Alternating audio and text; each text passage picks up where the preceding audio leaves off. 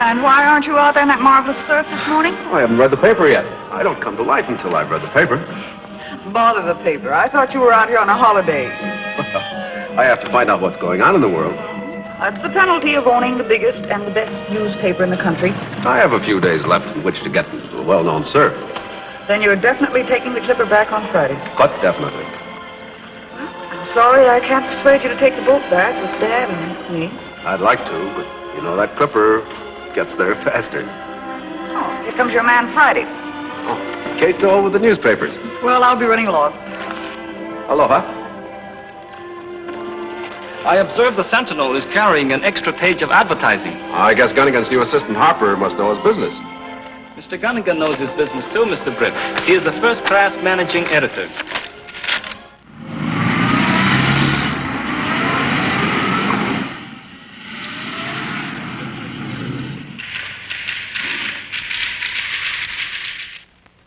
Sure, I just came from having a talk with poor Gunnigan. That broken leg of his is going to keep him in the hospital for another month. You know, I've been wondering about that accident. Did he ever tell you how it happened? Well, it was like this. Gunnigan was going home one night from the office in a taxi, when all of a sudden a big truck...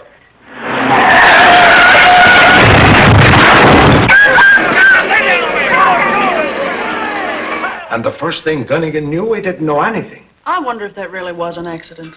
I always thought poor Gunnigan was framed. And by some of the crooks who object to the Sentinel's campaign against racketeers. True for you, Casey. With Gunnigan in the hospital and this fella Harper. Is he in there? No. With this fella Harper, he planned to take his place running the paper. The racketeers are getting away with murder. They certainly are, Axford. Now take the lottery racket. You take it. Sure, I hate to touch it. Well, if Mr. Reid were here, he'd certainly lose no time in exposing that racket. Well, why don't Harper do something about it? I don't know. Well, with due respect for Gunnigan's judgment, I don't trust Harper. Well, I got to go to the district attorney's office. You know, he's starting an investigation of this racket. Isn't that a private investigation? Leave that to me. Sure, I did the DA a lot of favors when I was a cop. Oh, it's a good thing you got flat feet and out of action, or I'd have bowled you over. Flat feet, is it? Now, you... Well, sure now, they're better for understanding than a flat head like yours, Mr. Lowry. You're smart, Joe. Cute kid. You better follow him. Why? Where's he going? DA's office. Yeah? Said the DA was going to expose the lottery racket. That's for me.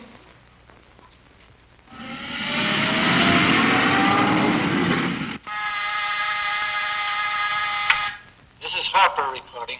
All right, come in.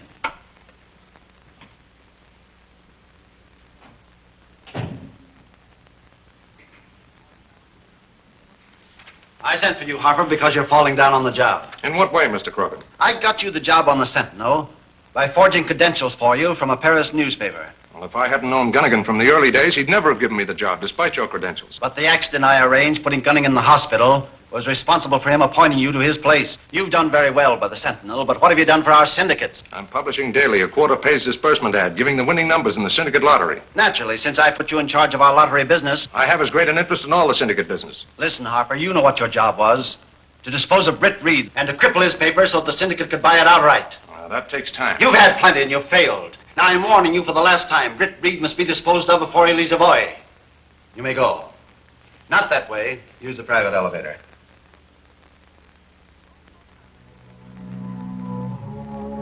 Boys, I'm proud of you. This is just the kind of thing that Mr. Reid would like to see in his paper. Boy, was that a scoop. The DA didn't hold back a thing. Don't forget who did the scooping. Sure, them racketeers will be shaking in their boots when they read that exposure. What racketeers? What exposure? Well, answer me. Well, it's a story about the lottery racket that the boys dug up in the DA's office this morning, Mr. Harper. Lottery racket? What's it about? Well, I told you. Sure, it's a scheme by which the racketeers take the pennies away from the poor. Well, it's just the type of thing that Mr. Reid will crusade against if he were here. Who assigned you to this story, Axford? Oh, sure, I dug it up myself from the DA. He's looking for free publicity when he starts making a mountain out of a molehill. Playing for pennies can't hurt anybody. But we heard the testimony about suicides. Ridiculous. This story isn't worth the price of putting it in type. Next time you start an investigation, consult me first. Yes. For the next few days, I'm assigning you to the cattle country in the northern part of the state. Is there something up there you want to have investigated? Yes. Find out if they expect a drought this year, and if so, why. Well, of all the... Wait till Reid gets back. There's something crooked going on here. And it's up to us to find out what it is. You know, before we go back to the mainland, we really ought to go to one of those native feasts. What do you call them? A luau, you mean? Yes, a luau.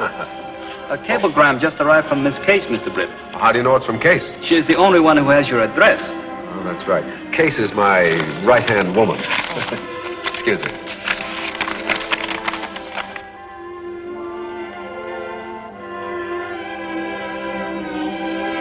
I'll have to answer this. Will you excuse me just a minute? I have brought cable blank and pencil, Mr. Britt. Thank you. The chief says you've got to make a few changes in your staff. Why? They're getting too nosy. Well, I was going to...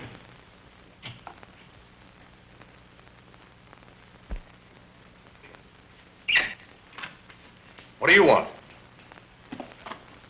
When you found no one in the outer office, why didn't you knock?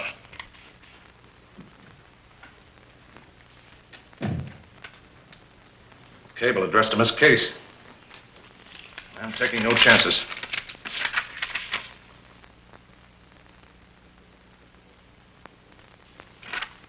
This is a job for you, Bourdin. Leaving here next Friday, China Clipper. Signed Reid. Reid must never leave Hawaii. Well, that'd be a nice trip. And a chance to get even with Reid for trying to send me to the chair instead of Kirk for that Sweeney murder. Clipper leaves here for Hawaii tomorrow morning. That'll get you there in time. We've got to talk this over with the boss. Come on.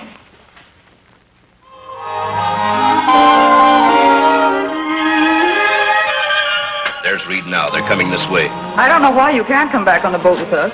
There's only a few days' difference between the boat and the Clipper. Why don't you persuade your father to go back on the Clipper? Good evening, Britt. Oh, good evening, sir. Hello, Dad. Well, Gloria, it's time we started. We're going to that luau. Why didn't you come along, Britt? That's right, Dad. You make him come. Where is it going to take place? At a native village about halfway between here and Halavia. I'd like to go. I'll tell you what, I have some work to do. You go on ahead and I'll join you there later. Grand. Bye-bye. Bye. You know where they're having this luau? Sure. I know everything that happens around here. What's your plan? It's a cinch. I'll get my boys. We'll trail Reed's car when he leaves the luau, jump him, and only the sharks off Diamond Head will know what happened. Sounds easy. Let's get started.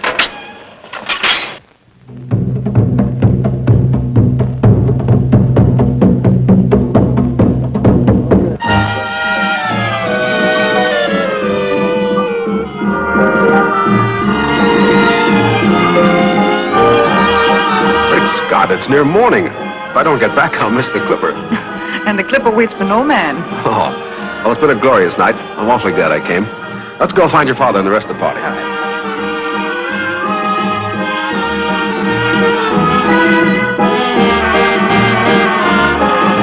Reed and his servant are just leaving. Anybody else with them? Just the driver. 3 of them, eh? We can handle them. You drive the car.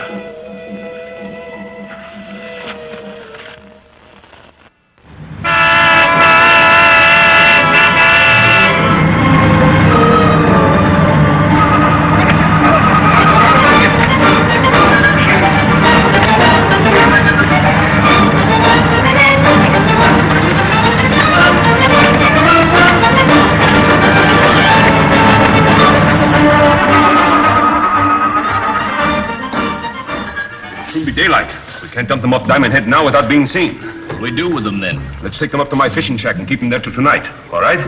Yeah, that's all right. Hurry up, boys. Throw them in the back room.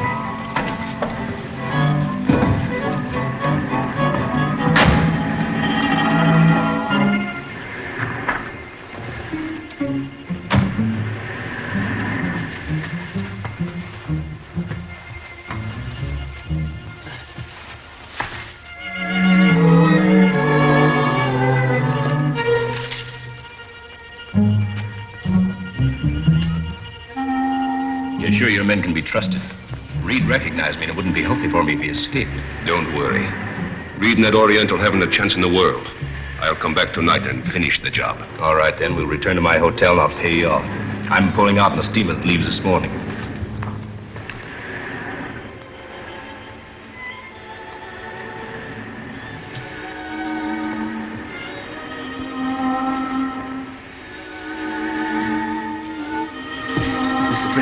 Mr. Britt, there are 3 guards in that outer room. I heard them say last night that they were going to throw us in the ocean tonight. If we let them. Hey, I recognize the fellow that drove the car. He's Bourdain, a crook. Hey, what about that meat cleaver? It suggests something.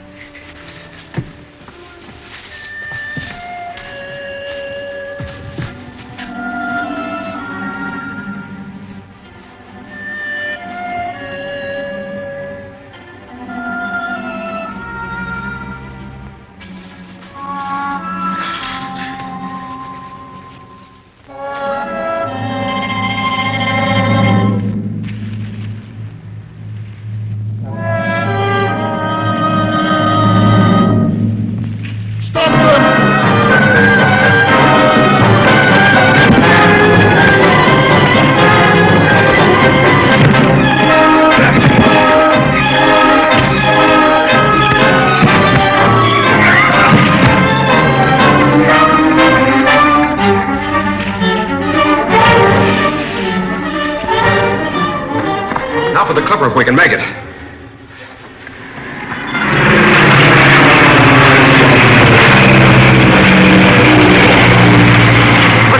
We have missed it. Well, we still have time to catch the boat. And to report Bourdain to the police. I'll bet he's on the Clipper. I'll cable the authorities to meet it on its arrival.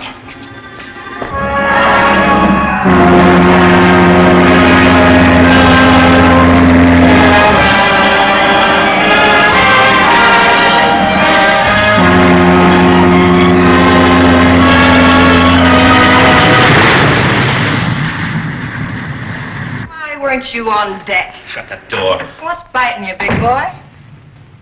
Brucus fell down on the job. You mean he didn't fix Reid? How do you know? Reid and his valet are on board. That means I'll have to lay low all the way across. Well, I don't see why. You've got him where you want him. And as soon as it's dark, you Don't can... be a fool. Better give the ship's officers 4 days for an investigation. Remember, I've got a record. Well, then what are you going to do? Lay low, like I told you. Now, the captain's ball takes place the last night of our voyage. There'll be plenty of excitement aboard. I'll be safely ashore before they discover there's a passenger missing.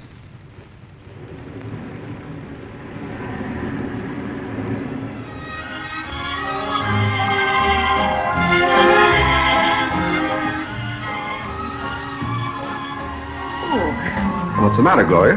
Nothing serious. I'm just not a very good sailor, I'm afraid. I think I'd better go to my cabin. All right.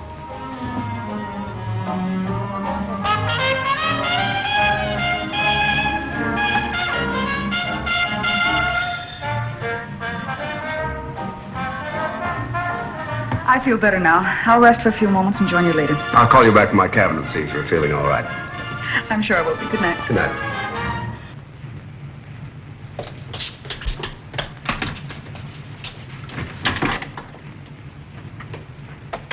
What's the matter, Kato? Bourdain is on the steamer.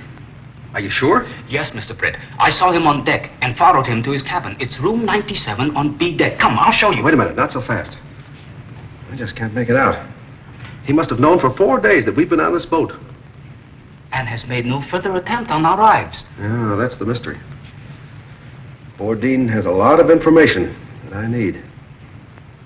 I'd give $1,000 right now if I had the Green Hornet outfit. Thank you, Mr. Britt. I can use that $1,000 very nicely. What? You mean you have it? Good. I thought it best not to leave it in your apartment. If your building caught fire, or should someone find it... It would be difficult to explain. I think so, Mr. Britt.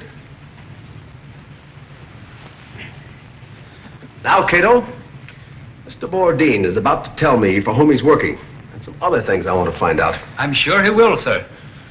You know, he collected a reward of $5,000 from the state when he turned in Kirk for Sweeney's murder, and he knew all the time Kirk was innocent. I'd like to return that money to the state. The mask.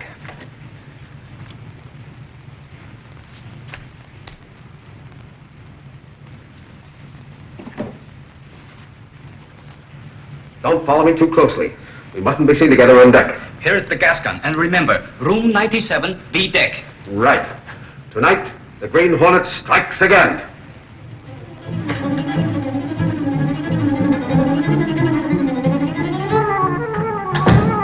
The Green Hornet. You guessed right, Bourdin. Keep your hands in the clear. What do you want? A number of things. But first, why were you in Honolulu? I was sent to Hawaii to put Reid out of commission. What have you got against Reid? Who sent you? Is this a laugh? It was Harper, the guy who's running Reid's newspaper while he's away. He's a big shot in the syndicate. The head of the lottery racket. The lottery racket, eh? With $1 million a month rake-off. That's a pretty good guess. Why are you so interested? That's my business. And you want to cut in, eh? I am cutting in, Bourdin, and you're helping me. But first, I want to clear up one matter. I don't get you. I'll explain. Sit down at that desk. Now, write down what I dictate. I, the undersigned, confess to the murder of Patrolman Pat Sweeney. I'm confessing nothing. It wasn't murder. I killed Sweeney in self-defense. Yet you pinned the charge of murder on Kirk, an innocent man who was sent up for life. It was Kirk's fault. The cops caught up with me. And you collected a reward of $5,000 from the state for turning in Kirk. Fire's been discovered in the hold, sir. It's almost beyond control already. Fire in the hold? Yes. Order all men at their stations. All passengers on deck. Send out an SOS. I'll go to the bridge right away.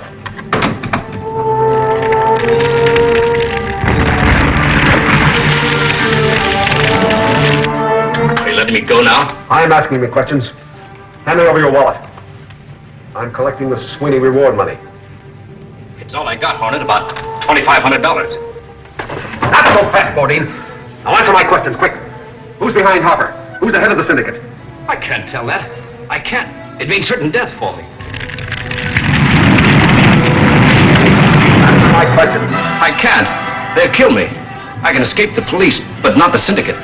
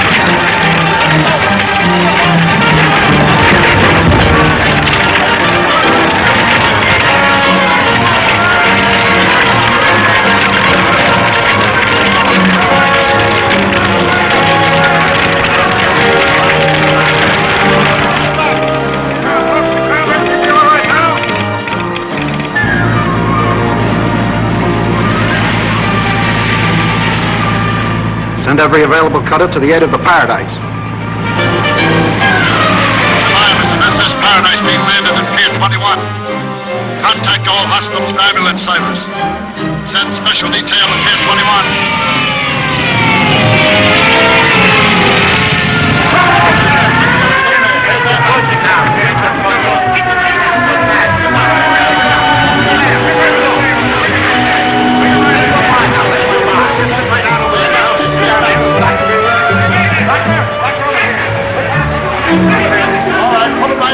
Sure, that's fine, and thanks very much. I hope you get all right.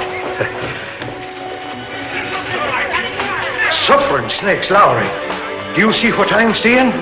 Look, Britt, there's Father. I'll join him. Britt Reid. Goodbye, Gloria. I'll see you later.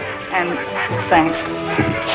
Reid, my boy, are you all right? Hello. Oh, gee. Hello, Kato. Sure, it is a sight for sore eyes to be seeing you. Nobody had any idea you were on that ship. Boy, is this a scoop for the summer, or is this a scoop? We come down here to get eyewitness stuff and find you on board packing a whole story. I'll dictate it on the way to the office. Phone Miss Case and tell her to hold the presses for an extra. Okay, Chief. Oh, Britt, how about a little exclusive story for myself while the kid's busy on the phone? All right. Kato, give him the story. Oh, but Hello? Yes, Lowry. What's that? Mr. Reid on the Paradise. Well, is he all right? Oh, I'm so glad. And he wants the presses held for an extra. All right, I'll have the men in the composing room stand by. Tell Mr. Reid how delighted we are that he's back and safe.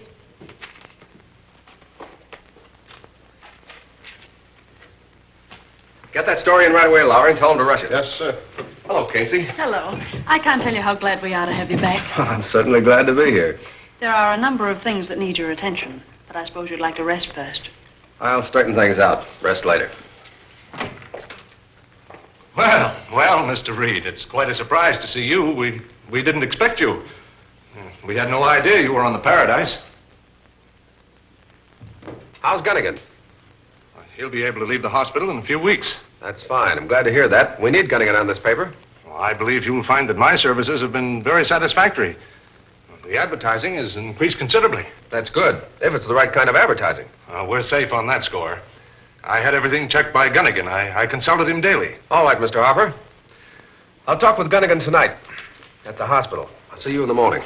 Well, very well, Mr. Reid. I'll see you in the morning. Good night. Good night.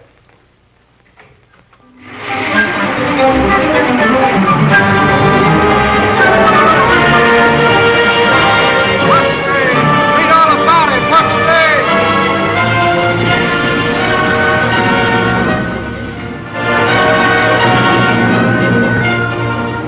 So Reid's alive and back on the job. Harper has failed again. He insisted on sending Bourdain on a job he should have done himself. You know, Krogan, I never did trust that guy Harper. I always figured that if he ever slipped up on a European lottery racket, he'd give the Syndicate the double cross. You're right, Tower. It's up to you to take care of Harper. I understand. And I know exactly where he'll be hiding out. In that old house he inherited from his sister. Take Ringo with you. He's the best trigger man in town. I leave everything to you. Take the private elevator, and don't miss on this job.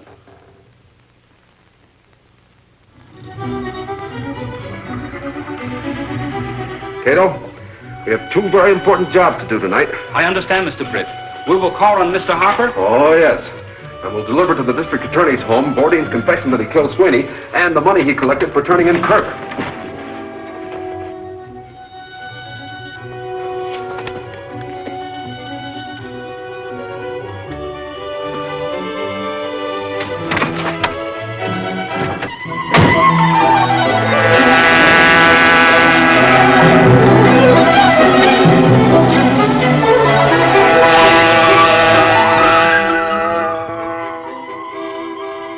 Around the corner, but come back and keep your eye on the house. I may need you.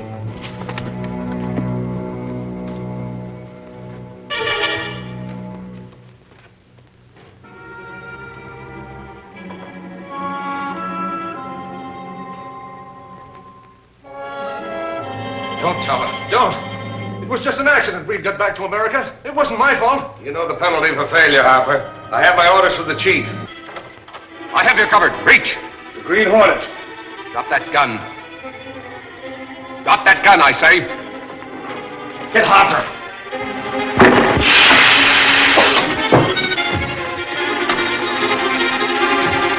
Not so fast, Harper. Get down from there.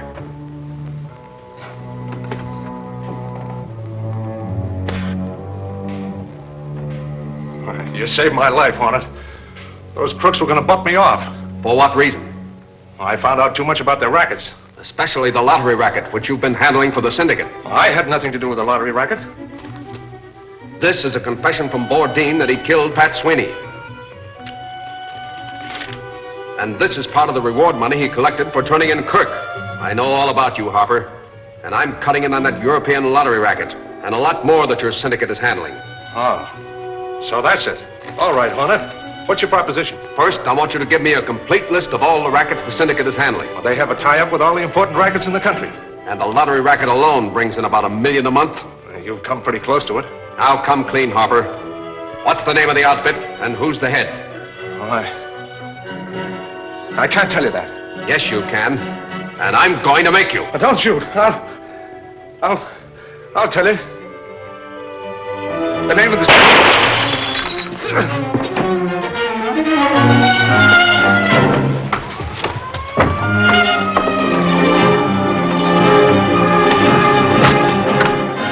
Are you all right?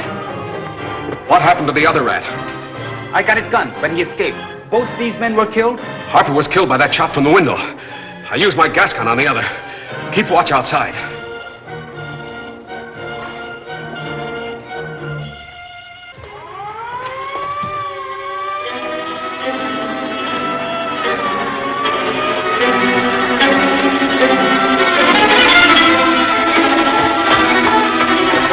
They must have heard the shooting. Come on, Kato. We're going to the DA's office. We got part of what we came for. The police will do the rest.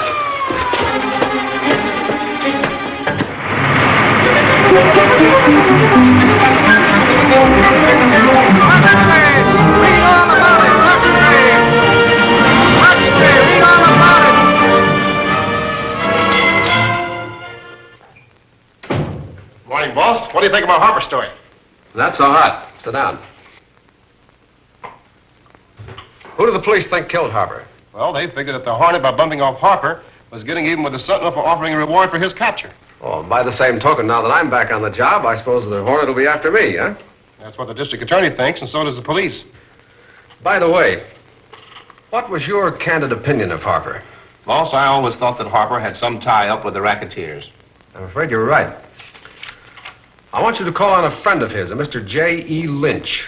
Lynch? I know him. He's a lawyer. He called here several times to see Mr. Harper. Tell him you won all the dope on the European lottery. Also, tell him that Harper was very careless about leaving his memorandum book around where it could be found. Boss, I'm on my way. Case? Is Axford there? No, Mr. Reid. When he comes in, tell him I want to see him.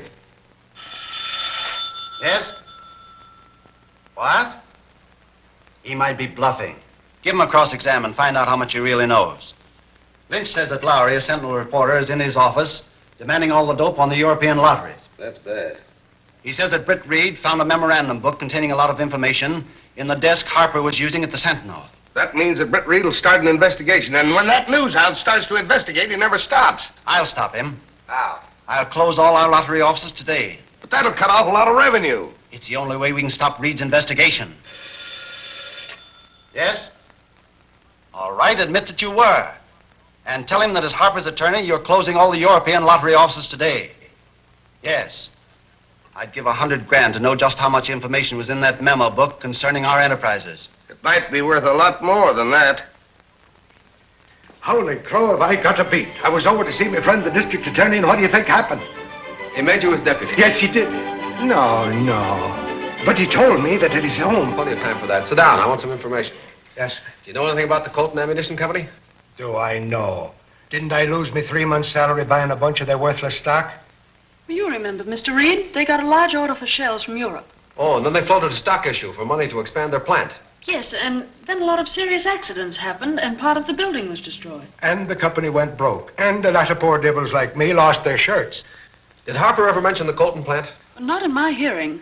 But we did carry several half-column want ads for mechanics and machinists for the company that bought Colton's out. Oh. And that might explain the note in this memo book that Harper was so careless to leave behind. And what does the note say? It says, word Colton want ads in manner to attract kind of men we can handle. By all the saints. Didn't I tell you, Casey, that Harper was tied up with the crooks? Michael, get your car. You and I are going out to the Colton plant to investigate the new setup. Sure, it's parked right across the street and raring to go.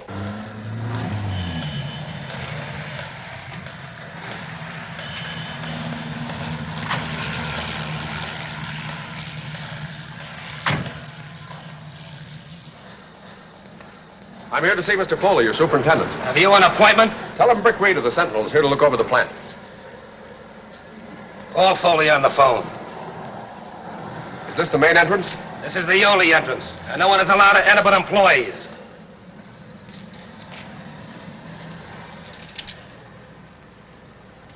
All right, this way. But Foley, I tell you, we can't allow this Reid to go snooping around the plant asking questions. He knows every ex-convict in the city. He'll recognize some of the workmen. Do you think he'll recognize you? Sure he will. And keep out of sight. I certainly will. Hello? This is Foley. Connect me with Krogan. Yes? What? Britt Reid? Yeah, Reid and his bodyguard Axford are here to look over the plant. I let them through the gate. They're waiting in the guard's office. Well, don't let them go beyond your office. Tell them you have strict orders not to admit anyone to the plant but employees. This is my chance to dispose of Reid. It certainly is. Reid's attempt to investigate our Colton plant is further proof that Harper's book furnished him with a complete list of our enterprises. I'll stop Reid's investigation if it's the last thing I do. All right, now I'll tell you, Michael. Foley, if you don't let us go through your plant, I'm turning the whole thing over to the Federal Bureau of Investigation. I've got my orders, and I'm going to enforce them. Who gives you your orders? The president of the company, Mr. Colton. Colton sold out. He's still president, and besides, you're wasting a lot of my time. If you don't want to waste more time in the hospital, keep a civil tongue in your head. Michael.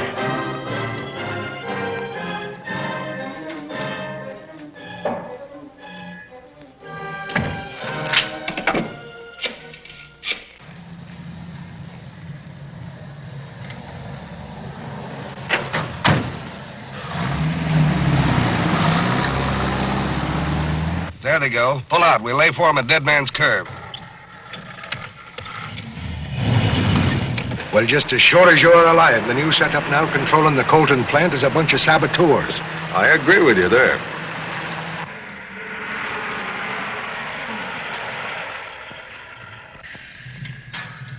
If I plug them here, their car might go over that cliff. Keep your motor running. Here they come.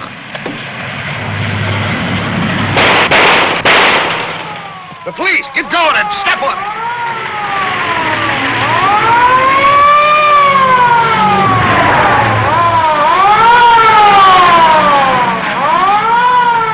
Those murdering devils, I'd like to... You know, we're lucky to be alive, Michael. Those fellas would have finished us off if the police car hadn't come along chasing those speeders. Sure, I wish I had me automatic. Them crooks is likely to come after us again. You're right. Pull out and step on it. We can beat them back to town. And with half the workmen in our plant ex-convicts, and our storage vaults packed with bombshells for a foreign government, an FBI investigation wouldn't be any too healthy for us, would it? I'll say it wouldn't. All right, now listen. By this time tomorrow, the Colton plant will be just a big hole in the ground. What do you mean? For 2 months, I've been selling the Colton plant outright to Mr. Grinson, agent for the foreign government we've been making big shells for. You mean that Grinson's going to take over the Colton plant? He thinks he is. Lynch, our attorney, has been handling the deal. He's already been paid $400 grand in cash. Tonight, Grinson makes his final payment, $100 grand. At your house, Foley. Well, why my house? It's the most convenient place from which the foreign agent can mysteriously disappear. Tara will take care of that after Lynch receives the final payment. I'll see to that part of it. Then our pilot, Tonjes, will bomb the Colton plant from the air. After I remove the guards, of course. Okay, Krogan. Well, why destroy the plant? With this rigid investigation going on, manufacturing large shells for a foreign government is too risky an enterprise even for our syndicate. Tonight, Kato, the Green Hornet is going to call on Mr. Foley, superintendent of the Colton ammunition plant. We will go to the Colton plant? No. We're going to Foley's home. It's 10 miles out on the highway, north of the Red River drawbridge. Tonight, the Green Hornet strikes again.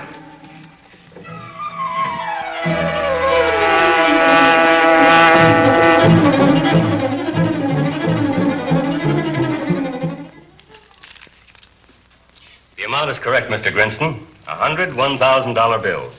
You have my receipt and bill of sale ready for me, Mr. Lynch? Here they are, sir, in perfect order. They're correct. And now, gentlemen, the Colt and ammunition plant belongs to my government. And operations will be carried on as at present? No. There'll be a drastic change in the personnel. Good evening, gentlemen. Good evening, Good night, sir. Mr. Grinston.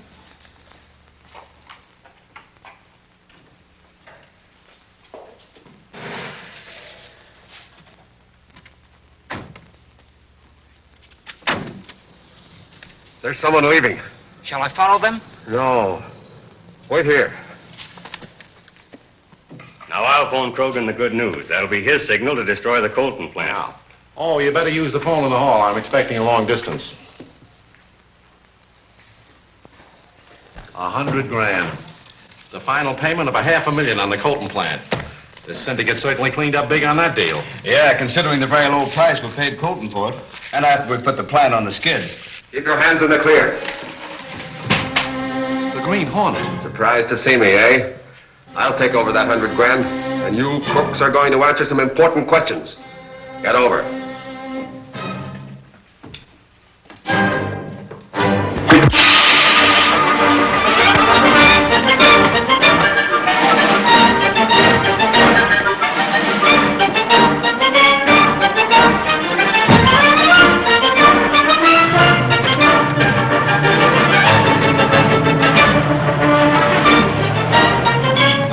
Follow them. Step on it.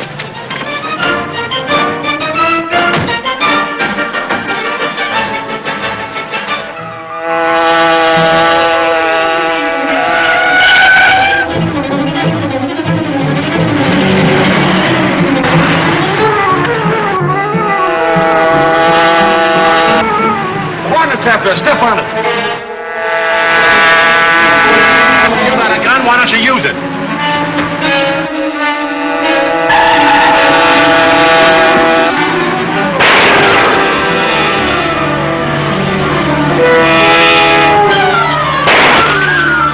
It's a good thing we built this car bulletproof. It sure is. Pull up as close as you can. I've got to give that crook a shot of gas.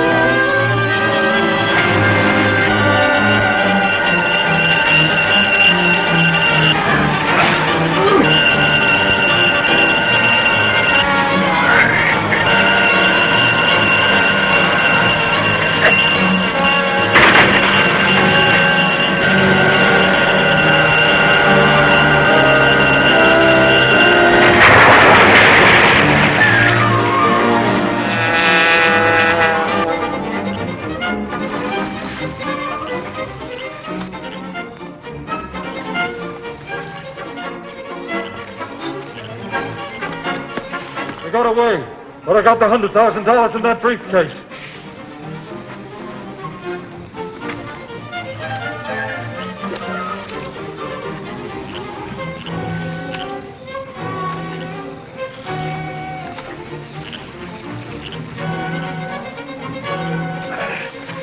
You're not hurt? No, not much. I jumped before the car hit the water. The others? They're both gone. Hurry and get to the car. We still may have time to capture the man I left gassed at Foley's.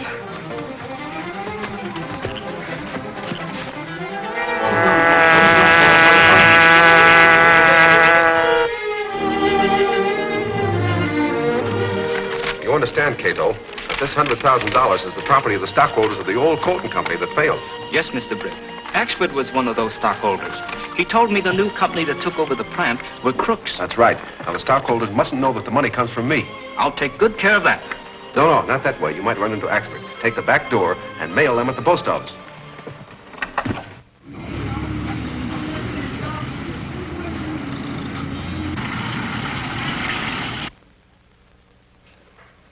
You sure threw the adjectives in your description of the errands, Lowry. There's plenty of blarney in them lines. Maybe he's figuring on marrying the million. I understand she doesn't like reporters. Oh, she don't she?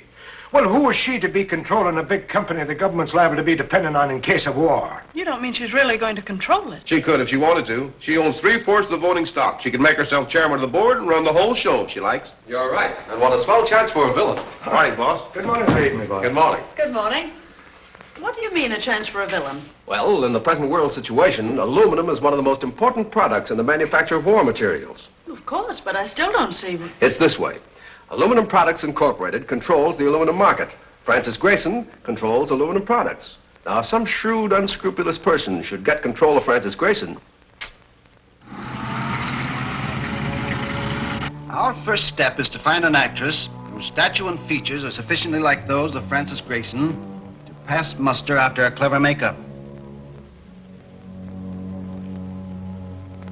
Say, Chief, I know where I can dig up a Jane that's a dead ringer for this Grayson gal, and she's a clever actress. Who is she? Her name's Stella Moyer. Never heard of her. She's famous for her impersonations. And with a little makeup, she could deceive Miss Grayson's own mother. Miss Grayson has no mother, nor any other relatives, fortunately for us. Can this Stella Moyer be trusted? Stella can be absolutely loyal. She's paid enough. Bring her up tomorrow by the private elevator, blindfolded. Well, anything more? Yeah, this Britt Reid seems to have a fifth sense in probing into things that we're interested in. This editorial in the Sentinel on the death of Grayson says in part, the Sentinel feels sure stockholders will hesitate to entrust leadership of the highly important aluminum products company to the inexperienced 21-year-old Miss Frances Grayson, who inherited that exalted position from her uncle, Homer Grayson. Well, you had your order to take care of Reid. Why don't you execute it? Well, he's pretty well guarded, but waiting for a chance to do a job that wouldn't implicate us. It's imperative that you act at once. I guess your hunch about aluminum products was all wrong, boss. As far as I can find out, everything's under control. All right, Lowry. By the way, when does Miss Grayson arrive? She sails from London in about 10 days. Why, does it make any difference? It might. You remember that memo book we got from Harper? There was a mention in it of Homer Grayson. That's her father. That's interesting. We know that Harper was definitely connected with the crime syndicate. Here it is. Apparently it's an order from somebody. It reads, in the event of Homer Grayson's death, consult me before publishing anything about it. Of all the crooks. Boss, who do you think sent Harper that order? I'd give a lot to know. Probably the head of the crime syndicate. They're after the Grayson millions. You want to warn the Grayson company. I intend doing that at once. I'm going to call on Kenneth North. He's vice president in charge of production out there. He's an old friend of mine. Oh, tell Axford to bring his car around to the front of the building. Yes. Hello, Ken. Oh, glad to see you, Britt. Glad to see you. Oh, this is Michael Axford, one of my reporters. How do you do, sir? Take a chair. That was a splendid editorial that you wrote about the death of Mr. Grayson. We all appreciate it. What can I do for you? What's going to be the new setup around here when Miss Grayson returns? Miss Grayson simply gives proxies to the board of directors. You hope she will. But by golly, you can't depend on women. I knew one once. Michael. Now tell me, Britt, what's on your mind? Well, as you know... All right, Stella, you can take off the bandage. Boy, that's your blindfolding, all right. I ain't seen a thing since I got into that car. That was the intention, Miss Moyer. And you'll be taken away from here in the same manner. There is a general resemblance to Miss Grayson.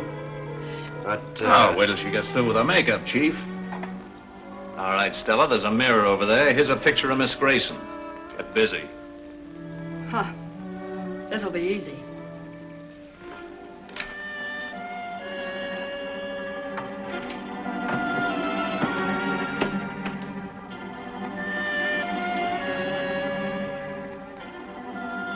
So, Ken, that's the whole story.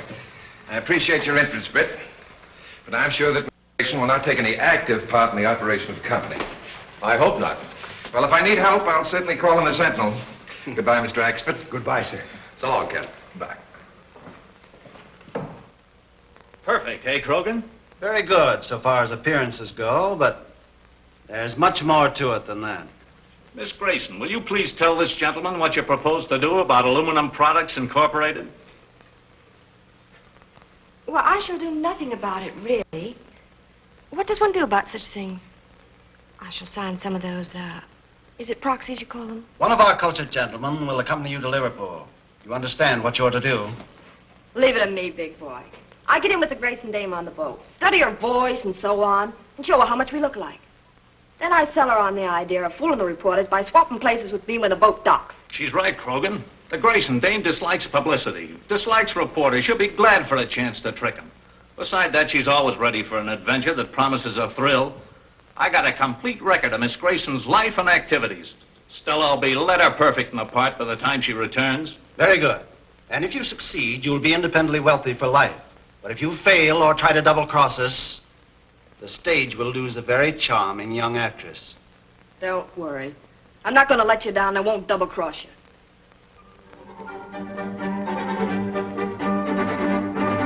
Telegram for Miss Grayson. Telegram for Miss Grayson. Miss Grayson. Telegram for Miss Grayson.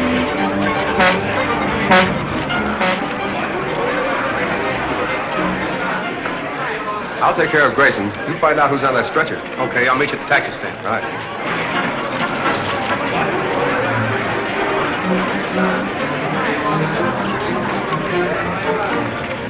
Just a minute, Miss Grayson. I'd like a word about Aluminum Products Company. Aluminum products? Really?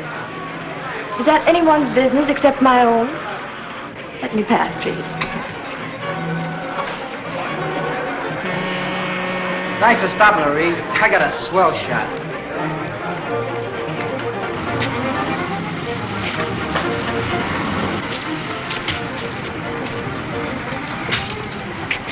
Who is the puddle duck? Miss Moria. Just seasickness. All right, smart guy. We'll take care of her.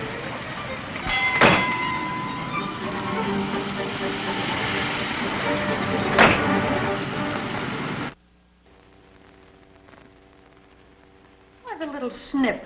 It's just her high and mighty way of telling the world who she is. Mr. Reed's office. Just a minute, please.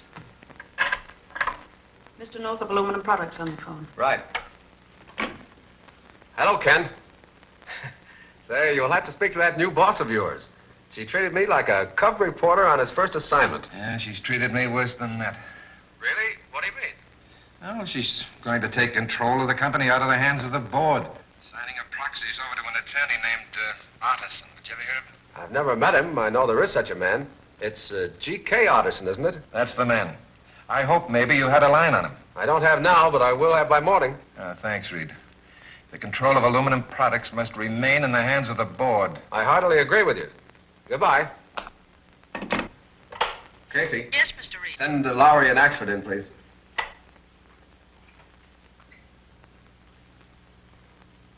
I want a line on an attorney by the name of George K. Otterson. Do you know him? He's a big shot corporation lawyer. Plenty of money, country estate. What's he done? That's what I want to know. Find out who his connections are, if he's ever been mixed up in a shady deal. In other words, I want the whole dope quick.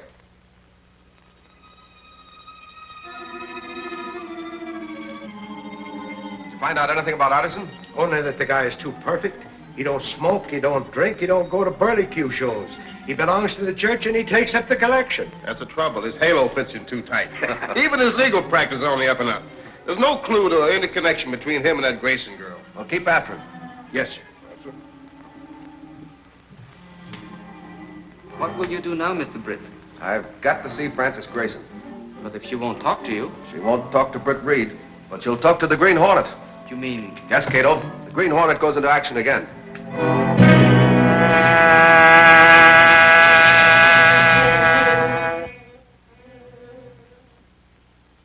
It's good. It's almost perfect. Only you must write more quickly, with more confidence. Why must I go to that darned old meeting? Why can't Arson go and take the papers with him already signed? He's a corporation lawyer. He can handle it. Well, they might question the signature, and if they see you sign the documents, there'll be no question. Now try it again, a little faster. Cut the motor.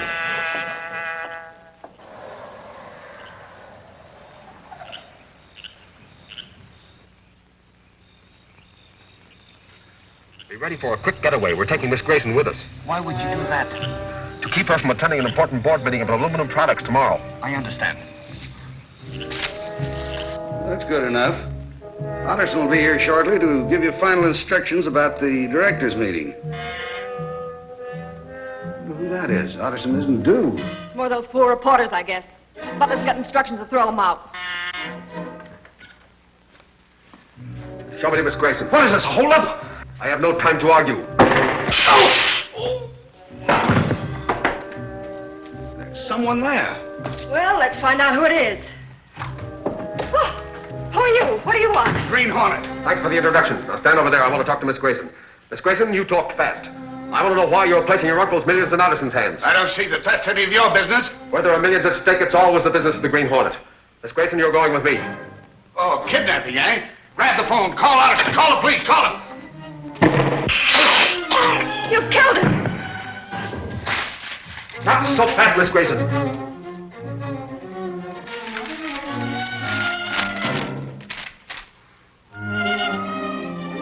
Did you write that? No, Yes, of course. It's my signature. So you had to practice your own signature, eh? Why did you do it? Well, because Don't lie to me. He made me do it. He made you practice the signature of Francis Grayson. And who are you? I'm Stella Moyer. Stella Moyer, the actress. Well, spill the rest of it. So Miss Grayson fell for the trick and agreed to come ashore on a stretcher.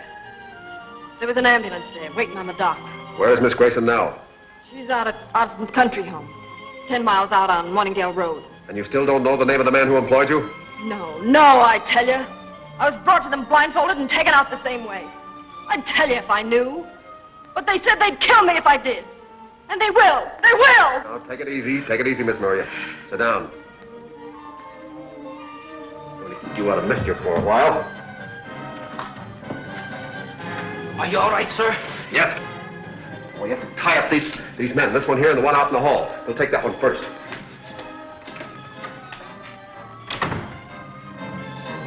After you've roped them, call the police. Tell them to pick up these people on a charge of conspiracy to defraud the Grayson estate. Arrest Miss Grayson? No, that's not Miss Grayson. That's an actress impersonating her. Miss Grayson is a prisoner at the Otterson country home.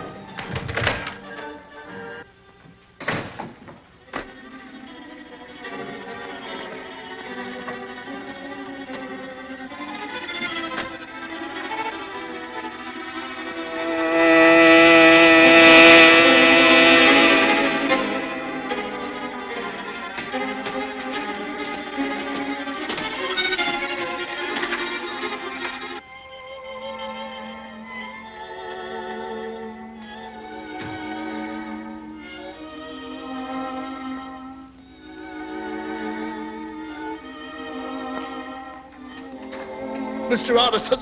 Oh, Stella. What's the meaning of this? The Green Hornet. Hornet? What's he doing in this job? I tried to kill him, but he gassed me. I don't know what happened then. I thought he'd killed Tower and was going to kill me.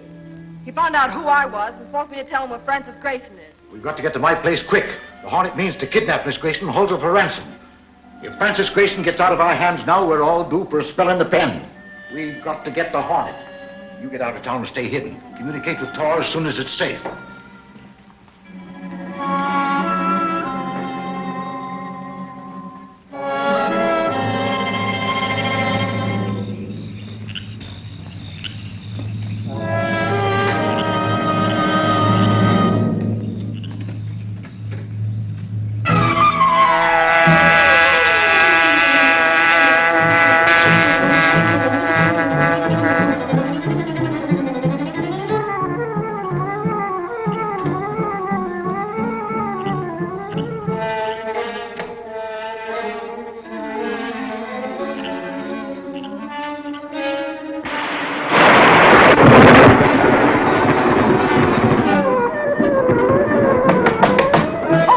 door. Let me out of here. Let me out. Let me out. Let me out.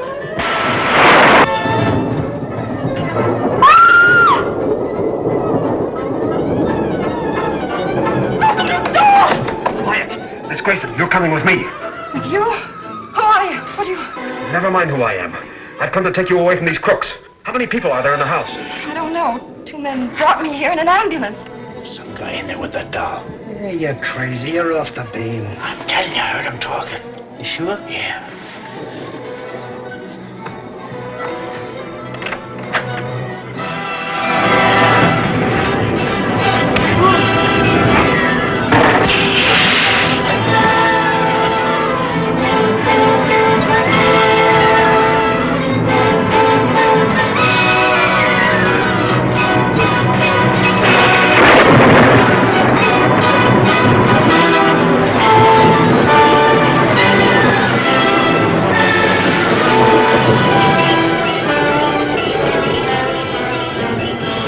That was the Hornet in that car. And that Grayson girl was with him.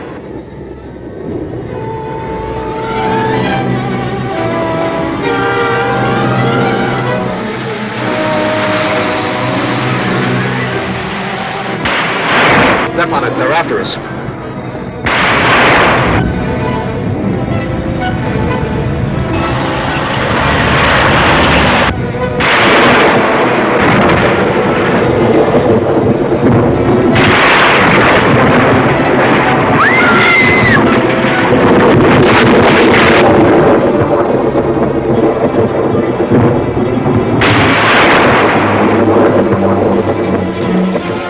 There's a house over there. Come on.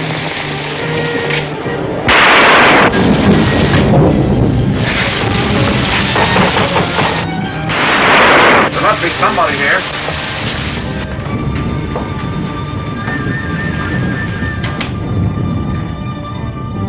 Hello? Look out! They break up!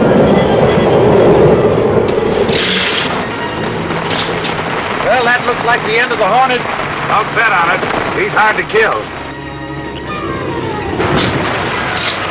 Who are you? I'm known as an outlaw, but I don't want to see the safety of our country jeopardized. What do you mean? Those men who were holding you were... If they've escaped, we'll never find them in this storm. Look, there's a light. They take refuge in that house. I'll investigate. You stay with the car. Yeah. Tomorrow morning, your impersonator would have signed away your rights to Aluminum Products Company and possibly endangered the country. Whoever you are, I owe you my life.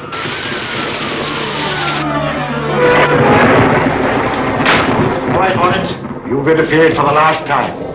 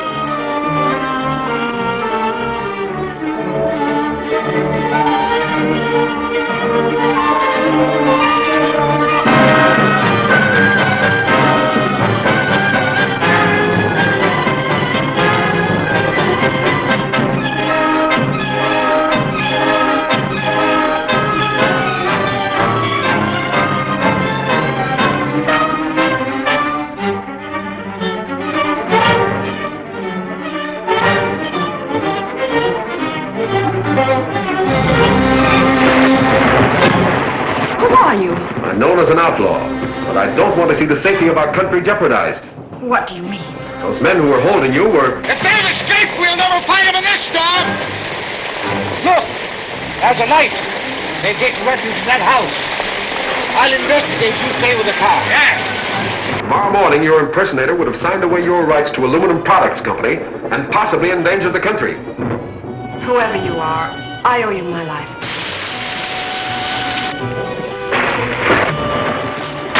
All right, Hornet. You've interfered for the last time.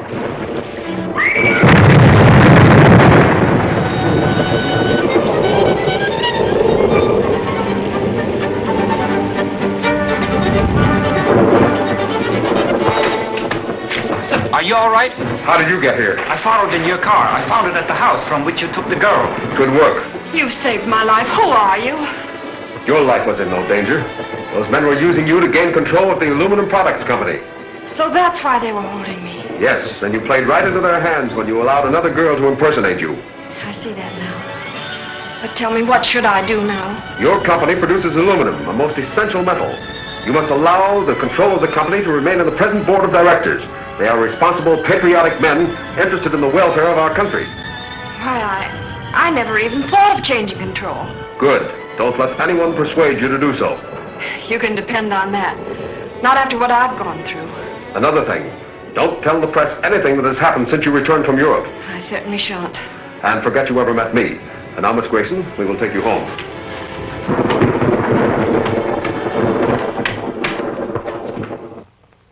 I'm glad you escaped, but we'll miss Otterson. It doesn't mention the Green Hornet or the Grayson girl. I'd like to know what happened to them. Yes? Put him on. Yes, Oliver, what is it? Oh, she is, eh? All right, you get back here as soon as you can. Salter reports that the Grayson girl is back in her own home. Taken there, of course, but the Green Hornet who wants a cut in the millions. It's uncanny the way he senses our plans and disrupts them. He's outspotted us at every turn. And there's no excuse for it. We have unlimited resources, a hired army of fighters, and yet single-handed, the Green Hornet is too much for us. He sure messed up our aluminum products deal. Not altogether. I'm working on another angle to get control of that company. What is it? Striking at them through Home Electric, the company from which they buy their power. I get it. Without light and power, they're licked. Send Franks in. Franks has been making an undercover investigation of Home Electric for me.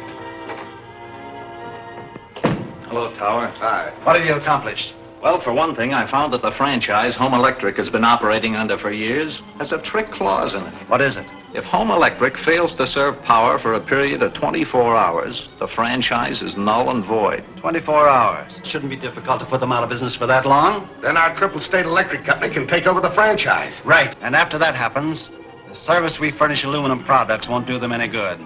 What else did you find out? Found a guard at the plant by the name of DeLuca. I know his record and I got plenty on him. He'll do anything we want, and quite reasonably. Contact DeLuca at once.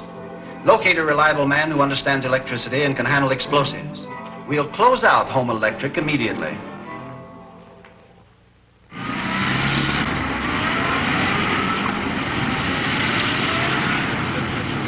I'm telling you, Reid, this trouble they're having at the Home Electric plant is the work of foreign agents. I think you're right, Michael. We've already published rumors to that effect. What more can we do? People wake up and realize what's going on all around them. It'll take more than rumors to wake up people, won't it, Case? It certainly will. To most people, sabotage is just something they read about in the paper. And do nothing about until it lands with a wallop. Michael, dig up the facts in the Home Electric case and we'll print them. Sure, and I've been after trying to dig them up. But this President Marsden of Home Electric is just a big puddin'. Says I to him, put one good Irish cop like myself in your plant, and he'll round up them foreign agents in no time. Did he offer you the job? He did not. He ordered me out of his office. Yes, I know. He called me about it. He's on his way over here now. Boss, I got the lowdown on that blackout at the Home Electric plant last night. All right, let's have it. 3 emergency switches were pulled, and the overload burned out 1,000 feet of cable into a whole flock of pole transformers. I thought those switches were kept locked. They are, but somebody fouled the lock. Did the Home Electric people make any statement? No, not even after I told them that the stockholders were complaining to our paper.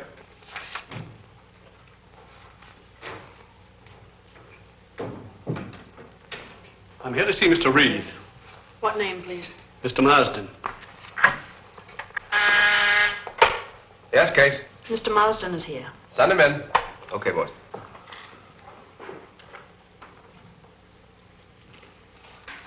Hi, Axford. How do you do? I'll show you in. Thank you.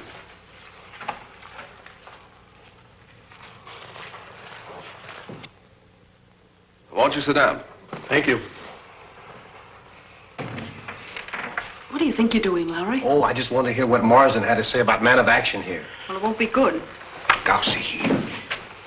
Mr. Marsden, I judge by our phone conversation that you think the trouble you've been having is sabotage caused by foreign agents. I certainly do. We're supplying power to many important industries. Yes, I know. One very important industry, the Aluminum Products Company. Why do you especially mention that company? In these days, aluminum is a very important product. You're right. Have there been any former attempts at sabotage at your plant? Yes, several, but none have done any damage until recently. Have you considered the vulnerability of your big dam up the river? Why, that's a massive structure and couldn't be damaged except by an enormous amount of explosives. But if the water gates were closed and the motor which controlled them disabled, then the plant would have to close. So that's the weak spot.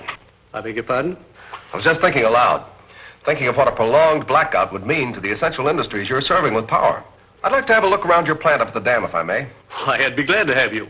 Then you can satisfy those stockholders who've been complaining to you. You won't print anything about that Watergate control. Oh, that's off the record. Good. I'll write you out a pass. Will you make it for 2, please? I'd like to take one of my reporters with me. All right.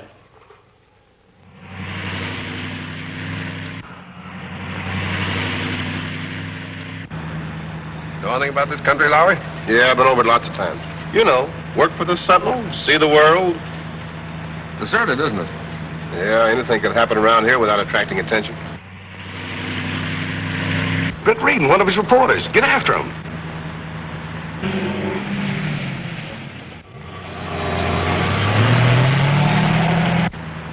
Hey, Lowry, the car that we just passed a little while ago turned around and is following us. Yeah, so it is. You got a gun? No, have you?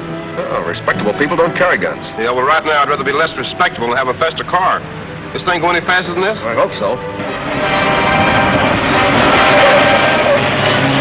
They get in the way, I'll try for their tires.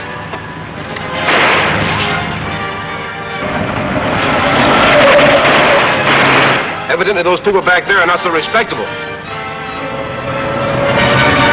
Hang on.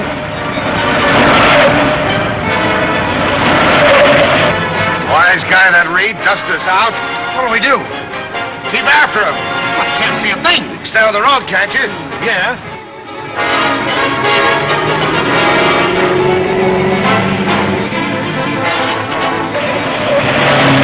Grip on it. They're right around that curve.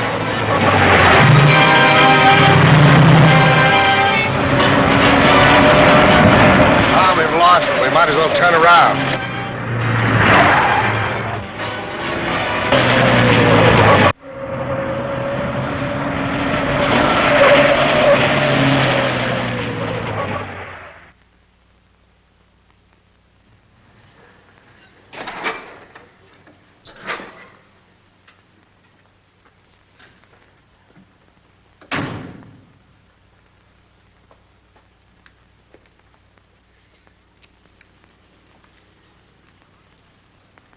Are you Milton, the chief guard? Yes, Mr. Reid. What can I do for you? I'm interested in seeing the place from which the water gates are controlled. Take these gentlemen to the gate control house. I'll phone Jenkins to show them around. This way?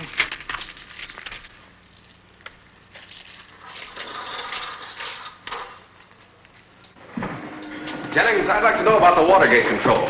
This is the motor that opens and shuts the gate. And this is the control switch. I see. Well, now, if the gate were closed and the motor disabled, could the gate be opened again? Not unless the motor was repaired or a new one installed. What's this big board for? It's an extra board for emergency use. Carries a full load like the one in the powerhouse below. Do you think there are enough men around here to guard the place properly? Sure. All good boys. Besides, we've got an alarm to the police station up the river. I see. Well, thanks a lot, Jennings. You're welcome, Mr. Reid. Come on, Lowry.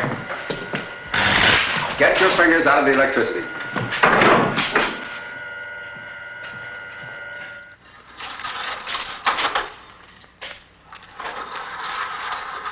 See what you wanted to? Yes, thank you. Have you hired any more guards lately since you've been having trouble? No need to. My men are all good guards. Besides, I have more at the upper gate. Oh, boys, meet Mr. Reid of the Central. Hello. Glad to meet you, Mr. Reid. Your face looks familiar. A lot of people tell me that. I guess it's because I got such a funny pan. His name's DeLuca. DeLuca? No, I don't remember the name. Well, Milton, you've got things under control here. I'll tell your boss. Thanks, Mr. Reid. Much obliged to you. You know, Lowry, I think I've seen that guard DeLuca somewhere before, and under circumstances not to his credit. Why don't you tell the chief guard? Well, I'm not sure. I don't want to cause an innocent man to lose his job.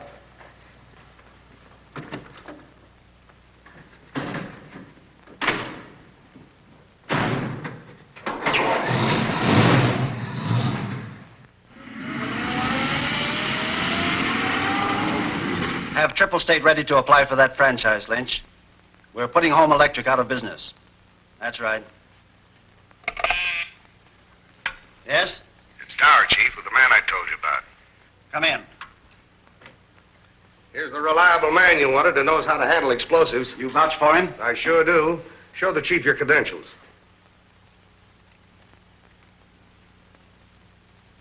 Bourdain. That's right. I wasn't burned up in that ship fire as everybody thought. I wouldn't have known you. That's why I figured he'd come in handy. The Green Hornet won't know him either. All I ask is another crack at that guy. You had your chance on that boat. He jumped me, but I had him halfway over the deck rail. What happened? The last I remember was his gas gun. Then I came to in a hospital on the waterfront. He got in touch with me last night. Your recovery is very timely. Get set for tonight. With that guard DeLuca has fixed to let us in, we can't miss. It's lucky Axford's out tonight. Otherwise, he'd be curious to know why I'm going through his rose gallery. Yes, sir. Mr. Axford is very fond of asking questions. Not so fond of some of the answers he gets.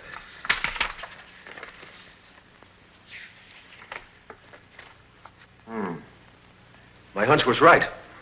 DeLuca does have a criminal record. A string of aliases as long as your arm. Look at this. Larceny, grand and petty. Arson. Here it is. He was mixed up in that tunnel job last year. He didn't recognize you, Mr. Britt? No, when we met in the tunnel, I was the Green Hornet. Take that back to Axford's room and get ready to travel. Travel? Yes, we've got to get that information to Milton, the chief guard, at once. And Mr. DeLuca is going to have a visit from the Green Hornet.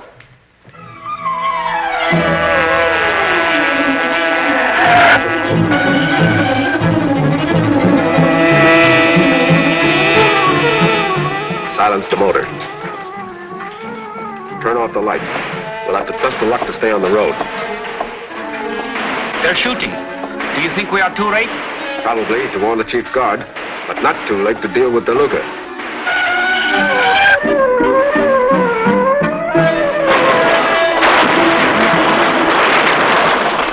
Light him up, boys. Ryan's turning in the alarm. The alarm wire's been cut. A big hunk taken out. It can't be spliced.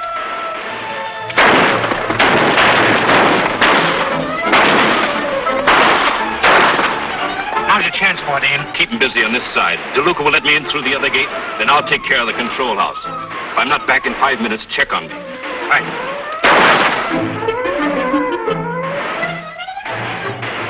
Their main attack seems to be the powerhouse, and I'm sure their chief objective is the gate control. What can we do? You can get to the telephone and call the nearest police. But you... I hope to have my job finished by the time the police arrive.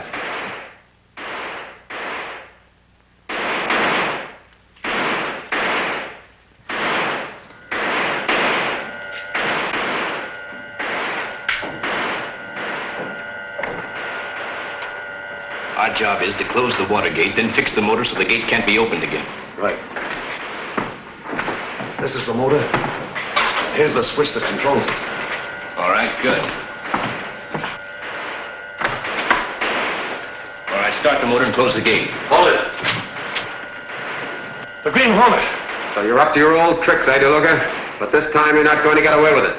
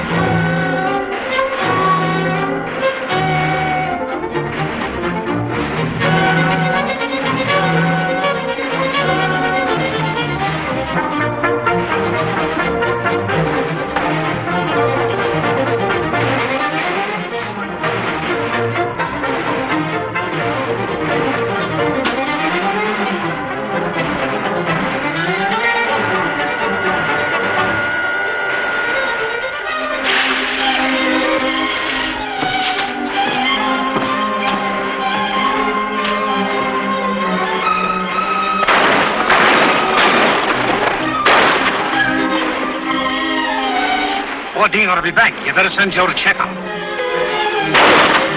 What are you going to do? What you came here to do. What do you mean? Destroy that motor and cut the city off from power and light. See where that fuse goes? I put your explosives in there. We gotta get out of here. We'll be blown to bits. Who sent you here? Whose idea was it? Step on that fuse. Put it out. I will when you tell me what I want to know. Put out that fuse and I'll tell you. You'll tell me first. The Green Hornet. He's got me.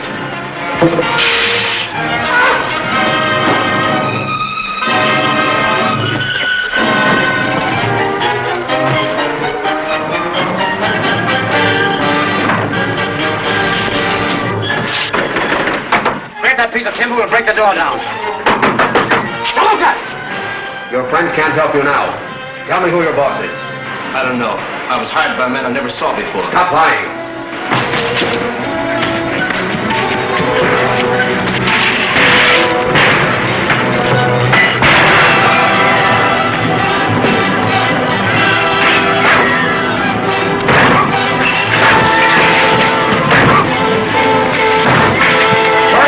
Down that door!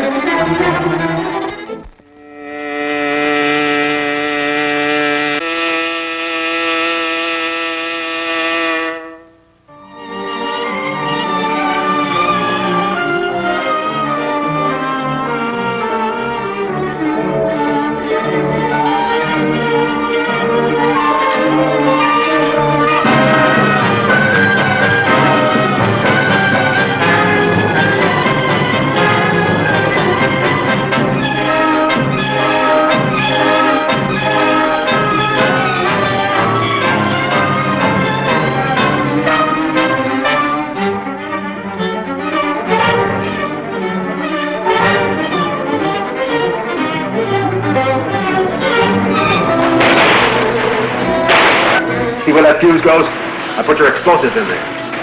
We gotta get out of here. We'll be blown to bits. Who sent you here? Whose idea was it? Step on that fuse. Put it out. I will when you tell me what I want to know. Krogan! 40! Your friends can't help you now. Tell me who your boss is. I don't know. I was hired by men I never saw before. Stop lying.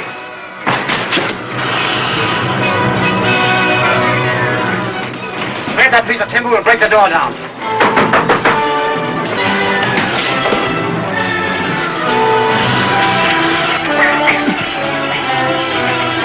Hurry up! Break down that door!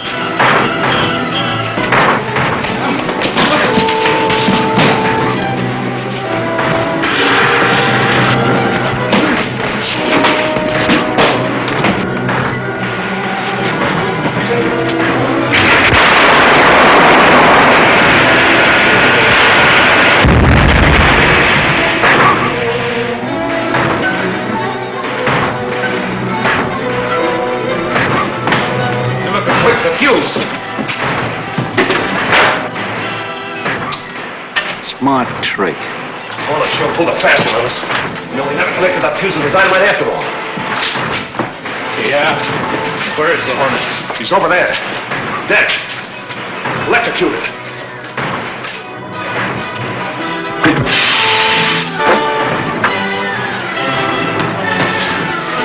Don't shoot, Hornet. You're going out of that door ahead of me. If you stop or turn, you'll get it. Go on. Police! Beat us! The police! Keep moving.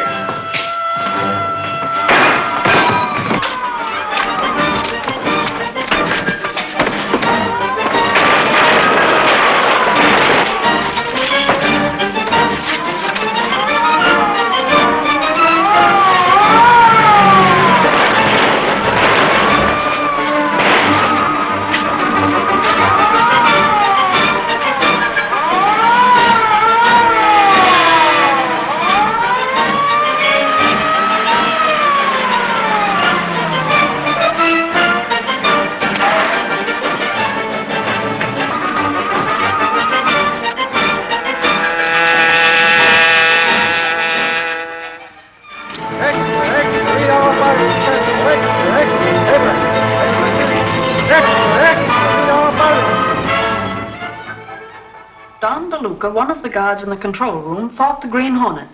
DeLuca was knocked out in the struggle, but managed to delay the attackers until they were driven off by the arrival of the police. The Green Hornet again. Sure, if I could only lay my hands on the spalpeen. Lucky for you, you can't, man of action. Besides, I don't think the Hornet had anything to do with it. Oh, you don't, eh? No. Remember, I wrote that story. So what? So I checked the facts, see? And there were half a dozen guards and several cops that saw the Hornet. Now, listen, Lowry, why would the Green Hornet want to sabotage Home Electric? Well, one reason might be is that they supply power to the Grayson Aluminum Works and several other places that are very important at the present time to the government. Well, I still don't believe it. The Green Hornet may be a bandit and a racketeer, but he's not a traitor. Yes. I'll send him right in. Mr. Reid wants you. Why, I don't know.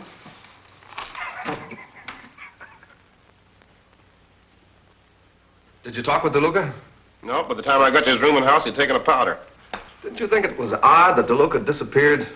He's the man of the hour, the fellow who fought the Green Hornet and spoiled all his plans. Sure, that's just the reason why he scrammed. He knows the Hornet isn't going to forget that. Maybe you're right.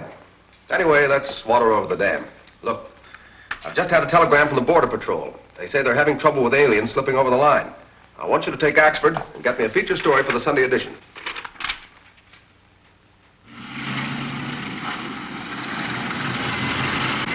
Sure, I know.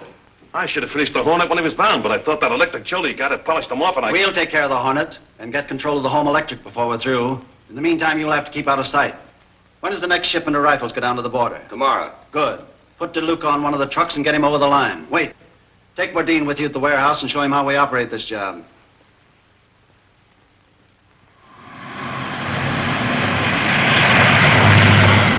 Hey, slow down, Axford. There's no hurry in getting back to the office with this Border Patrol story. It's for the Sunday edition, and I want to live to read it. I want to show you what the old crate will do. Crate is right. Egg crate.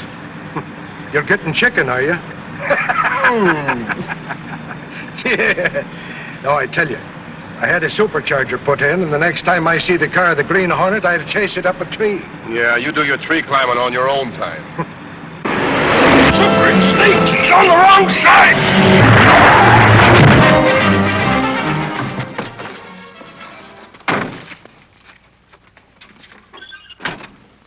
Hey, what's the idea in crowding us off the road? Keep your mouth shut if you want to stay out of jail. Hey, were you driving that crate, Halfwit? Control your tongue, me bucko, or I'll make you look worse than he does. If you'd been on your own side of the road, this would never have happened.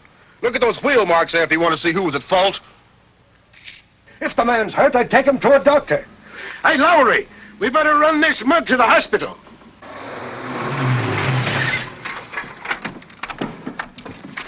What's holding you up? Accident.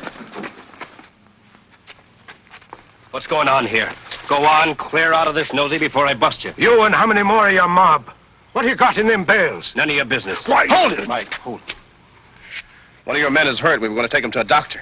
You're going to get moving in about 1 minute, or you'll need more than a doctor. Hold it, Mike. Hold it, Mike. Hold it. Okay, tough guy. But if the guy croaks, don't blame us. Come on, my Oh, let me poke him. Come so on, I can come knock on. the three of them. Come on. Suffering snakes, why didn't you let me bash them? Didn't you see that gun in his pocket? Another minute, you'd been shot full of holes. Come on, let's go. Ah, phooey. Did either one of them get a look at the other side of this bale? Look here. No, they didn't see it. No thanks to you. I got here just in time. What happened? They sideswiped us. DeLuca fell out when the truck hit the bank.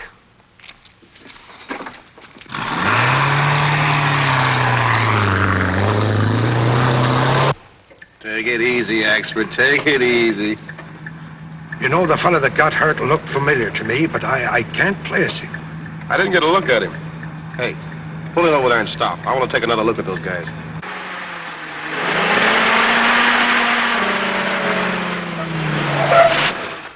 I'll take him back into town. Spike can go on with you. Put him in the car.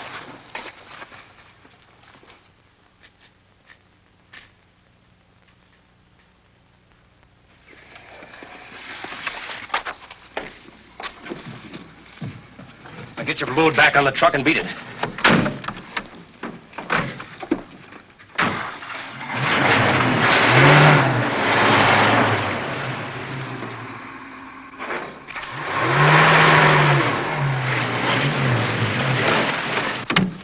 One of them's going back to town with the guy that's hurt. Let's follow him.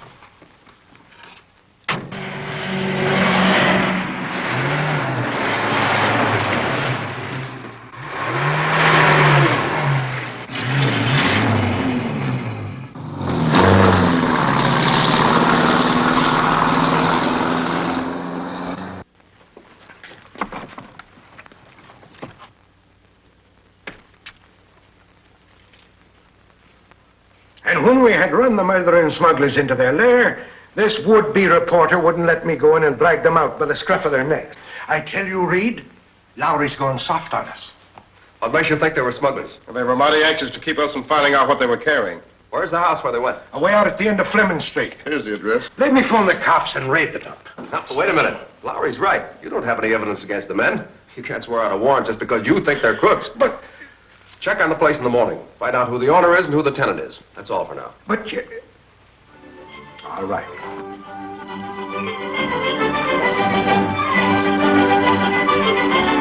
Have you no bringing up your load?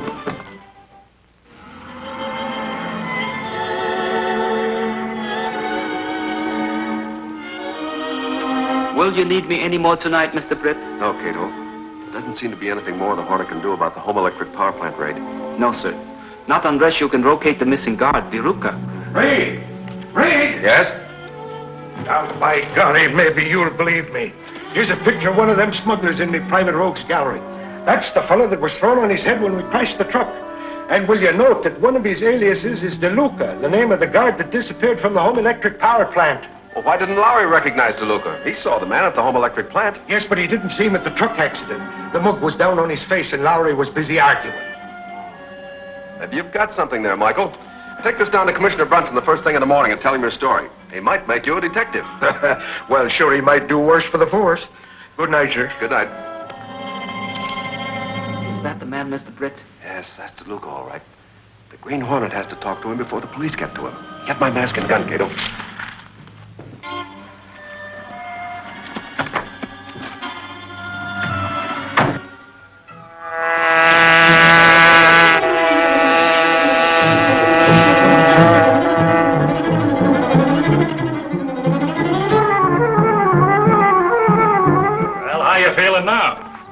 Feel a lot better they hadn't brought me here to your house. What's the matter with my house? Nothing. Only they shouldn't have brought me back to town with all those reporters looking for me. That's right, because you're the hero of the home electric raid. Brave Guard defends property. Lay off the ribbon, will you?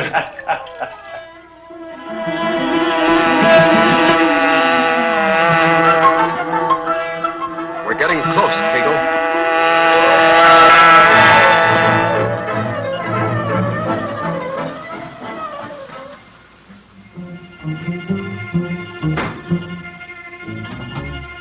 Listen, I gotta get out of here, I tell you. Quit your beefing. There'll be more truckload of guns going over the border. Yeah, that's the trouble. The chief has enough rifles down there now to equip a whole regiment. And he'll be wanting all we can ship to him, too. The Green Hornet! You meet again, don't we, DeLuca? What do you want? I want information.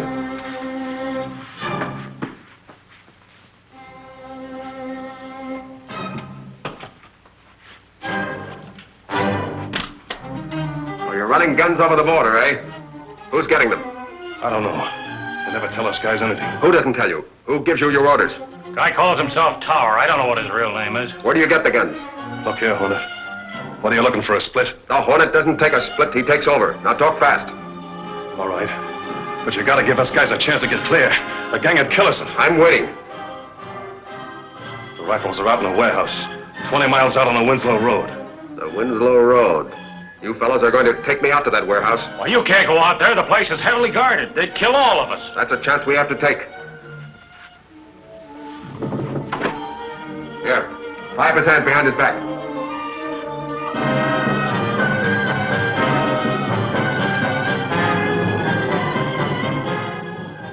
Make it tight.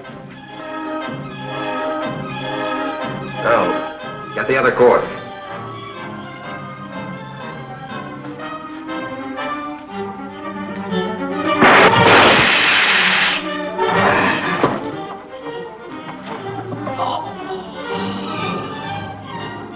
Come on.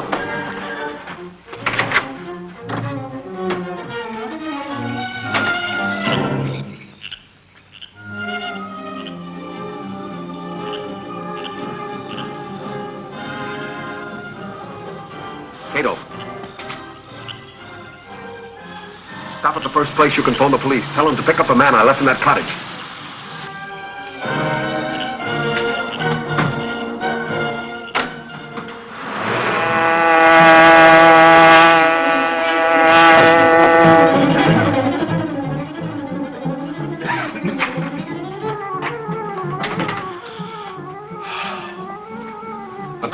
What's wrong?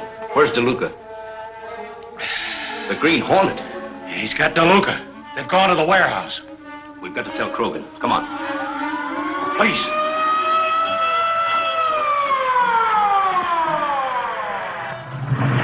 This way. We should have that stuff out of the warehouse by the end of the week. Yeah, Tonjes is flying another load of explosives across the border tonight.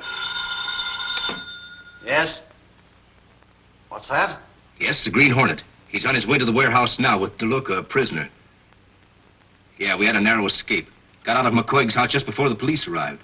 All right, I'll take care of it. Trouble? Plenty. The Hornet's got DeLuca and is on his way to the warehouse. Some way the police are in on it. Well, the Hornet wouldn't work with the police. Not directly. But if he could wreck the Syndicate's plans with the tip, he'd certainly give it. Tonjes must be in the air by now. He left the warehouse 20 minutes ago. He'll have to turn back. That warehouse must be destroyed before the Hornet or the police arrive. Get him on the radio. Calling CR4. Calling CR4. Hello? Krogan speaking. We're going to destroy the warehouse. Set the beacon light and get the men out of there. Calling CR4. Yes, at once. Calling I'm CR4. calling Tonjes back. Calling CR4. Calling CR4. CR4 answering. Go ahead. Tonjes, Krogan speaking. We're going to destroy the warehouse. Turn back and drop a bomb on it.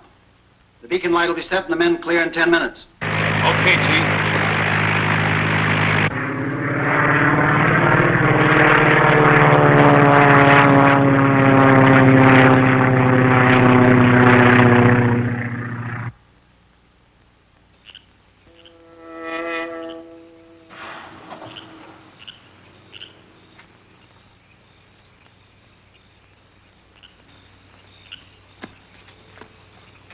What's that light for?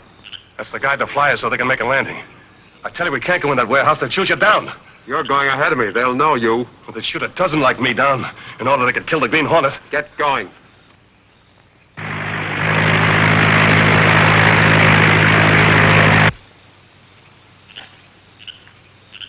What about the guards? Where are they? I don't know. There's something wrong. They must be watching us.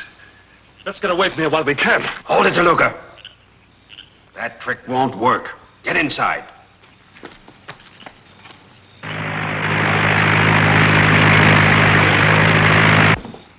Do all these cases contain explosives? Yeah, there's tons of it. Grenades and shells. Where does that door lead to? Well, that leads to the basement. There's nothing down there.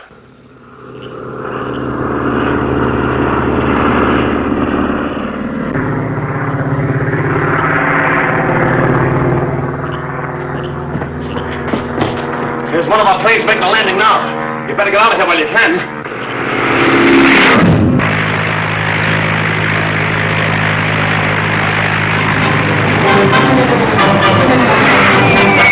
He's dropping a bomb!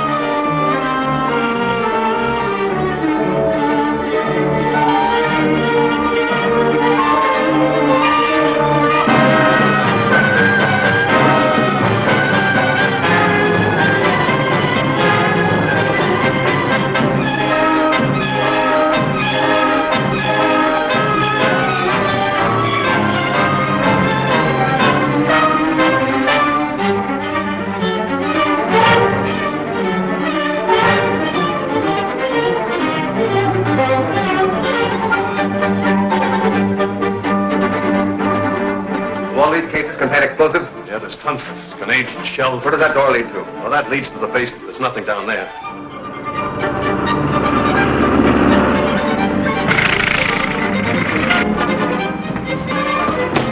There's one of our planes making a landing now. You better get out of here while you can.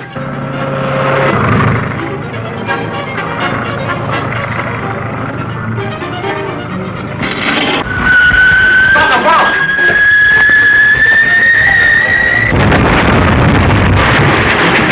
Explosion was directly north of here. Let's travel.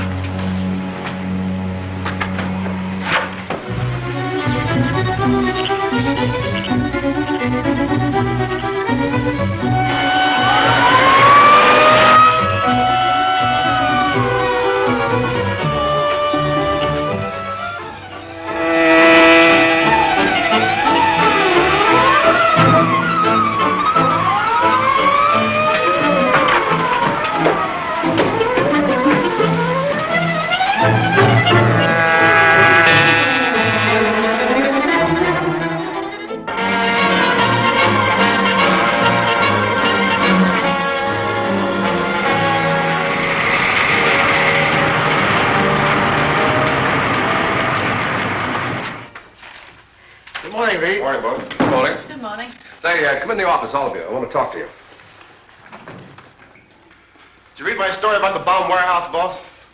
Who gave you authority to say that place was bombed from the air? Well, I checked with a man who lives about 2 miles from the place. He claims he saw an airplane circling around there just before the explosion. Well, if that's true, it's a pretty serious situation. By the way, where did you get the information that the Green Hornet was there? Oh, just a wild theory of the police. Oh, sure, Lowry's wrong about that. The police told me that when they got there right after the explosion, they heard the Hornet's car pulling away. Here we go again. Axford and the Green Hornet. And why should I not suspect him? Sure, he's mixed up with every devilish thing that happens in the city. Well, I haven't changed my opinion of the Hornet. I still think that he's a public-spirited citizen, risking his life to help make this city a better place to live in. Oh, Casey, sure, you try me patience. If he is, why doesn't he come in and identify himself and work with the police? And get himself arrested. They'll catch up with him someday. And discover that he's a modern Robin Hood. Or a clever racketeer. Sure, and I'm believing that's just what he is. All right, Michael. Right now I have a job for you. Oh, that's fine. And Lowry. What is it? We've got to find out what that warehouse was used for. I want you fellas to go out there and search the wreckage of the place thoroughly. Well, leave it to us. We won't pass up a thing. In the meantime, I'll try to find out who owned and operated it. Yes, sir. You know, Case, that explosion may be part of a widespread plot. It's up to us to find out. Yes, sir. What's the matter with you and your men, Tower?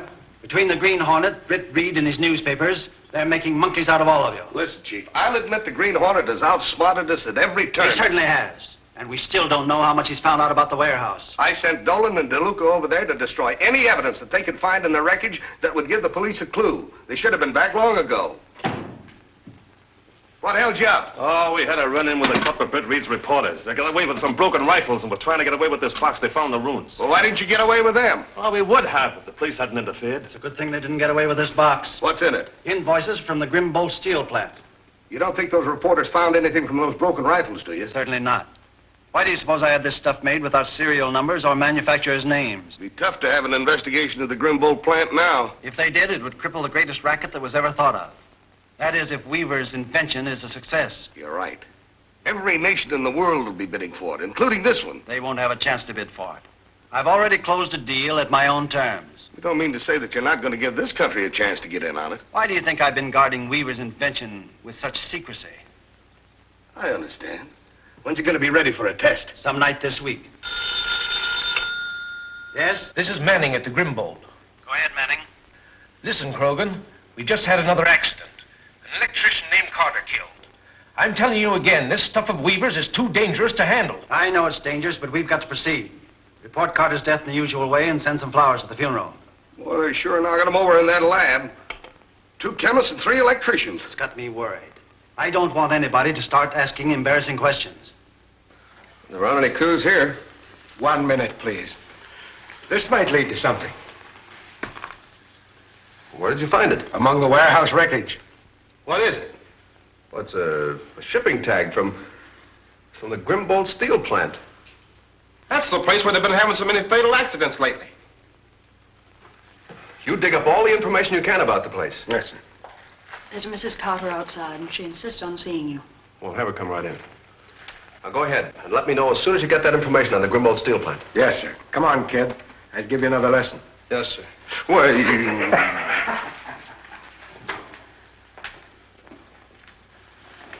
Mrs. Carter. How do you do? How do you do? Won't you be seated? Thank you.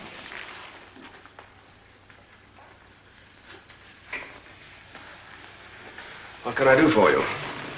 Mr. Reid, you and your paper have helped bring to light so many terrible conditions in town. Well, I thought there was something you ought to know. Well, concerning what, Mrs. Carter? It's about the Grimbolt steel mills. Grim? Oh, do you know anything about it? Only that they've had several fatal accidents there recently. Yes. My husband was just killed there. Well, I'm sorry, Mrs. Carter. I didn't want him to take the job because he wasn't a steel worker. They offered him such high wages he couldn't refuse. You say he wasn't a steel worker? No, he was an electrician. They were using him in some kind of a laboratory on experiments. Electrical laboratory. You may depend upon it that I'll do all I can to help. Thank you, Mr. Thank you for coming, Mrs. Carter. Goodbye. Goodbye, Mr. Reid.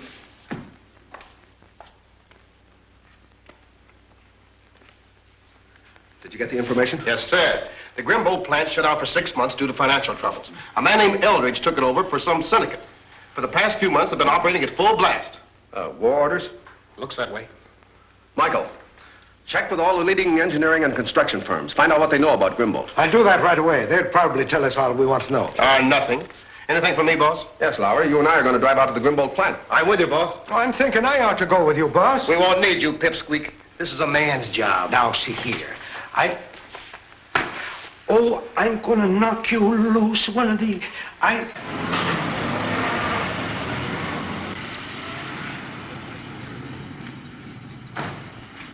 I'd like to see Mr. Eldridge. Will you tell him that it's Britt Reid, the Sentinel, and Mr. Lowry, one of his reporters?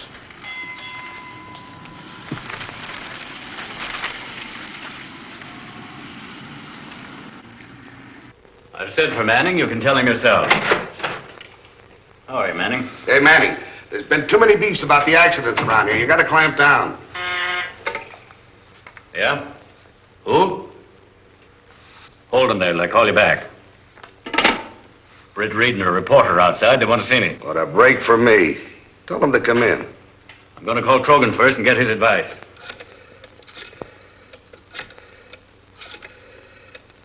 Miss Eldridge. Britt Reid and a reporter here. Yeah, they want to see me. Come to investigate the accidents we've been having, I suppose.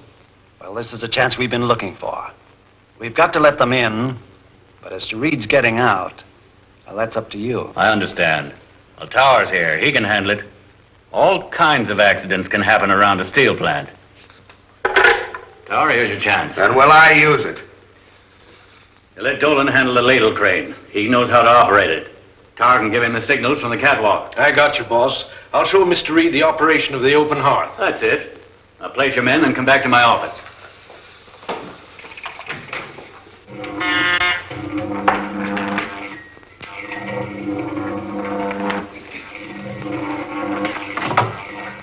Weaver talking. Listen, Weaver. Stop all work in your lab for the next half hour.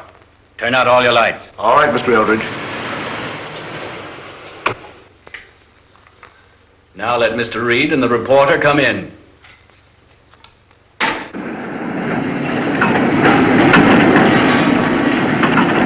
All right, Dolan. Get up in that crane cab. Send the man that's running it to my office. Don't forget to watch for my signal. We can't afford to miss this time. Come in, gentlemen. Mr. Reid, I'm glad for this opportunity to congratulate you on the splendid work your paper's been doing. Thanks. This is Mr. Lowry. How are you? How do you do? Won't you sit down, gentlemen?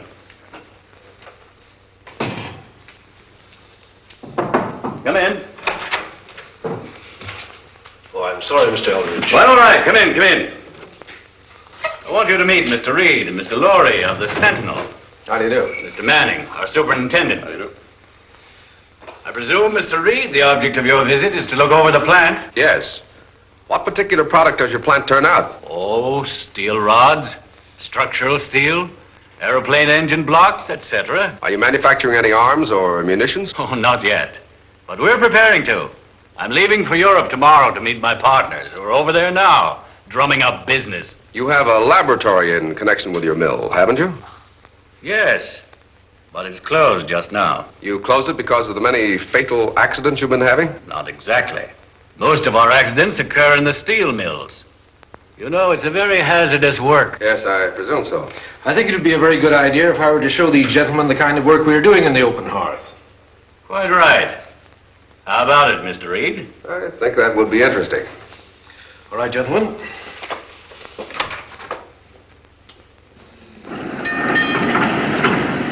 Those cars you see there are rolling into the charging buggy.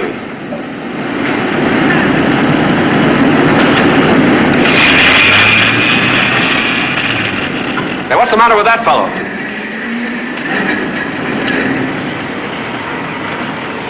He's got hot milk cramps. Due to drinking too much water around these furnaces. He'll come out all right.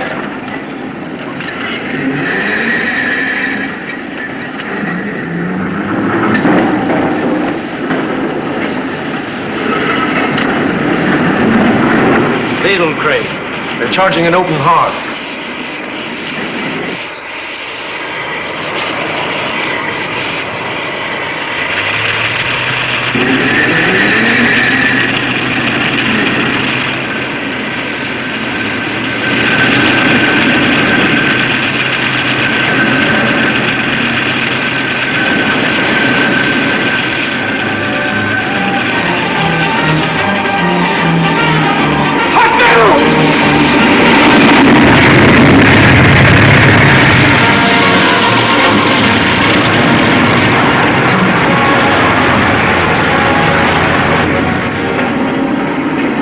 Thank goodness you're okay, boss. You all right? Yeah. Sorry, Reid. I wouldn't have had this happen for the world.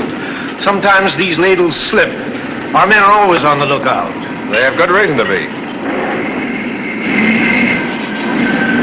I don't think I'm in shape to do any more sightseeing today. I can understand how you feel. Another day, perhaps we can take it up where we left off. Thanks.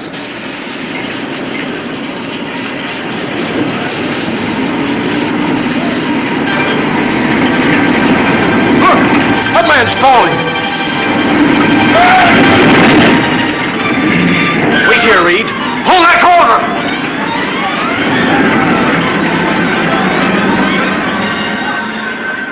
Another poor guy to be buried in a mold of steel. How does a thing like that happen? Hot mill cramps. Do many men lose their lives that way? Only a few new hands. Most of the accidents happen now in the lab. The lab? Where's the lab? Back of the building. Come on, Lowry, let's take a look. It's all locked up.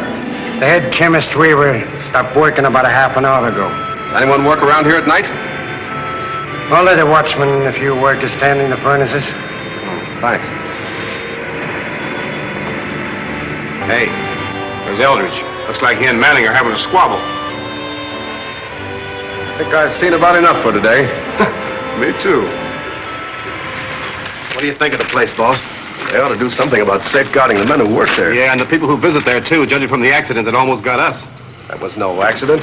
Say, you don't think that was an attempt on your life, do you? I'm afraid it was. That fellow deliberately jumped by me to knock you in the clear. Maybe you're right. But people do a lot of funny things when they get excited. Manning wasn't excited. Say, you know, I was...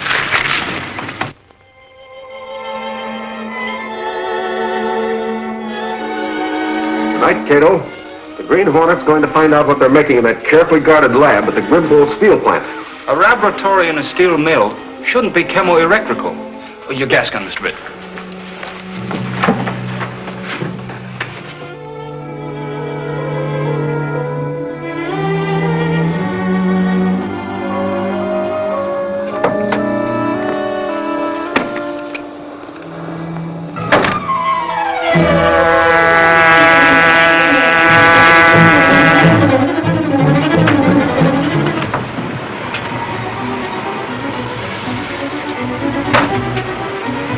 How does this look, Kato? Looks good, Mr. Britt. I'll go ahead. You follow at a distance.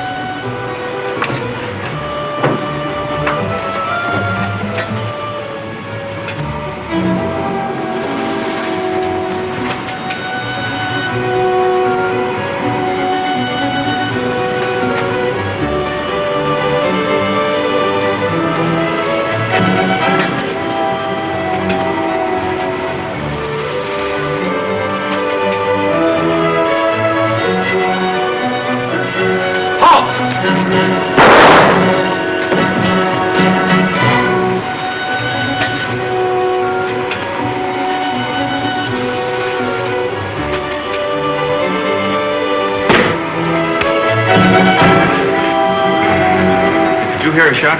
I heard something. Thought it might be backfire from one of our trucks coming in. Have Bill check up in the yard.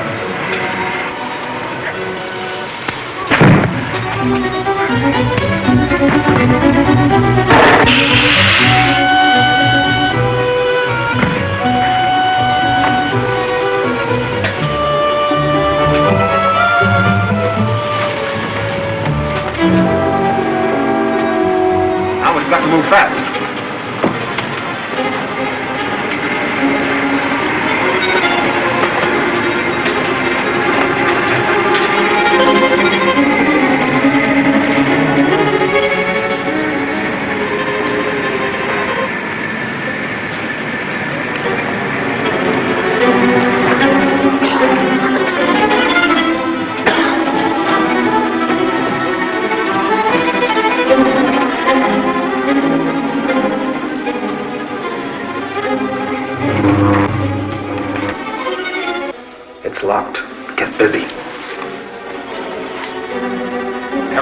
okay in the yard. Did you see Pete? No, I think he was punching his round. Pete, what happened? What happened? Get some water, quick.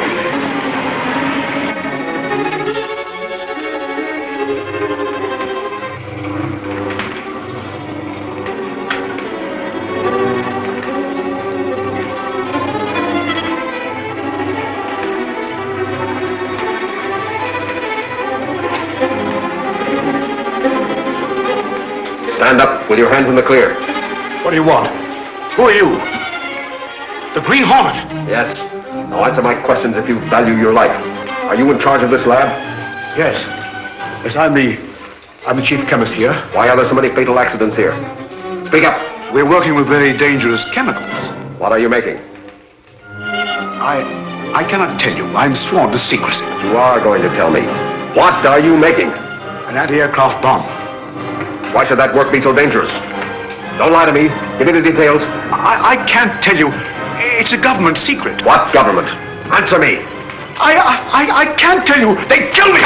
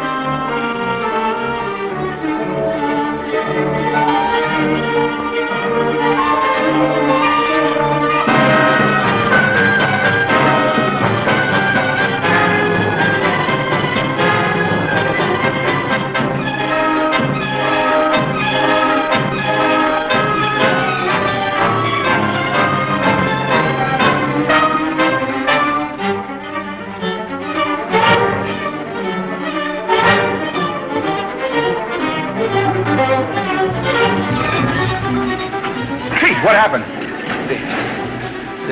What happened?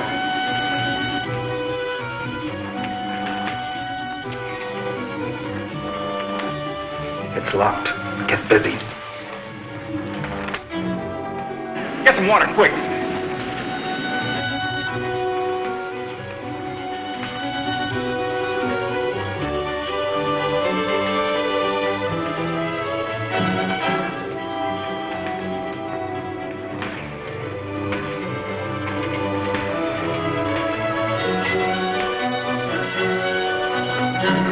Stand up with your hands in the clear. What do you want? Who are you? The Green Hornet? Yes. Now answer my questions if you value your life. Are you in charge of this lab? Yes. Yes, I'm the chief chemist here. Why are there so many fatal accidents here? Speak up. We're working with very dangerous chemicals. What are you making? I cannot tell you. I'm sworn to secrecy. But you are going to tell me. What are you making? An anti-aircraft bomb. Why should that work be so dangerous? Don't lie to me. Give me the details. I can't tell you. It's a government secret. What government? Answer me. I can't tell you. They kill me.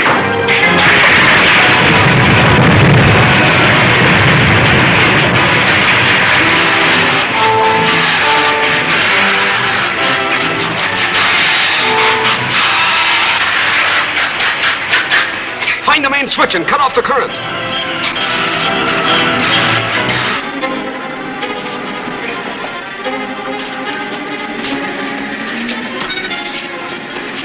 We can't get him out of here now. Is he dead? No, just badly shocked. Where was that explosion? You got me. Unless it came from the lab. That's it, the lab. You call the others. The guard. We'd better go. Just a minute.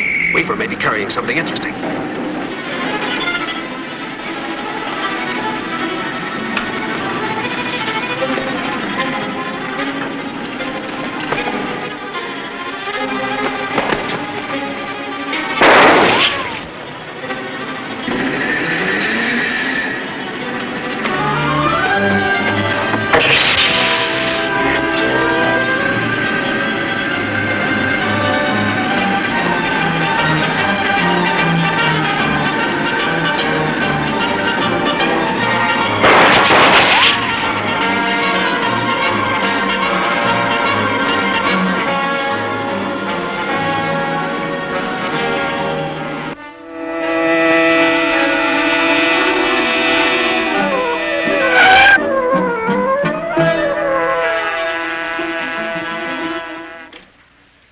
Notebook fully explains his invention, doesn't it?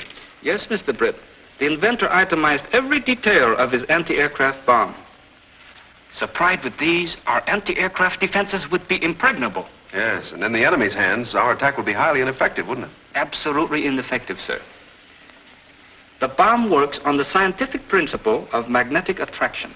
That means particles, highly magnetized, will automatically move with great speed toward metal. Well, in other words, once the bomb explodes, the fragments would tend to find their own targets, which in this case would be the motors of the attacking planes. Is that right? That is correct.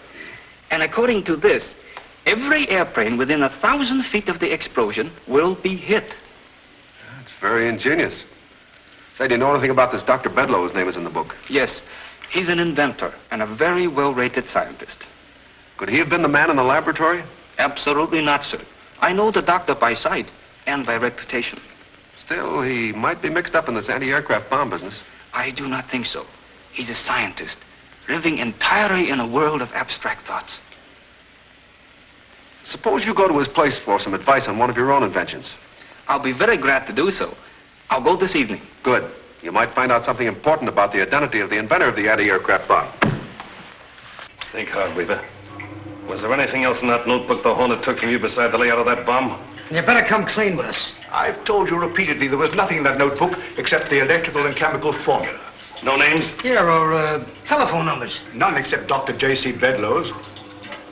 Bedloe's? Who's he? Does he know anything about this bomb? He knows all about it. I've been consulting with him privately, all the way through. Holy cats! Wait a minute.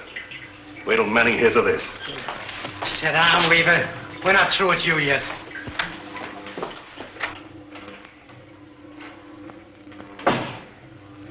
Say, Weaver has a partner that's been working with him on that anti-aircraft bomb. A partner? Then he must know all about the bomb. Who is he? Dr. Bedloe. His name is in that notebook the Hornet took from Weaver. We've got to get hold of him right away and stop him from talking. I'll make that Weaver tell me where Bedloe lives. Get Bedloe. Take him out to Foley's old house on the Fulton Road. Here's the key. Better take Dolan with you. I'll have someone else watch Weaver.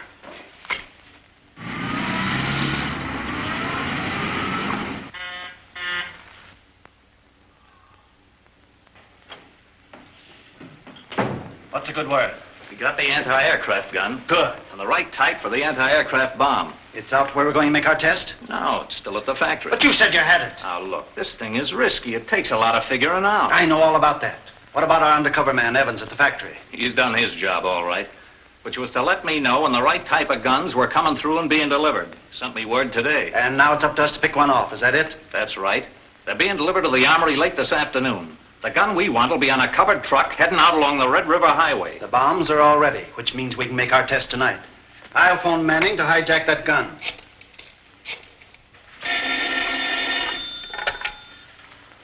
Manning talking. Yes, boss. They're right here. What's up? Something important? Mm-hmm. Yes? The Red River Highway. All right, I'll send the boys right out so they can find a suitable place to operate. Well, it's up to you two now. What is? The gun we've been waiting for is leaving the factory at 4 o'clock in a covered truck. Good. Where do we pick it up? I'll show you.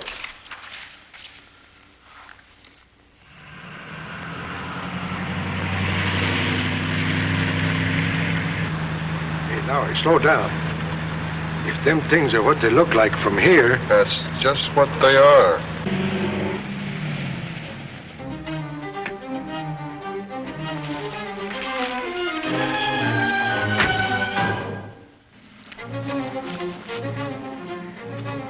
This man's dead. This fellow's alive. They hijacked us. They got away with the anti-aircraft gun. Anti-aircraft gun? Who did? Tell us, man. We gotta get this man to the hospital. Listen, as fast as we can make it. What about the other one? We take him to the morgue and notify the police. Why, can you imagine running into a story like this?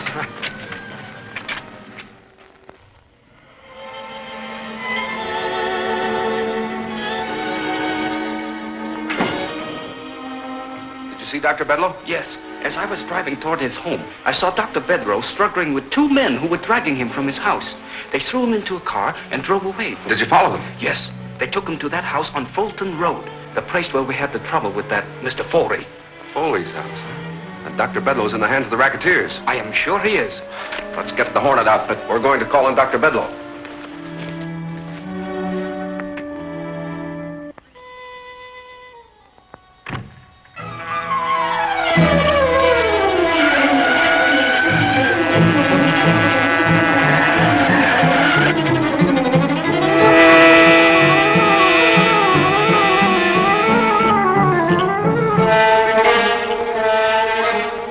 Why don't you sit down, Doc?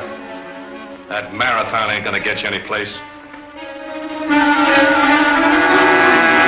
Silence the motor. We're almost there.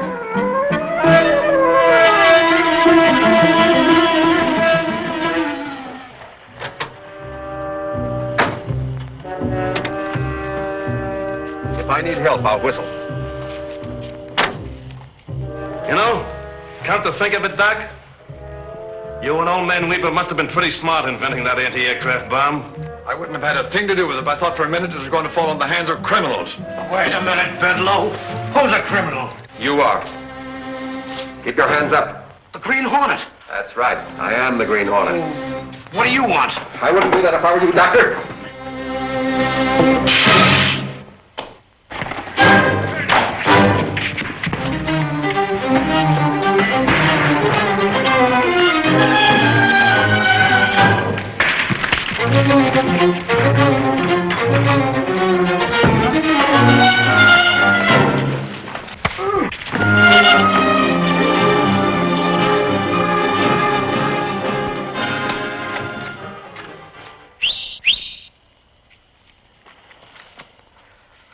Now, Dr. Bedlow, I came here to help you. No, the Green Hornet never helped anybody. You're a master criminal. You are the innocent victim of a dangerous plot that may involve our country. Shall I tie these men up, sir? Yes. What is the meaning of this? What do you want with me? I want the truth from you, Doctor. Well, if it's about the bomb... I know all about the bomb and your association with Weaver and the Grimbold steel plant. What I want to find out is, for whom are the Grimbold people making these bombs? I don't know. I don't know a thing about it. Tell the truth, Doctor. If you don't, it may cost the lives of many people. I've told you the truth.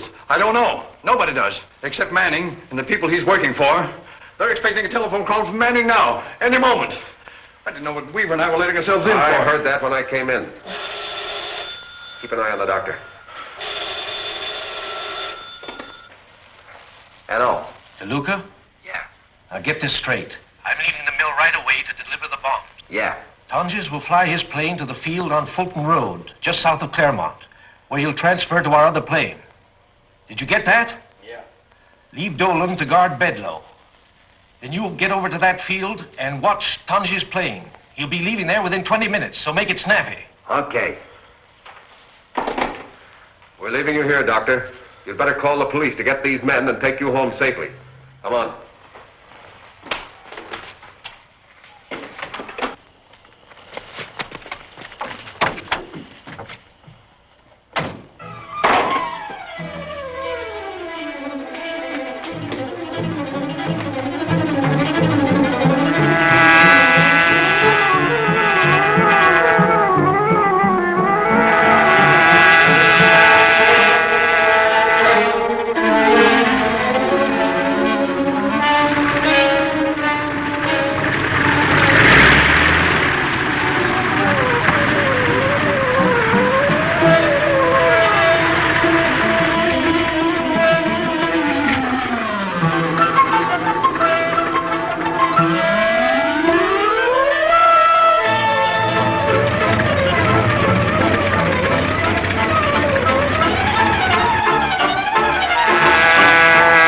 faster, Kato.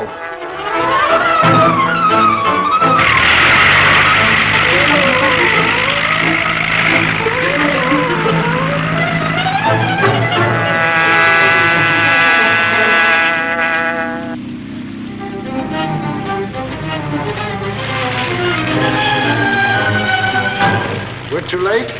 Not yet. I'll follow that fellow with this other plane. All right.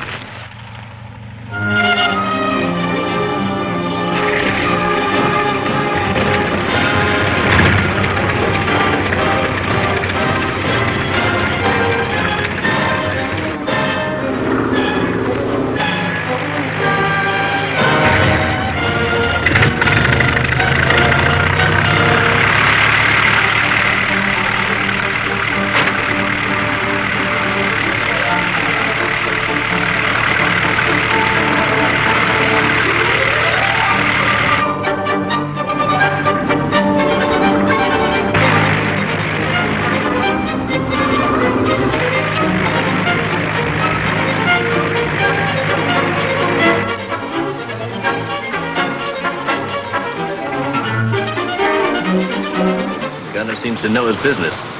He oughta. He's a deserter from the artillery.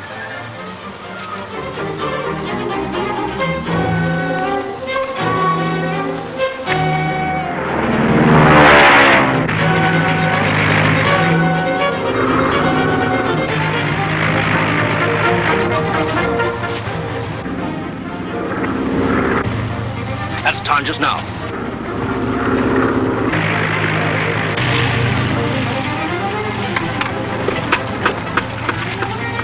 Shell.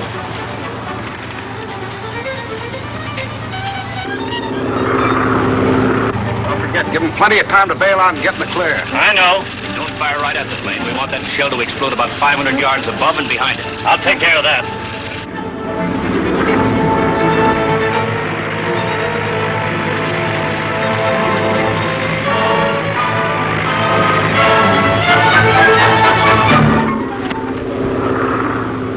There he is. He's in the clear.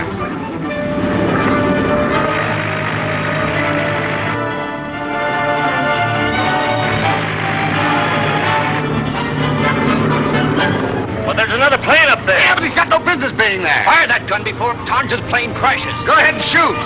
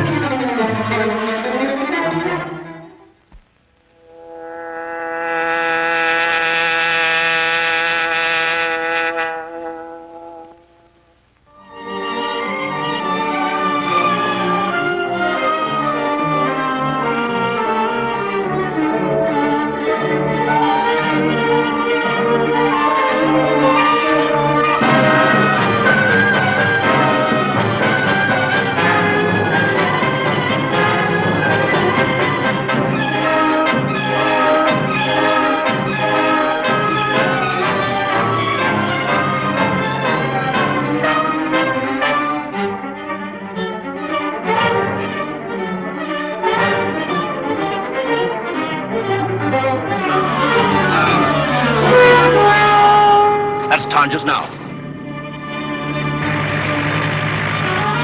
Give him plenty of time to bail out and get in the clear. I know. Don't fire right at the plane. We want that shell to explode about 500 yards above and behind it.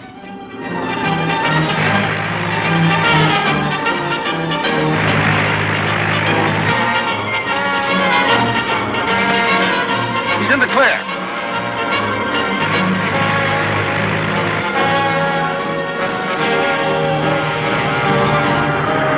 Well, there's another plane up there. Yeah, but he's got no business being there. Fire that gun before Tonja's plane crashes.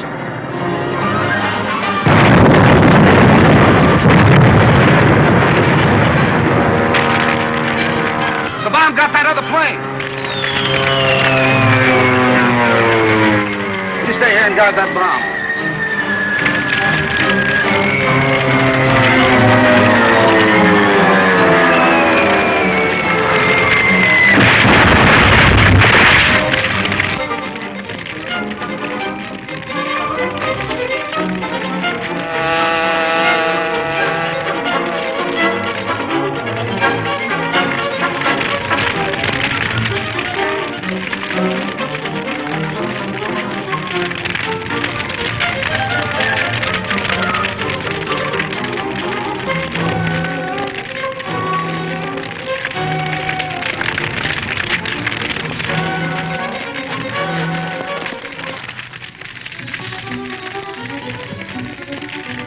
Be able to identify the guy that flew that crate. That plane was 1,000 feet from the bomb when it exploded. Every inch of it. Old Weaver's bomb was a greater success than we expected. No wonder old Weaver was sore when the chief insisted that he take an extra bomb along in case the first one didn't work. Yeah. We'll have to get that extra bomb. It must be over there where those flares are burning.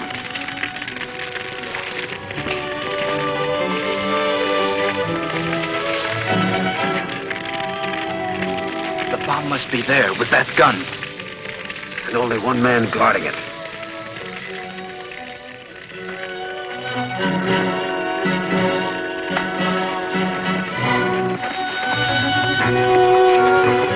Grab that bomb. Smash the ignition on that truck so they can't get away with the gun.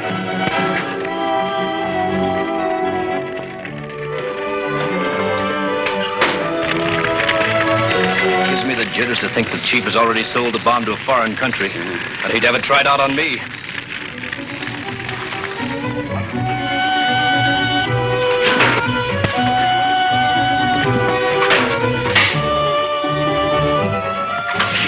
Good. Green Hornet. They've got the bomb.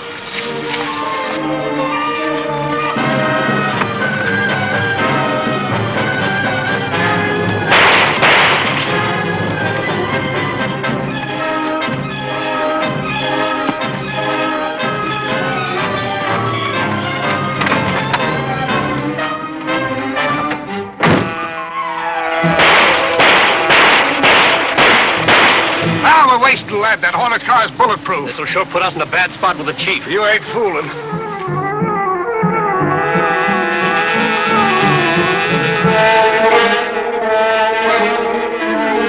Where are we going? Home, where you're going to carefully analyze this bomb. It should prove most interesting. And after that, it will mysteriously find its way into the hands of the Federal Bureau of Investigation. They will be much surprised to receive it. They'll be more surprised when they read the note explaining its destructive force and the fact that it's being manufactured at the Grimbold Steel Company for a foreign government. Men who are so disloyal to their own country deserve harsh treatment. Don't worry. They'll get it. The Green Hornet has cost us $1 million getting away with that bomb. I can't see how. We can make more bombs, can't we? How can we? Weaver never gave us the secret formula for the magnetic force that makes it so effective. Can't we put the pressure on him and his partner, Bedloe? If we can find them. Frank's just reported that Bedloe and Weaver have both disappeared. Not bad if I do say it myself. Miss Frances Grayson, aluminum products heiress, who recently returned from Europe to take over her inheritance, is so impressed with the product they are manufacturing that she is having built with great secrecy a special aluminum sport plane for her personal use. At a cost of $300,000. Holy crow. Miss Grayson stated... So how'd you get this story, Lowry? I thought Miss Grayson didn't talk to reporters. Oh, I have a way with me, Casey. Sure, if you ask me. Nobody's asking you. Nevertheless, I'm telling you, I'll bet you got the story from the Grayson cook. Good morning, all. Good morning, Chief. Good morning. Hey, come into the office, all of you. Lowry, I read your Grayson airplane story. That's pretty swell work getting a story on that, Jane, eh, boss? That was pretty good reporting, but Mr. North, the head of aluminum products, Miss Grayson's company, is a little worried about it. Why is that? Well, you see, Miss Grayson just returned from Europe. She doesn't know the town's full of racketeers. When they find out that she can spend that much money on what's practically a toy, they're going to consider her a pretty good prospect. I hadn't thought of that. And what did you think of my story of him hijacking that anti-aircraft gun? Well, Michael, you covered that very well. Anything special from me this morning, boss? Yes, Lowry. I've heard a rumor that the FBI are starting an investigation at the Grimble steel plant. Try to get a line on it. That's a tough assignment, but I'm on my way. Oh, Michael, just a minute. Case, Mr. North wanted me to call on Miss Grayson. Will you see if you can get an appointment for me today? Yes, sir.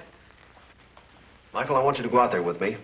While I'm interviewing Miss Grayson, you have a look around outside. You're expecting trouble there? You never can tell. I've got to give Miss Grayson a little advice about these racketeers. Did you see this morning's Sentinel, Chief? I was just reading it. That story about Francis Grayson gave me an idea. I thought it would. The syndicate needs a good one about now. $300,000 for a private airplane. If Grayson can throw our money away like that, our syndicate can put it to much better use. And how? Maybe we can get back some of the dough the Green Hornet swindled us out of. Yes, and I'm betting right now that the Green Hornet is also planning to cut into the Grayson money. Well, we gotta beat him to it. We can, if what I have in mind works out. What is it, Chief? I have a pretty complete plan to relieve Miss Grayson of a substantial sum. More or less painlessly, unless she's stubborn. Her stubbornness shouldn't worry us. First of all, after Dolan and DeLuca finish mapping out the Grayson grounds... You mean they're already on their way? They've been instructed to look the place over. I gotta hand it to you, Chief. Once you get an idea, you sure don't waste any time.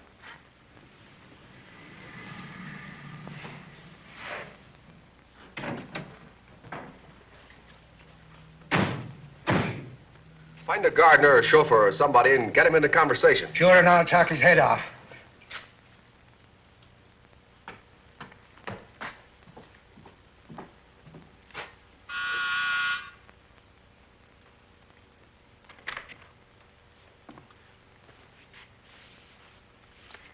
Miss Grayson is expecting me. Oh, Miss Grayson is waiting in the library, Mr. Reid.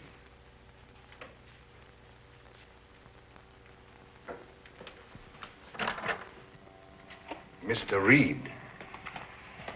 How do you do, Miss Grayson? I'm glad to know you, Mr. Reid. Mr. North of Aluminum Products has a great deal of confidence in you. He was most anxious that I should meet you. Mr. North is an old and valued friend of mine. He seems greatly worried about the story that appeared in your paper about my new plane. Yes, he told me about it. I want to apologize for running it.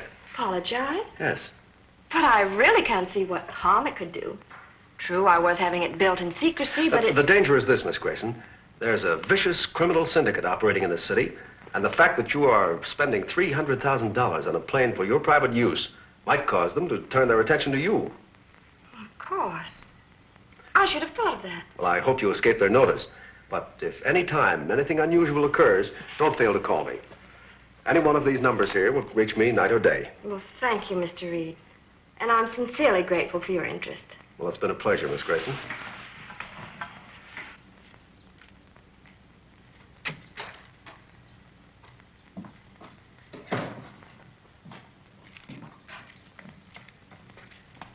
Did you talk with any of the servants? I did that. I found a chauffeur back there I don't like the looks of at all. All right, Michael, stick around. But be sure to call me at the office before 6. I'll do that, sir.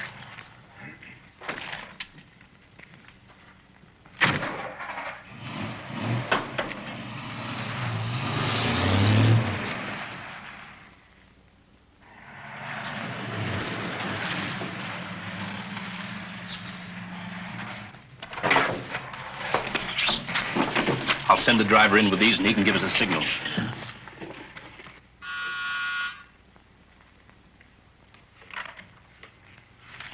Box of flowers for Miss Grayson. Sign here.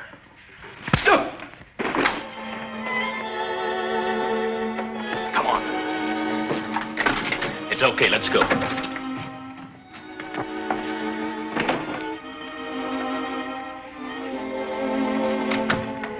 entrance to the basement around here somewhere. Get Boteler down there and lock him up. Bourdin, go outside and find the chauffeur in the garden and take care of him. But no gunplay. Just tie him up and lock him in the garage.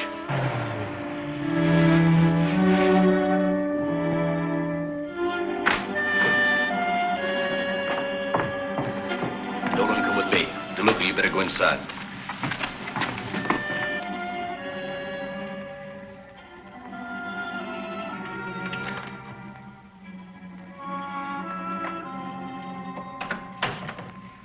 Nobody in the library. You take a look around upstairs. Okay. Marie!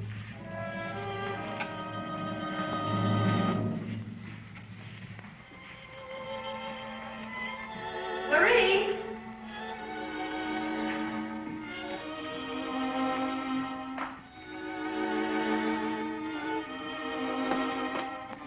Marie!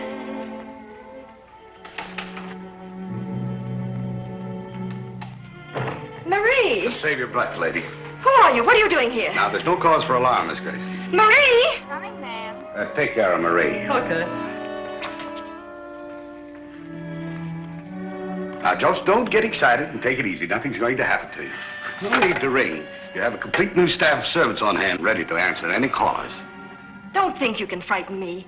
We still have police protection in this city. Police? They won't do any good now, lady. What is it you want? Money? You guessed it, sister. Now let's get right down to business. Now then, we'll make the first check for, say, $10,000. Then we'll take them in installments until we get what we want. That's it. In a series. You see, it might not be so easy to cash the one check for the full amount. And while we're cashing them, we're going to stay right here and help you take care of this house. You'll get no checks out of me. I won't be blackmailed. We have plenty of ways of making you change your mind, Miss Grace, so you better think it over. Even if I did give you a check, my bank wouldn't pay out that amount of money without verifying with me by phone.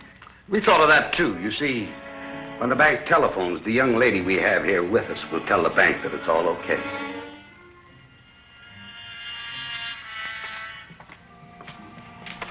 Hey, look. Hey, lay off that gun. Yeah, but it's that ex-cop, you know, Reid's bodyguard. I know, but Tower said no shooting out here.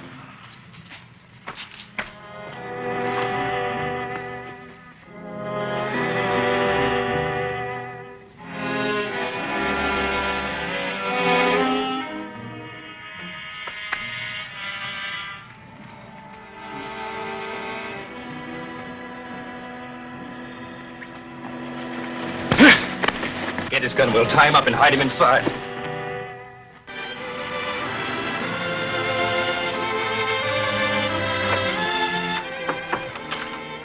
Has Axford phoned yet? No, sir. Have not heard from him all afternoon. Oh, that's funny. I told him to check with me before 6 o'clock. Something must have happened to him. Yes, Mr. Axford is always very punctual. I think I'll call Miss Grayson.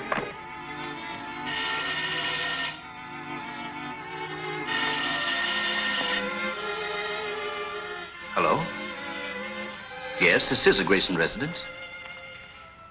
One moment, please. Britt Reid's on the phone. He insists on talking to Miss Grayson. Tell him Miss Grayson will be here in a minute. Please hold the wire, sir. Miss Grayson will be on the phone in a moment. Thank you. Am I talking to Miss Grayson's butler? No, sir. This is the second man. Here's Miss Grayson now, sir. Oh, yes, Mr. Reid. I'm sorry to trouble you, Miss Grayson, but I'm trying to check on Mr. Axford's whereabouts. Have you seen him around your place? Oh, Mr. Axford left here about 4 o'clock. I'm sure of that because I heard him talking to the gardener about the flowers just a little while before then. You're sure he was there at 4 then? Oh, quite sure. I see. Well, thank you very much, Miss Grayson. Oh, it was no trouble at all, really. Goodbye. Oh, did I put it over? You were all right. Well, thank you. Now go upstairs and take care of that dame. Oh, all right. She says Axford was there at 4. If he had been, he would have called me. Yes, it is not like Axford to forget, Mr. Britt. There's something wrong there, Kato. Yes, Mr. Britt? The woman I talked to was not Miss Grayson. Perhaps the police should be notified. No.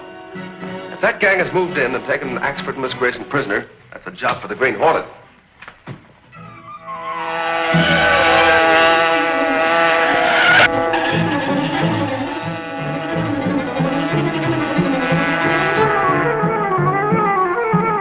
lights and silence your motor. Then pull in among the trees near the bridge.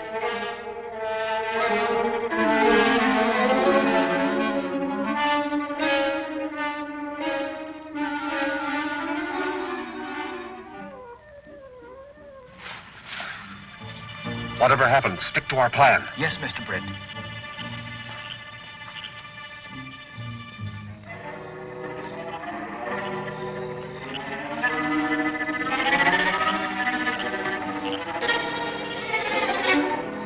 Hold it! Where do you think you're going?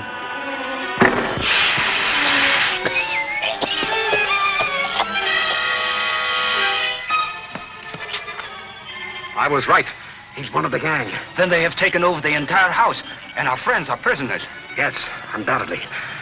We'll have to get into the house without being seen. Our only chance is to surprise them.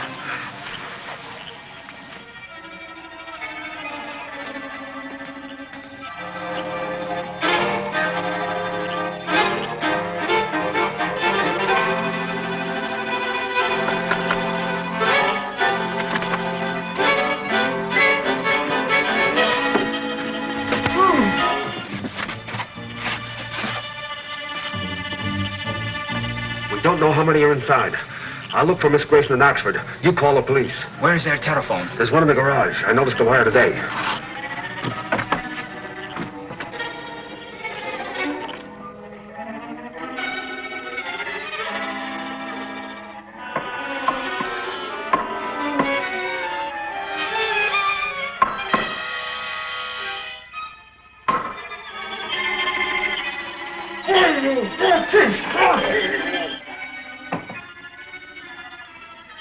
Now sign the check.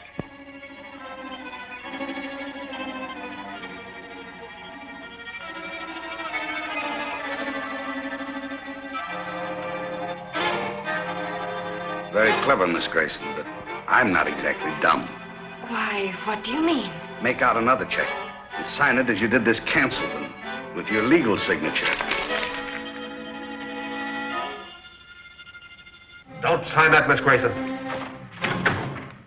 Green Hornet. Keep your hands away from that gun. Miss Grayson, get behind him. Pull that gun out of his pocket. Now, toss it in the corner. Get out to my car. It's under the trees near the bridge. Where do you think you're going? Turn out the lights, Miss Grayson, and run!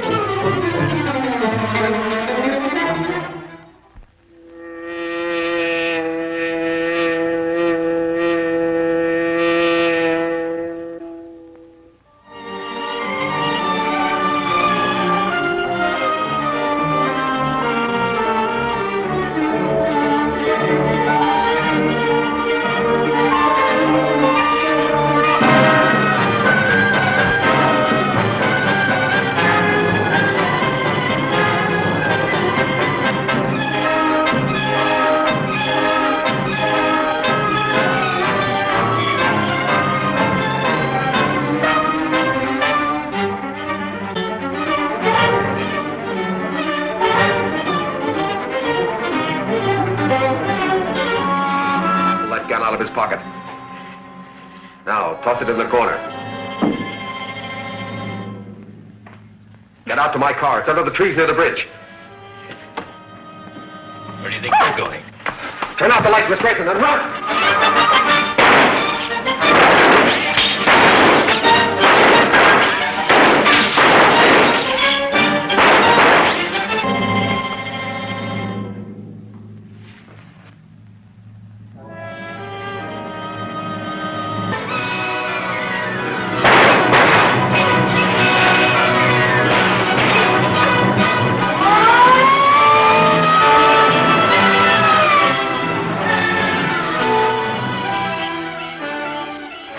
In shadows, priest. Smash through that back gate.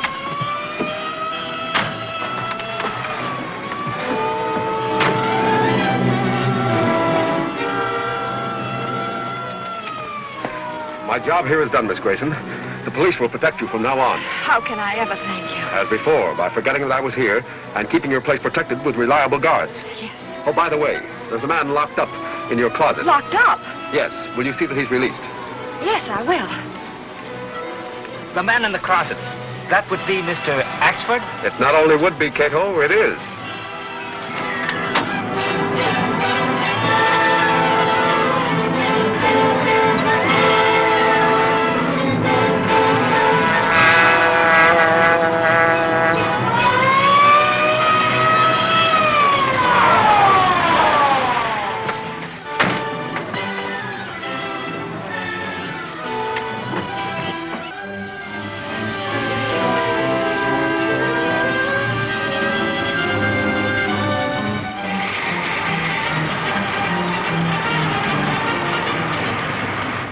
I know the Hornet was there. Face to face we were.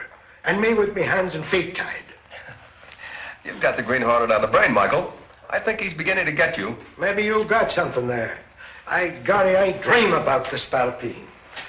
I'm telling you, Reid, if I didn't have the evidence in my own eyes, I wouldn't believe there was such a creature as the Green Hornet. Well, why not, Michael? He comes and goes like a spook. Bullets have no effect on him, and that car of his was made by nothing human.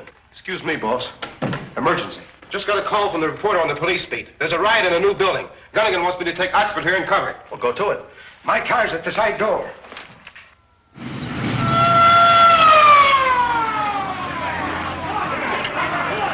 Take it easy, Oxford. I don't want to get smashed up. Sure, I used to drive a patrol wagon. Yeah, you keep driving like this, and they'll be hauling you off in one of them.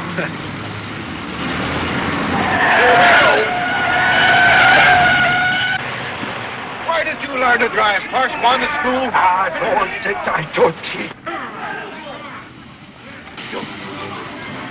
Michael Axford. And whoever told you you could drive a car? Now, hold your tongue, Sullivan. Sure, it's many a time you rode behind me in the old pie wagon. Many's the time. Too many. 'Twas you that give me these gray hairs. That's not what I heard given to you. Well, what did you hear given to me? First man, have you no shame? Do you want me to tell the world? Be off with you now, before I run you in for impersonating a motorist. Impersonate? Get on with you now.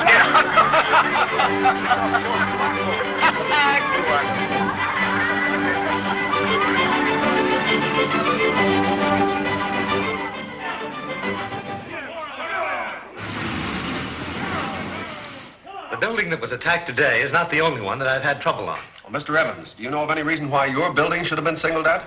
Yes, I do. What is it? I'm not a member of the International Builders Syndicate. What does that have to do with it? The syndicate gets most of its contracts by low bids, but it makes big profits by using inferior materials. Many of their buildings are a public menace. They've had several serious accidents. Well, there have been accidents in your buildings, too, haven't there? Yes, but they were caused deliberately by the crooks, so that it wouldn't appear that the syndicate's buildings are the only ones poorly constructed. Yes? Axford and Lowry are back from that assignment. Axford says it's important that he see you. Send him in. All right. On your way, man of action. Why don't you take all day? Where's Lowry? He's given the dope to the rewrite man. He'll be here in a minute. I wanted to... Do you know Mr. Evans, the builder? Oh, how do you do, How do you do? sir? I nearly got myself messed up just now trying to protect one of your buildings. You saw damage being done? Both to the building and to myself also. Do you think the attack was deliberate? Of course it was. One man was pouring water on bags of cement, and from the corner of my eye, I saw another one bitten on a hot hoist with a sledgehammer. Were any of the men caught? I caught one of them, but his gang rescued him. But I'd know them fellas again if ever I put my eye on them. Private joke, or can you tell it? You'd think that riot was a personal attack on Axford to hear him tell it. He's inside dramatizing it to the boss right now. Go on in. And with a little help, I'd have caught all the hoodlums single-handed. Oh, Lowry. This is Mr. Evans, the builder. Lowry's one of our reporters here. Now, Mr. Evans, you claim that the syndicate is putting up defective buildings. Now, doesn't that imply dishonesty in the city inspector's office? No, the building department isn't exactly dishonest, but it is very inefficient. It indicates more than inefficiency when dangerous buildings are certified as safe. This isn't for publication, but I think that several of the deputy inspectors are easily influenced, to put it mildly. Can you name any particular inspectors? I'd rather not. Mr. Evans, the Sentinel is always ready to attack rackets when it has the proper ammunition. But it can't risk libel suits by publishing rumors and personal opinions. But I know that everything that I claim is true. Yes, but you can't prove it. No, if I could have, I'd have gone to the district attorney instead of coming here.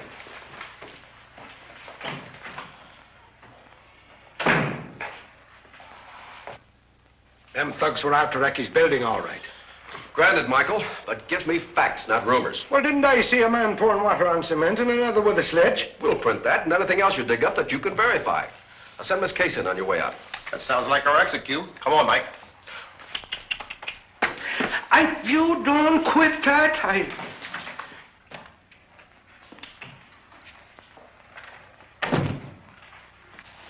Yes, Mr. Reid? Case, I want you to get the name or names of all the city inspectors on those new buildings where the accidents have occurred recently. And concentrate on all those erected by the International Builder Syndicate. Yes, sir. It was a mistake to pull that raid in the daytime. I knew it was risky, but I was sure it'd make Evans fall into line and join our International Builder Syndicate. The raid was broken up too quickly. Hit at Evans again, but next time at night, as I advised you before. Okay, Chief. But I'm betting our next raid on Evans will compel him to join our syndicate. Oh, the International is a good graft. It may prove to be the richest of our many angles. Oh, there were a couple of Sentinel reporters at the rumpus this morning. They almost caught one of our men. We've got to stop this interference from the Sentinel. Tell the boys to turn the heat on that bunch again. Here's the name of the city inspector you wanted. Tenney, eh? I know the name. I think I know the man. Is Axford ready yet? He'll be right up. Goodbye, Case. Goodbye. Come on, Michael.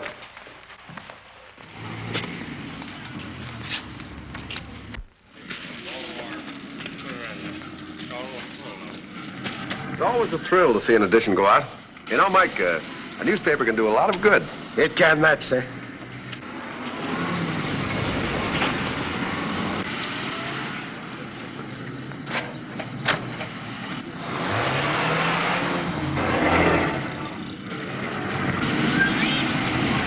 There's the Central truck. Now, get after it. I'll stay here and wait for the other car.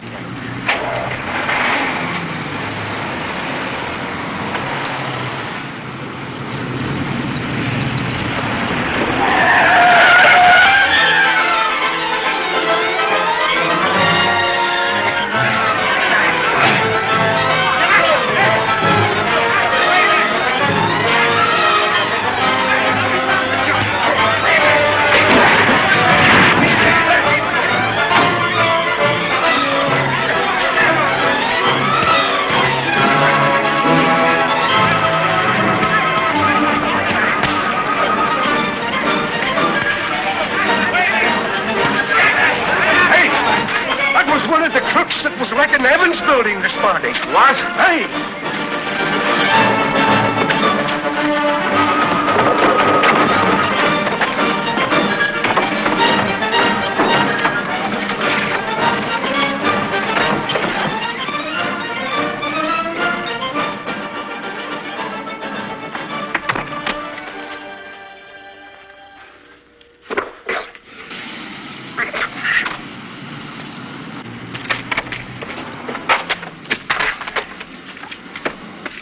Did he get away? Yes, unfortunately. Why do you suppose them roughnecks mobbed that truck? Well, that's easy because the Sentinel's been attacking the Rackets. Oh, yes. Come on, let's go back and see what's happening. Oh, boy, am I going to be stiff by the time I get home. Everything under control? Yes, thanks to your help, Mr. Reid. Well, I was here, too, you know. Until I took a brody over that barrel. Thanks for your help, officer. Too bad they all got away. They were sure a bunch of slippery devils. Stay word that. Come on, Michael. Yes.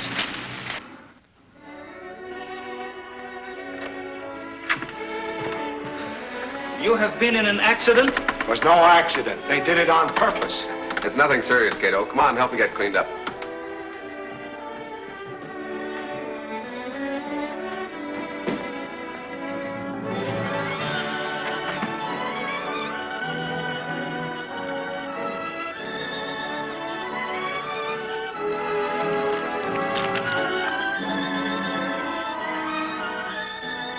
Kato, the Green Hornet's calling on a Mr. C. Smith tonight. Reid.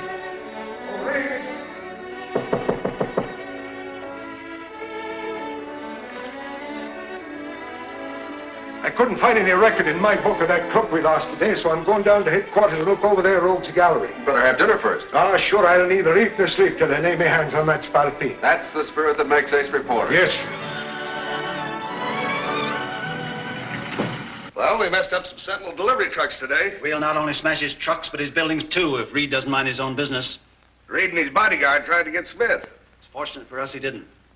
Smith's a good worker, but he might break under pressure. What about the Evans angle? We've got to keep right after him. We're paying another of his jobs a visit tonight. The new commercial building on Market Street. Your gas gun, sir. Tonight, Kato, the Green Hornet calls on Mr. Smith.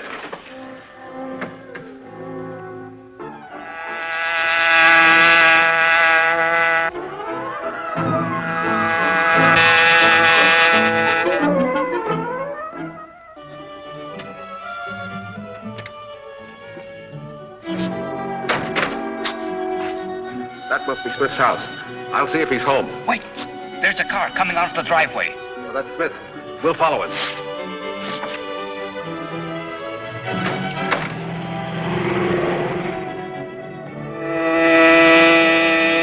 This is a good place. Close in on him.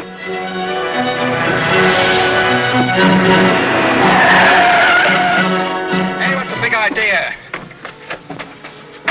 Green Hornet. You're right, Smith. What have you got on for tonight? Another wrecking job? What do you mean? I was just going to Stop meeting. stalling. What building were you going to work on tonight? Then I tell you. Quit lying.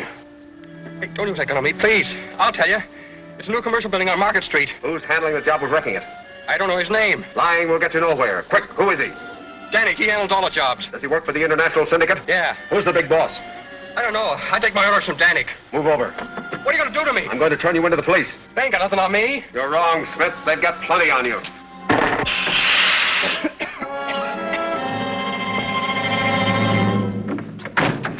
Find a telephone that I can use safely. We'll tell Oxford where to find Smith.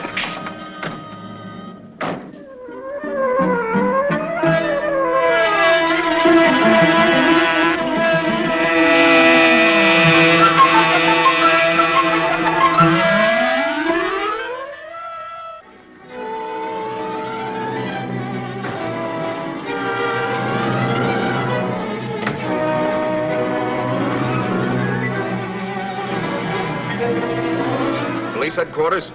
Is Mike Oxford there? No, I don't want to speak to him. Just tell him there's a man he wants to meet in a parked car in the 200 block on Pine Street.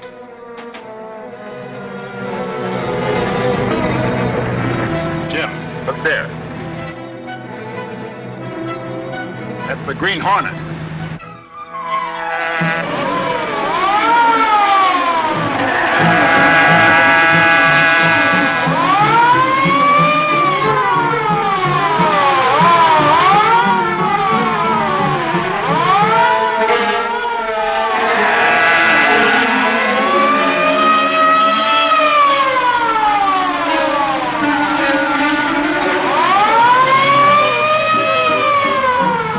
How do they expect us to catch a thing like that?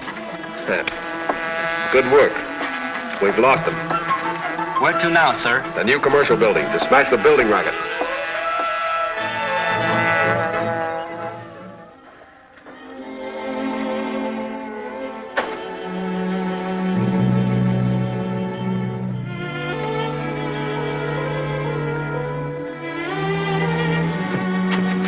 your share. Now duck out and lay low.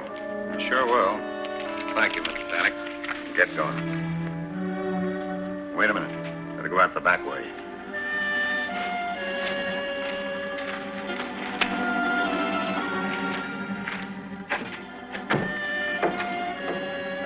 Who then? The Green Hornet. Right, Danik. How do you know me? That doesn't matter. The fact remains that I do, and I know what you're up to. What do you want? I want you to go through this building with me. What for? Never mind what for. Get moving. Leave that lantern there.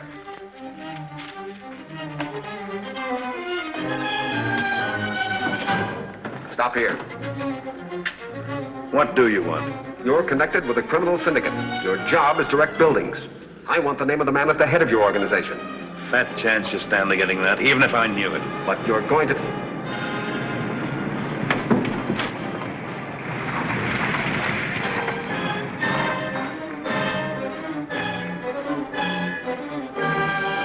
Who are those men? I don't know. Oh, yes, you do. Your expression betrayed you. Speak up.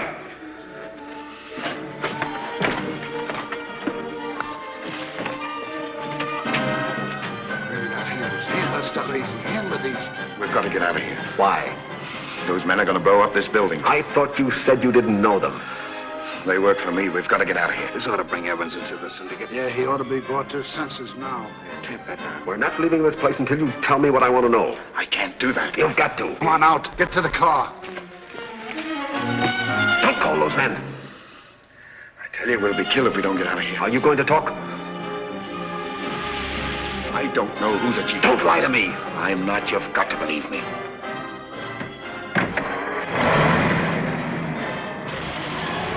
I take my orders from a young-looking guy with gray hair, a scar on his face, calls himself Bourdain. Bourdain? All right, let's go.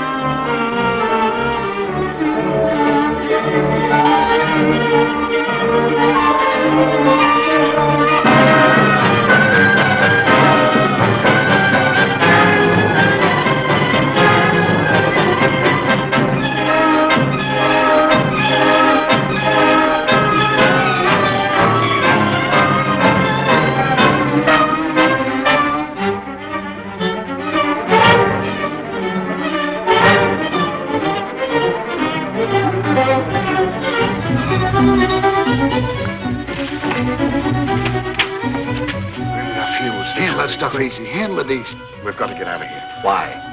Those men are going to blow up this building. I thought you said you didn't know them. They work for me. We've got to get out of here. This ought to bring Evans into the syndicate. Yeah, he ought to be brought to his senses now.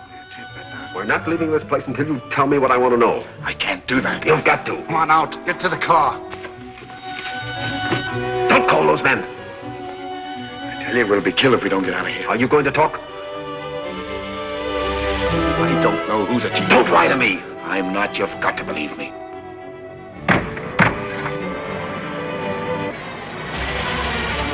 I take my orders from a young-looking guy with gray hair, scar on his face, calls himself Bourdain. All right, let's go.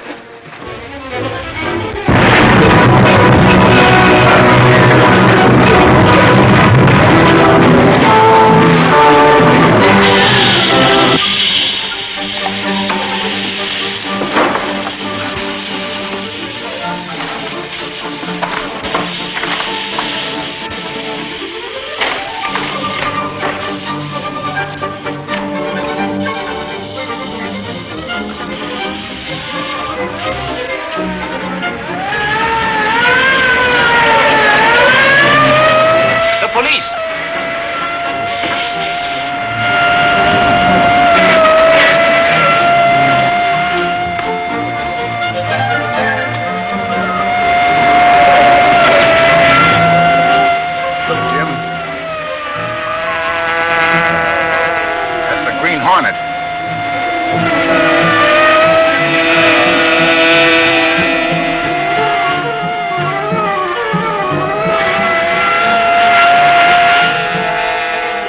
All right. Head for home.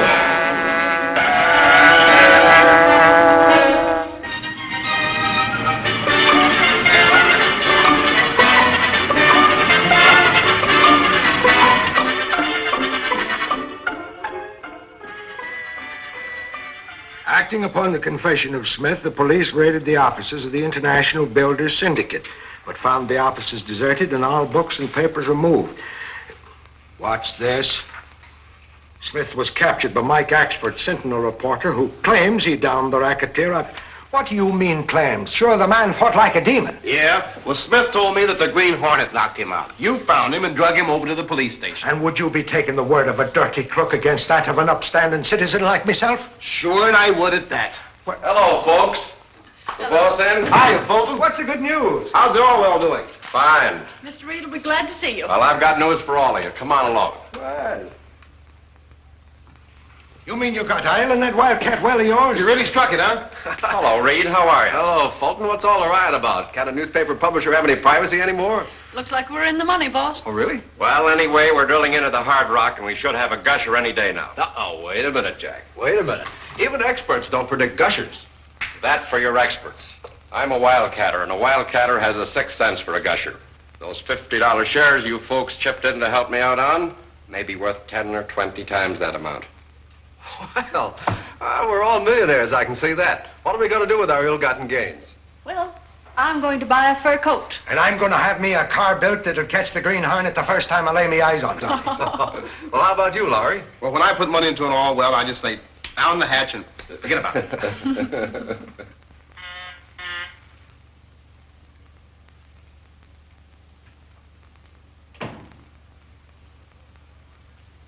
I just got a report from one of our men at Fulton's oil field. I guess we didn't make any mistake when we loaned him that 25 grand to buy up the acreage around his test well. Get to the point. The test well's coming in.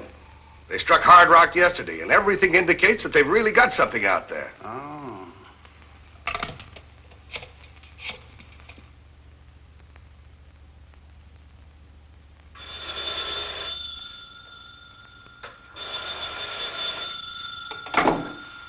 Kane speaking. Oh, yes, Chief. One moment. Get me John Fulton's note.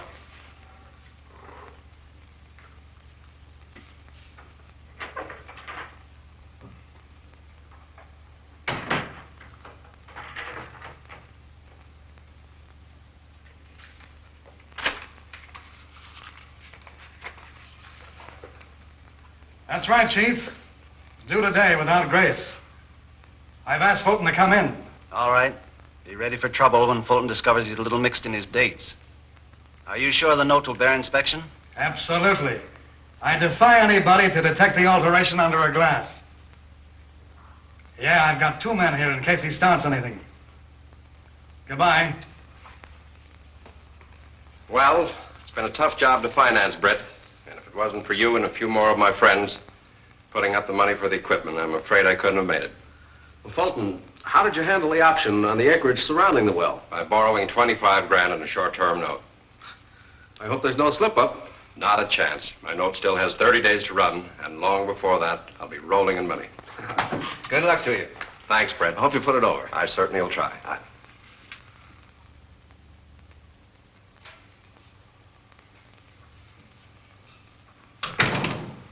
Fulton's here. Send him in. Will you come in, Mr. Fulton? Certainly will.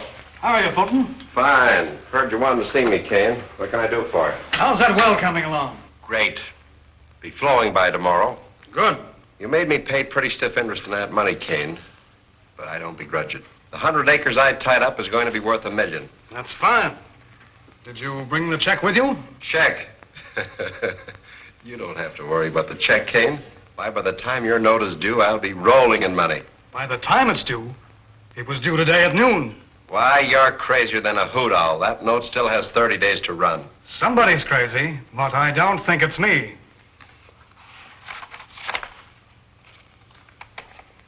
There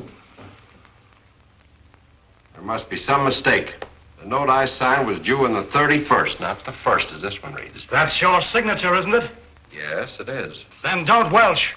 If your well failed to come in on time, that's your hard luck. Of course, if you wish to take the matter into court. I don't have to bring the matter into court. I'm going to tear up that note and write you a new one with the right date. Now hand it over. Get back. Barney, throw this crook out.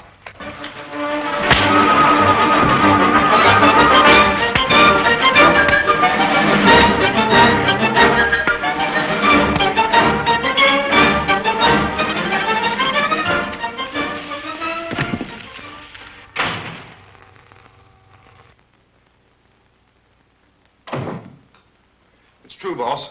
The sheriff has attached Fulton's oil well, and the Kane outfit's taking it over. Have you checked on Kane? Yeah, that outfit operates just within the law. Kane claims that Fulton assaulted him when he tried to collect his note. He and his men threw Fulton out, and... Fulton, what happened? Give us a story. I'll give you the story. I'll get that Kane if it's the last thing I ever do, that dirty crook. Now, wait a minute. Look, on your way, Lowry. This isn't for publication. Boss, Go on, go on. Okay. Sit down, Jack. There goes your fur coat, Casey. Down the hatch. Crepe hanger. The note I signed was due the 31st. Now the crooks have altered it to the 1st.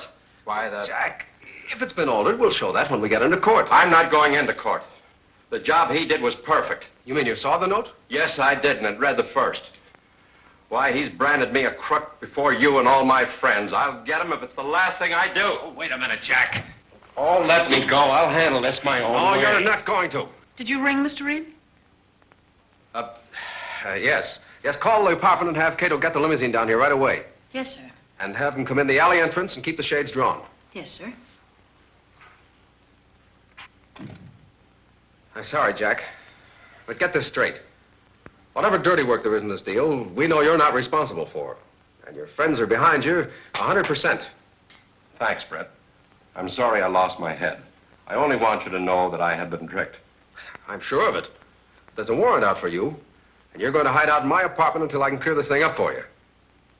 Anything you say, Brett. Kato is on his way. Good. And get a hold of Axford and tell him that he and I are going to make a little call. Yes, sir.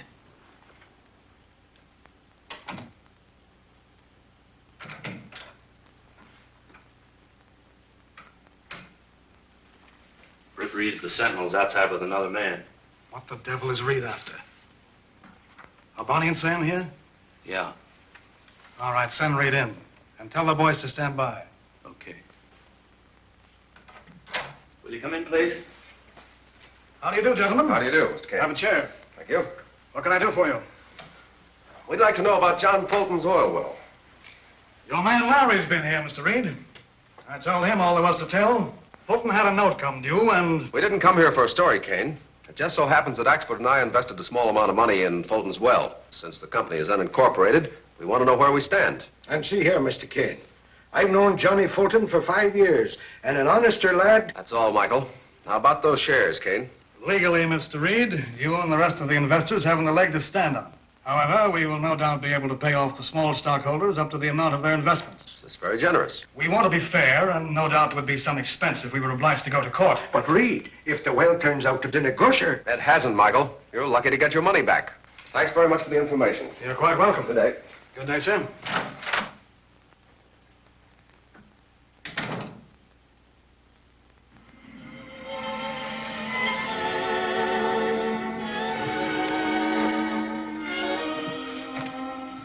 Where's Mr. Fulton?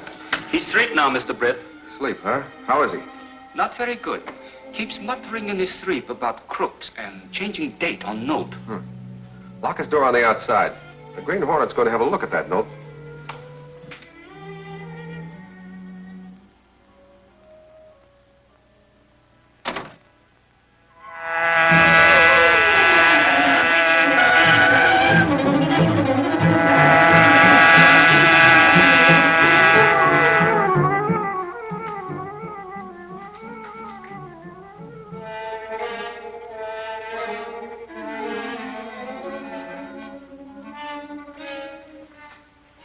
Don't close that safe, Kane.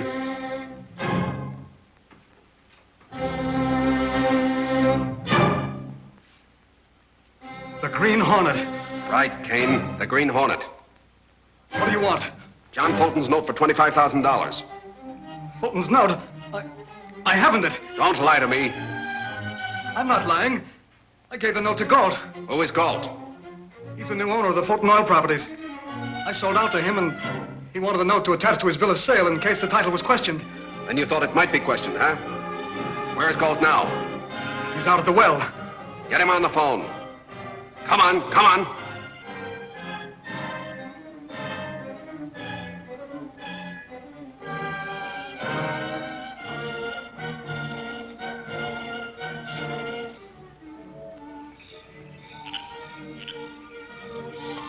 I'm going to shoot this well the first thing in the morning. There'll be a truck here with explosives any time now.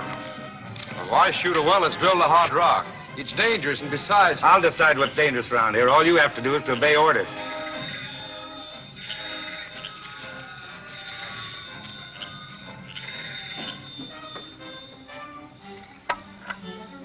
Hello? Hello, Galt. This is Kane.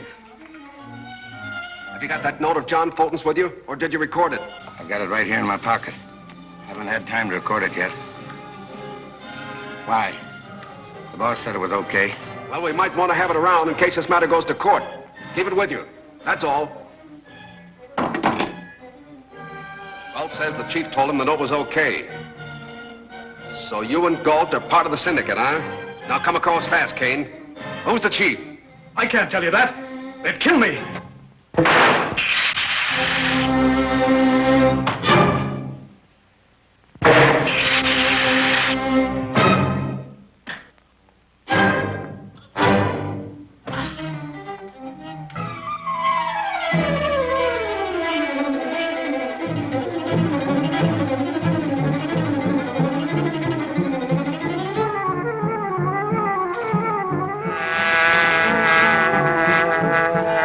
Mr. Fulton's note, Mr. Britt? Not yet, but I will before the night's over.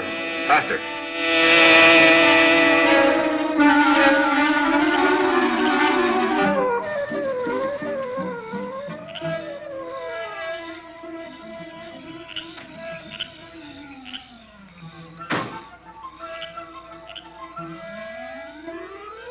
Here's your nitro cartridges.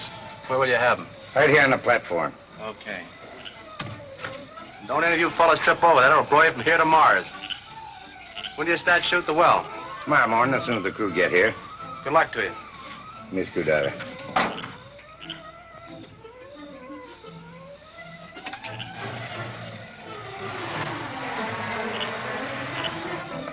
Well, I still think you better continue drilling.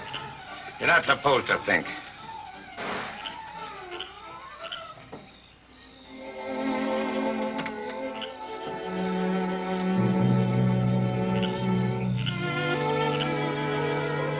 You're going to continue to work for me. You'll have to obey orders without question. Well, I only thought... Never mind what you thought. Give me a flashlight. Hey, Mr. Galt. Don't move, either of you. Green Hornet. I knew there was something phony about this job. There is. Galt, I want John Fulton's note that Kane endorsed over to you. How'd you know about that? Perhaps you told me about it. Come on, hand it over, quick. And no tricks, Galt.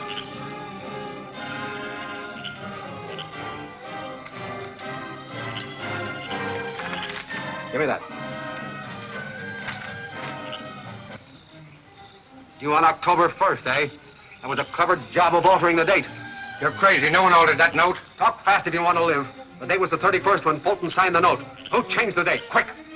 Don't shoot. Kane used disappearing ink when he wrote the 3 and the date. It faded out a few hours later and left only the 1. That note's good in any court in the country. It's no good to you, Hornet. How about a little split? I don't need a split. With what I know, I can force Fulton to pay me $50,000 for that note. $50,000. We'll do better than that. We? So you're a part of the crime syndicate, eh? Who's the boss of the outfit? I don't belong to no outfit. I'm just a hired hand here. Stop!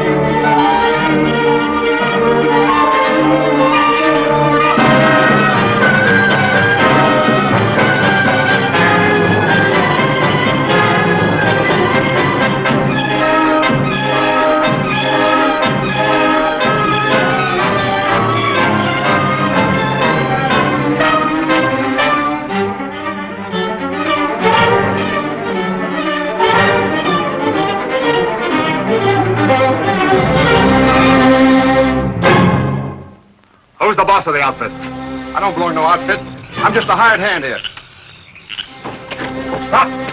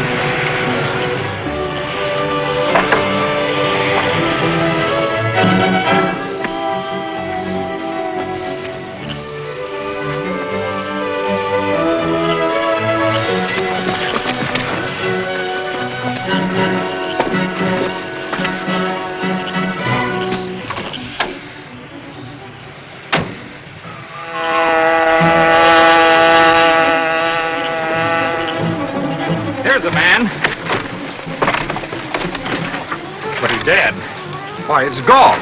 He's the man who's supposed to have bought all this property. Supposed to? What do you mean, supposed to? Well, you got me. There's something crooked about the whole deal. You're not badly hurt, sir. No. But it was a close call. Too bad that accident happened to Mr. Fulton's property. Yes. The loss of the rig is a serious blow. But he's got his well back. And he'll have his note back soon. You got the note? Yes. I'm going to give it to Fulton as soon as I get back to the apartment. You wake him up. I'll wait in the garage for your signal. Are you awake, Mr. Fulton? Yes, Kato. I must have been very tired to have slept so long. If you will step into the living room, I will prepare some food.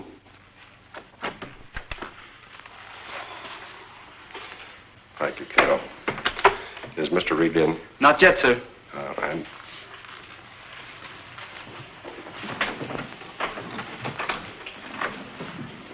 Hold it. The Green Hornet. Get away from that door. Back up to the wall, both of you. Here's that note you were tricked into signing. Where? How did you get it? Never mind that. My getting it destroyed your rig. My rig was destroyed. Yes, but your well is undamaged, and you still have a month to get it back into production and pay off your indebtedness.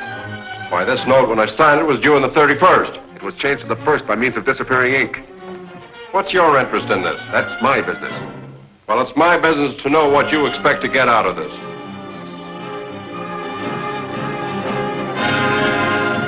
Get in the other room, both of you. I'll handle this spalpeen. I finally caught you, Hornet. Now I'll soon settle you. Hold this door shut. Hornet, hold this door shut till I get me gun.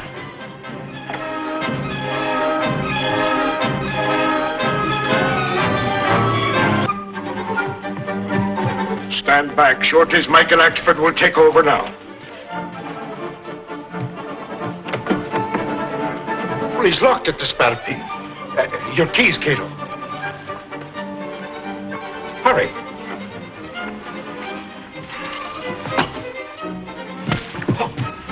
You butterfingers, give way.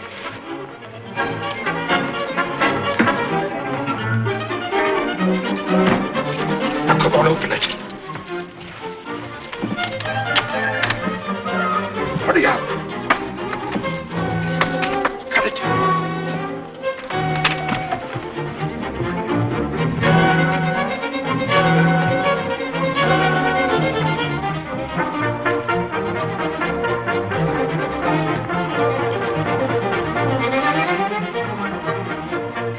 Kato, nobody can walk through solid walls unless he's a spook. But he's done it. You think the Hornet is supernatural? I wouldn't put it past him. And to think I was face to face with him and me without a gun. What's all the excitement, boys? The Green Hornet was here, himself in person, and got away. Well, what could he possibly want here? He was looking for me. It calls for an explanation. Oh, it was about that note I signed. He gave it back to me. Let's all go in the other room where we can sit down and talk it over. So, the Green Hornet brought you back your note, eh, Fulton? Yes, Reid, but now that I have it, what shall I do with it? We'll pay it back when it comes due. You're right. The extra 30 days my note has to run will enable me to save my investment. Thanks for all you've done for me, Reid. I certainly appreciate it. Good night. Good night. Oh, sure, 'tis a black day for me, so it is. To have the Green Hornet so close to me and then let him slip through me fingers. Oh, Michael, if you don't catch the Green Hornet, I don't know who will. Good night, sir. Good night.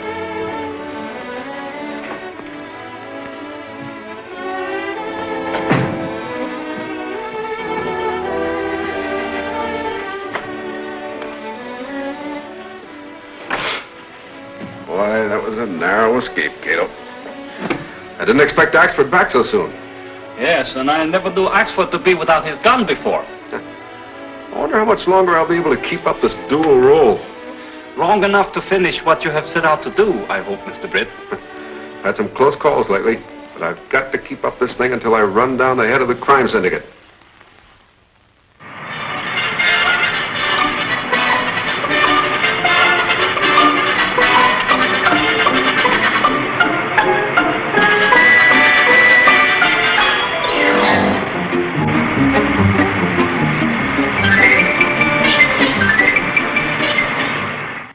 Can you imagine that, boss?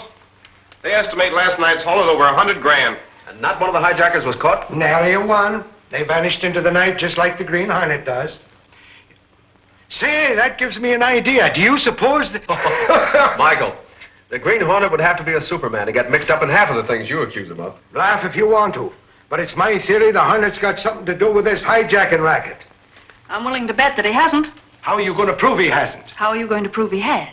Well, Michael, you should know better than to slander the Green Hornet when Case is around. You know, sometimes I almost believe she's in cahoots with the night-riding devil. Well, he'd better stay out of this deal. I heard the police were tipped off. The police? Yeah.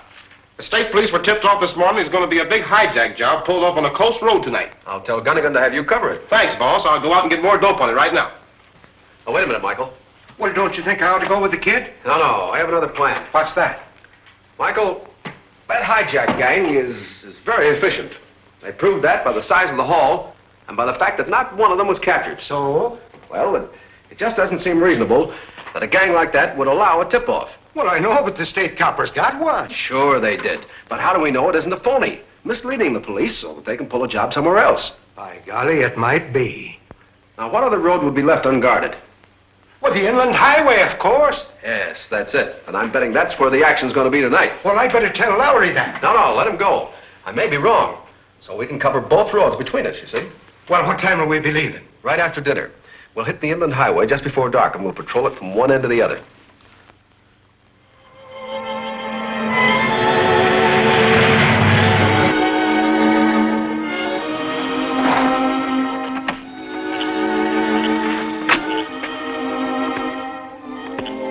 You stay here. I'm going to watch those fellows from the edge of the bank. I'll be right on the job if anything happens.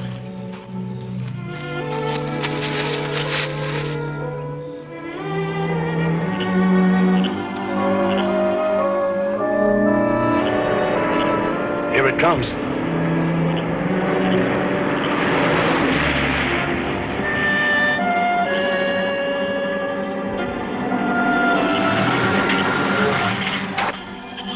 All right, you, get out. Come on. Now do as you're told, buddy, and you won't get hurt. All right, you guys, tie him up and put him in that truck.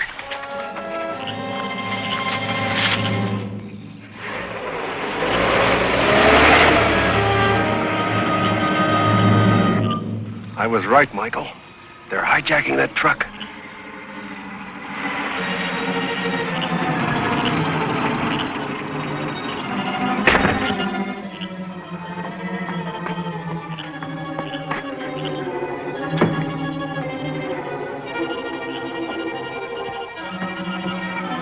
The nerve of them, right on the public highway. Yeah, it's their nerve that helps them get away with it. Looks like an ordinary breakdown, transferring goods from one truck to the other. Well, shouldn't we be doing something about it? Now, for the time being, we'll just watch.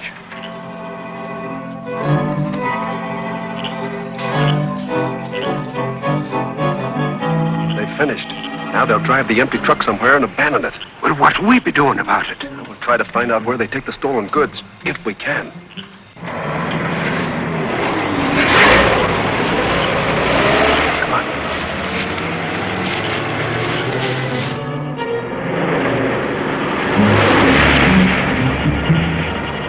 We'll trail them at a safe distance. There's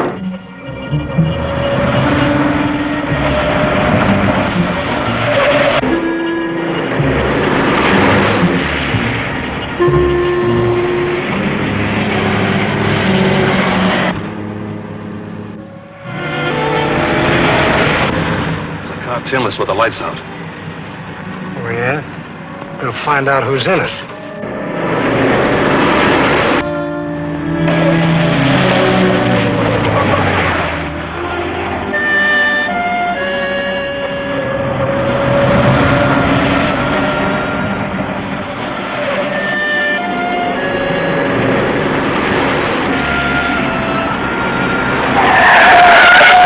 Hold it, Mike. I'll be back. Stop that shooting, you fools! Get out of that car. Well, if it isn't my old friend Axford. And the other guy must have been Britt Reid. Well, Dolan will get him. Says you. Get over that car.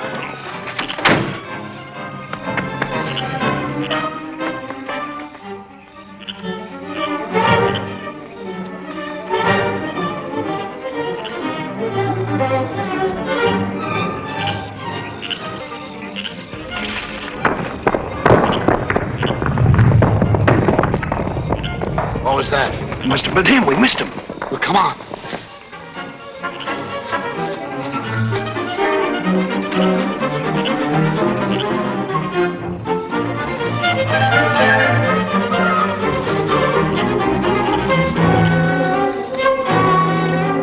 Why don't we leave this guy in the ditch? Because we can use him to trap Reid.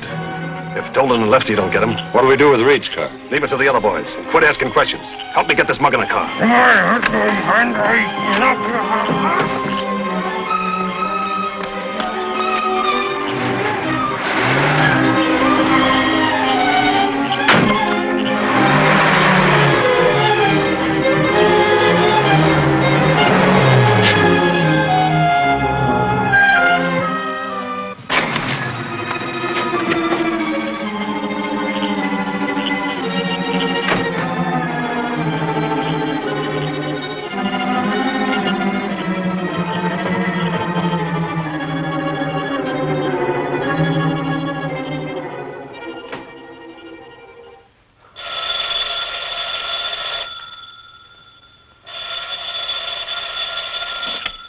Hello, Mr. Reid's apartment. Hello, Kato.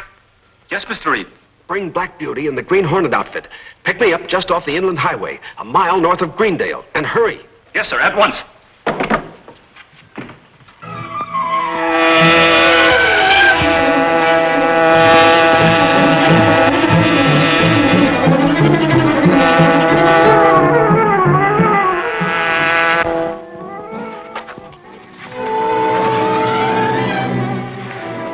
Cut your lights. Turn to the right and keep going until you come to a big farmhouse.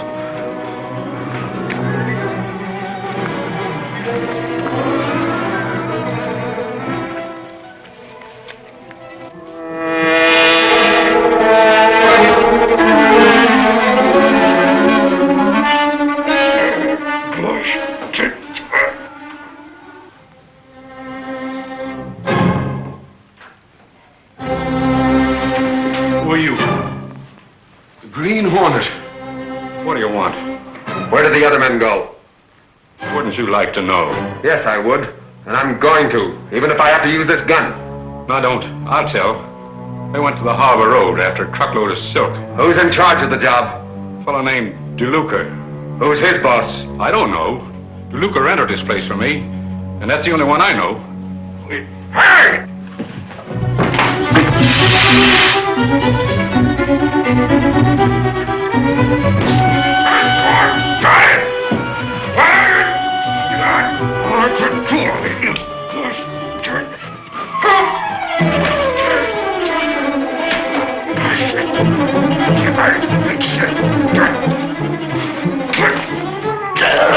Dirty devils. I'll fix them. There they are. I recognize their car.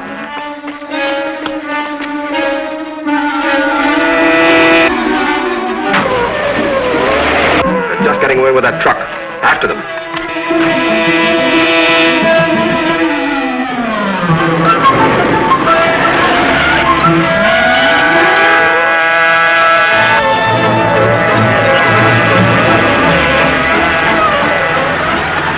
Stop this truck.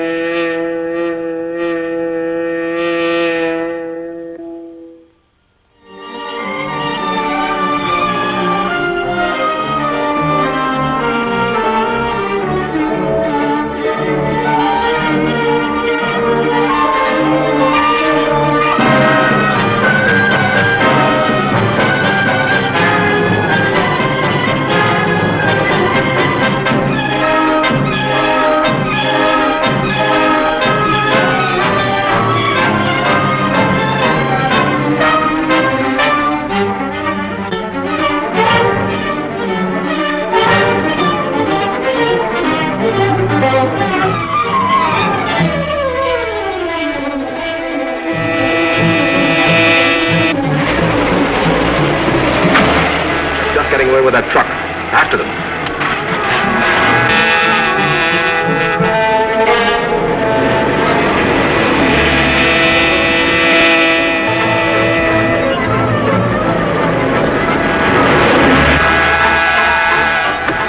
Stop this truck.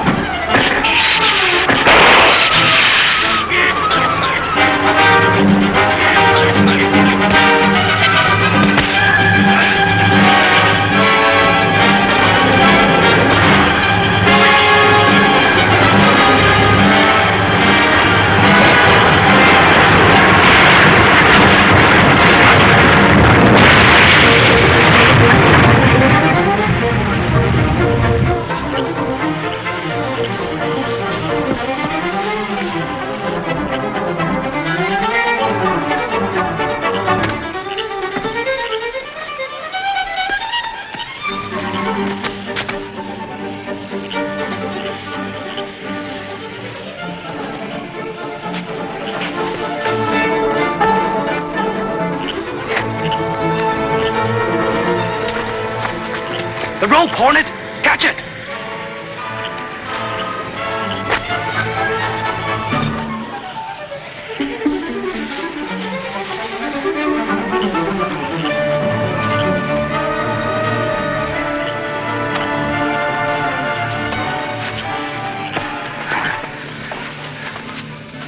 Oh, thanks. That was a very bad place to fall. It could have been worse. I jumped just as the truck went over the edge. The men who were fighting with you in the truck? They're still alive. I saw the guard pulling the driver who was gassed out of the cab. The police? They'll get the hijackers and the truckload of silk. Come on.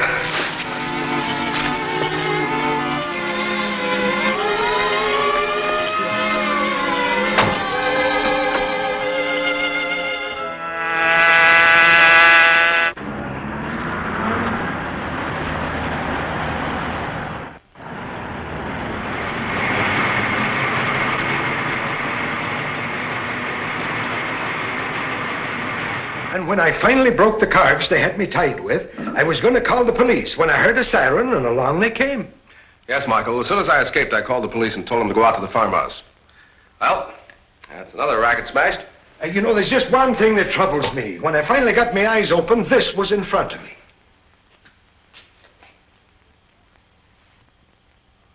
The seal of the Green Hornet. That's odd. Odd, you say? Ay, Gory, it's magic. Yes. Yes, all right. I guess we can depend on those truckmen. Sure, they don't know a thing. Our agent across the border is waiting for a consignment of 6, 8, and 12-cylinder motors for the equipment of mechanized units. We can't buy service motors unless we make a statement of their destination. We're not going to buy them. We're going to collect them. We won't get away with it if this rag the Sentinel continues to interfere. Did you read that? Ordine, you talk too much and do too little. You were detailed to take care of Britt Reid months ago. I'd have got him, too, if the Green Hornet hadn't interfered. Yes, that's right. The Green Hornet, a lone wolf who plays your own game and makes monkeys out of all of you. Oh, that's enough. Now for the getting of these motors. It's got to be done efficiently and quickly, and finished before the police can organize to combat it. I have here a list of recent purchases of motors of the type we need, with duplicate keys to the door and ignition of their cars.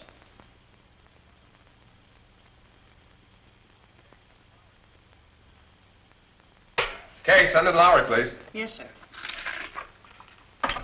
Chief wants you, Lowry.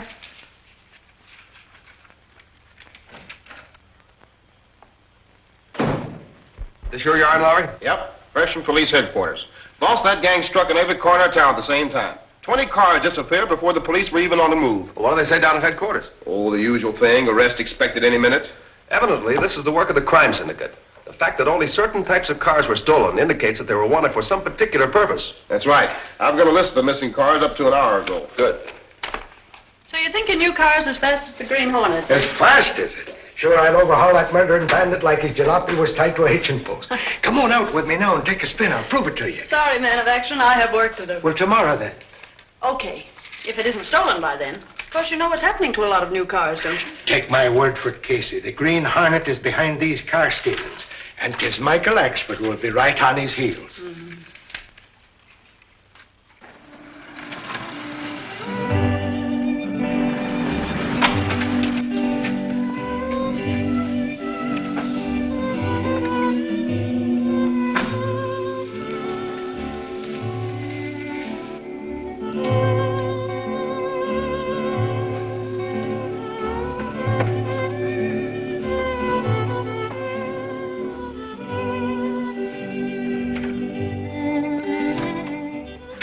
couple of Krogan's men outside.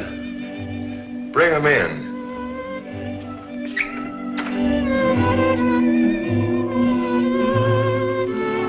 Hello, Haggis. Hi. You know Bourdain? How are you? Hello. You guys are overdoing this car stealing racket. Why try to get them all at once?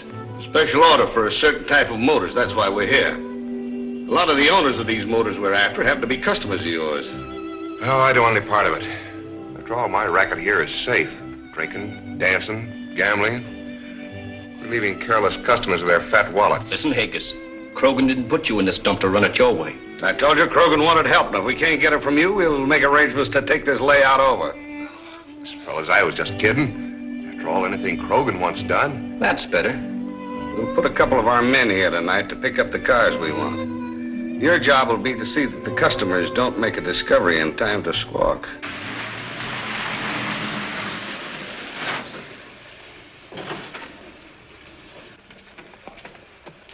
Surely the car'd do 100 if you hadn't squawked. If I hadn't squawked, you wouldn't have a car by now. All right, Casey. Now, just to keep peace in the family, I'll buy you a drink of soda pop. Haggis isn't the right man to run a place like this. No, he's got no nerve. I'm surprised the chief put him in charge. Well, what's the matter? Who are those men? 2 of the murdering thugs that tied me up at Miss Grayson's house. Oh, sure, if I didn't have you here, I could bag them both. I'm sure you could, Michael. Well, we better report this place to Reid. Come on.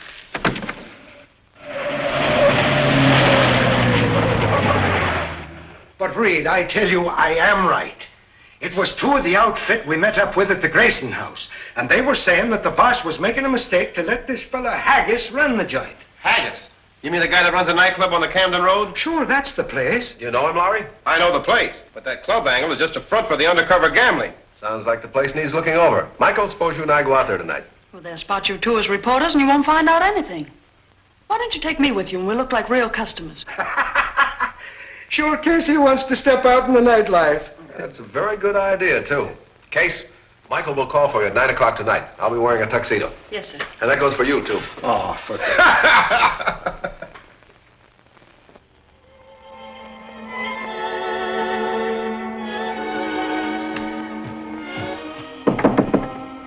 All right, Reid. Casey's down in the car. I'll be right down, Michael. You understand what you're to do, Kato? Yes, sir.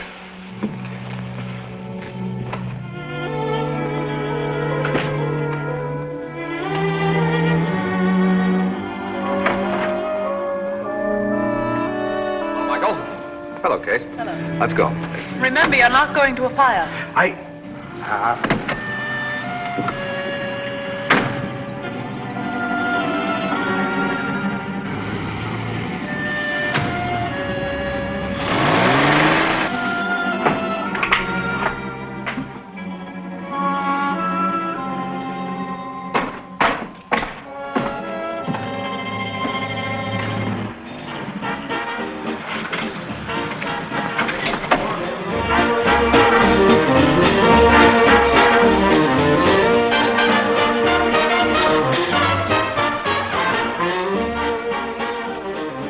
Something more, sir?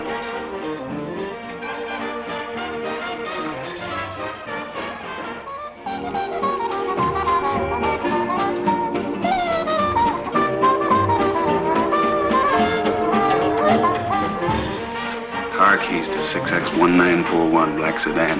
6X what? 6X1941.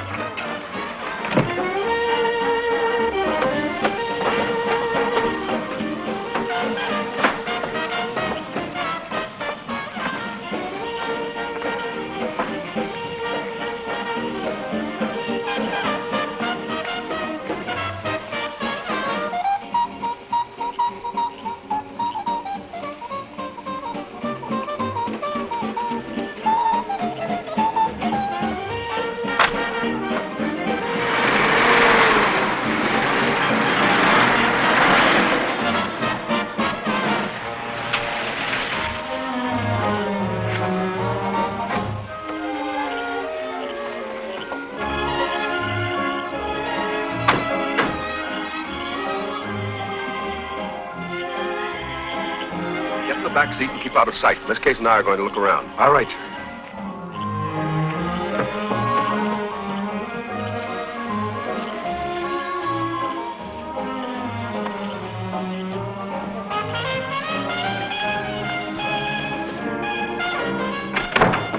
Reid just drove up.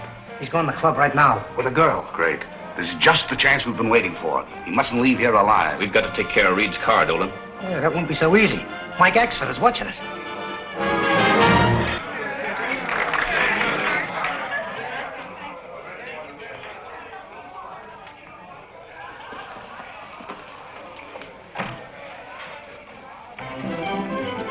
Look like a den of thieves. Looks like a respectable place. That's what it's supposed to look like. Two, please.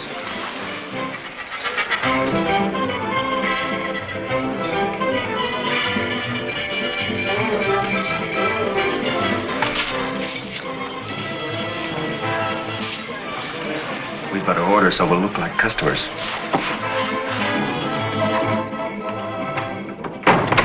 Jerry's serving him at a table near the door. Can't do anything out there.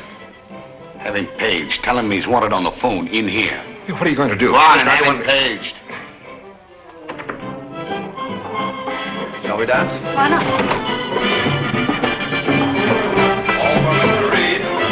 All for Mr. Britt Reid. Here. Telephone call, Mr. Reid. The phone's in the office over there. Thank you. I'll be right in. Will you excuse me for a moment? I don't like this. Nobody knows you're here. Yes, Kato knows. I'll be right back.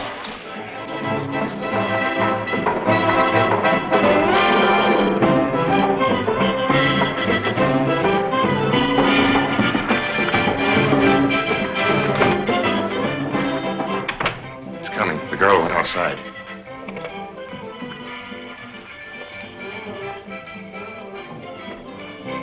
Come in, Mr. Reid. Phone's right here. Thank you. Put your hands in the air, Reid. Stay where you are. What's the meaning of all this? Shut up. See if he's got a gun.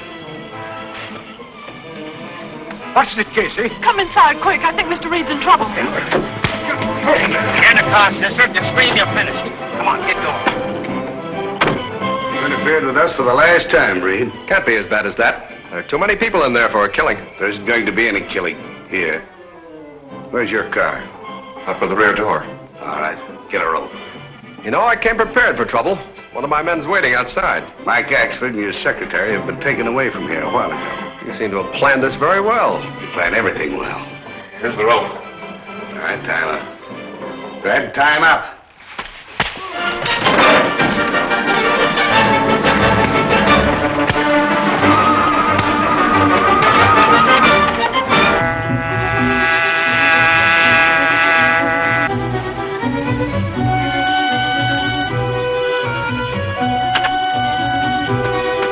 What is it, Mr. Britt? They've carried off Case and Axford. Carried off? Where? The Green Hornet has to find out.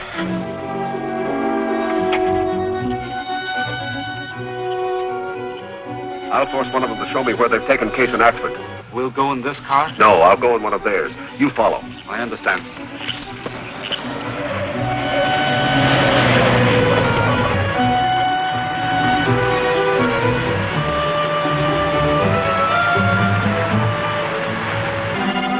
You know what Reid's escape means to us.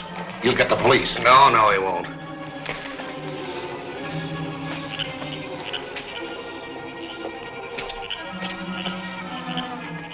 Reid won't dare make a move against you as long as we've got Axford and the girl. You got him safe. Where were they taken? To the warehouse where we're packing the motors. Axford goes out of there in a box when we ship him. We'll hold the girl to bring Reid to terms. You can do what you like with the big Irishman. He's given me plenty of trouble.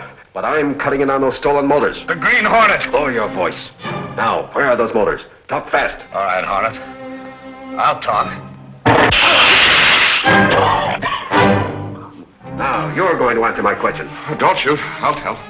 The motors are in a warehouse down on Grant Street. All right, start moving. Where? To your car. We're going to that warehouse.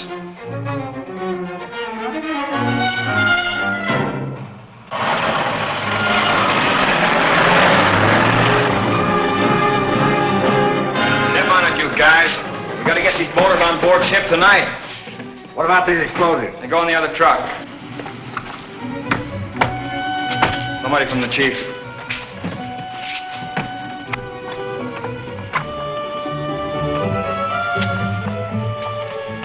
What's this? A couple of snoopers to be taken care of. Lock the door.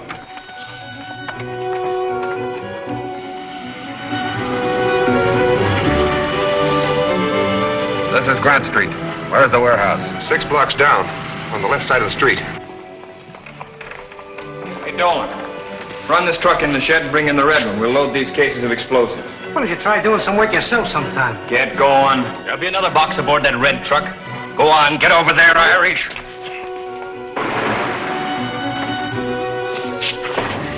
You dirty mug. Turn the girl loose or I'll... The girl will be taken care of.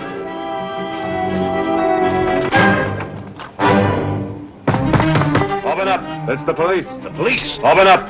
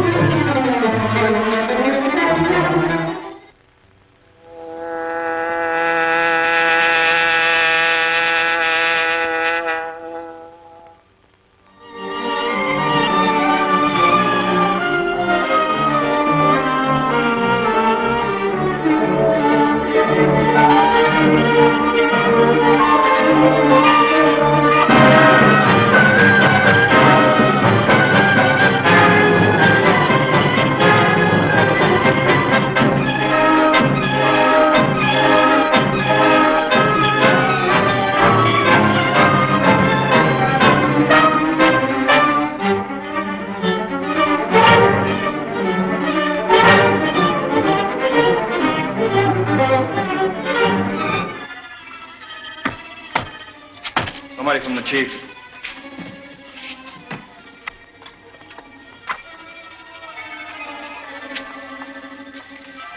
What's this? A couple of snoopers to be taken care of. Lock the door.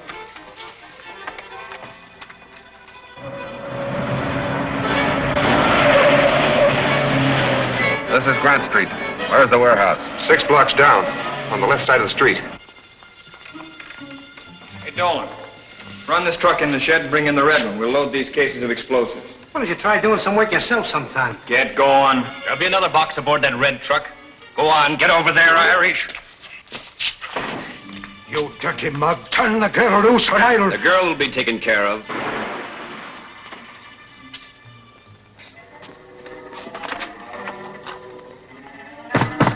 Open up. It's the police. The police? Open up.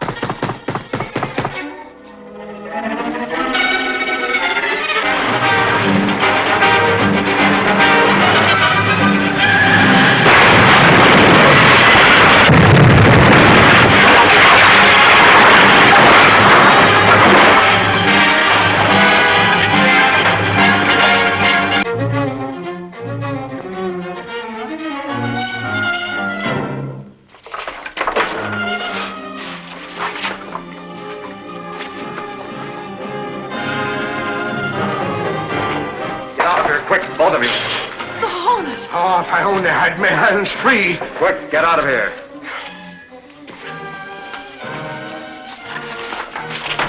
You're not hurt, sir? I'm all right. Quick, this way.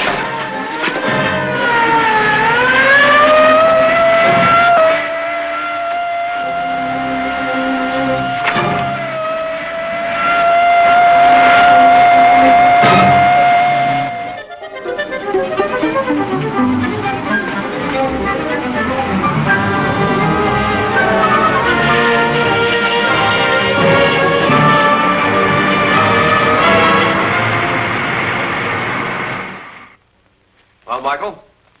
It looks like the Green Hornet did you a good turn last night down at the Grant Street warehouse. Ah, sure, he was just trying to get on me good side so I'd lay off trying to run him down. Boss, if I got a story. What is it? A new angle on the big fire last night. You mean the one down at the Crawford warehouse? Yeah, I went down to the Ruins trying to get a story from Crawford. Any luck? No, he wouldn't talk to me, but he talked to this guy plenty, his watchman. Jasper Vale, sentenced for arson, paroled 6 months ago. You mean he was the watchman at the warehouse that burned? That's right. I recognized him and dug his picture out of the morgue. Paroled Officer Russell Spencer. Case. Get me Russell Spencer down at the parole office, please. Yes, sir. Lowry, I think you've got something here. Crawford has had 3 fires in the last 6 months. Just the length of time this fellow Vale's been out of the pen. Mr. Reid calling Russell Spencer. Just a minute. Yes, Case. I have Mr. Spencer for you. Thank you very much. Hello. Hello, Mr. Spencer. This is Britt Reid of the Sentinel. I'm trying to locate a man by the name of Jasper Vale. Oh, he did? Thank you. He just left Spencer's office to go to Crawford's home. He's still working for Crawford. Holy crow, we'll nab him at Crawford's house and bring him here. No, wait a minute. You get over there, and when he leaves, trail him. Okay. Right.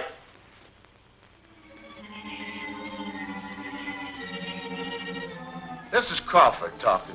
Listen, Krogan, I just had a call from Harrington, the adjuster. He says they're holding up payment of the claim. That claim is airtight, Crawford. If you did what I told you to do, we have nothing to worry about. They must have some reason for holding up the payment. They may have found something. Listen, Crawford, your job is to collect that insurance. See that you do it. What's that? Of course we're going to pull off the job tonight. Crawford will make more money on this deal than he ever made in his life, and he's squawking, eh? He's afraid some of that merchandise may have been discovered. Huh. How could it be discovered? That stuff's on its way to Europe. Those foreign agents sure work fast.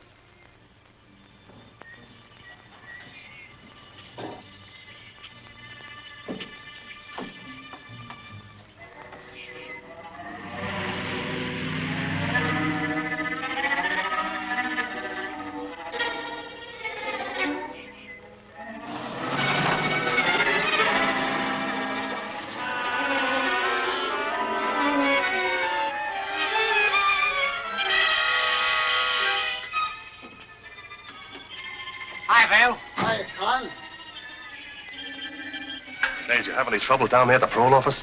For the sakes. I told Spencer I'm still working with Crawford. Looks like everything's here. Yeah, it's all here, all ready to roll. Gasoline, Excelsior, waste.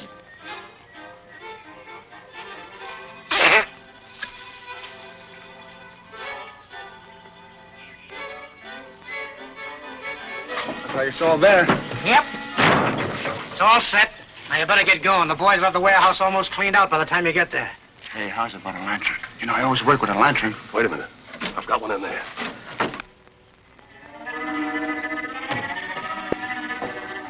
See you down the warehouse.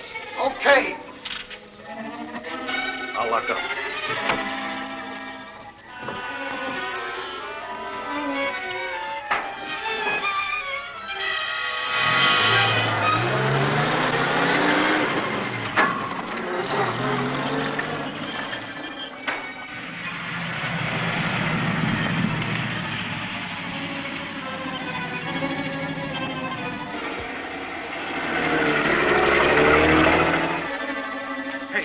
That's Vale in that truck. Where's he going? To some warehouse. But Dolan and that other crook, Taluka, had that truck loaded with something, and I'm betting it's dynamite. Come on, we better follow him.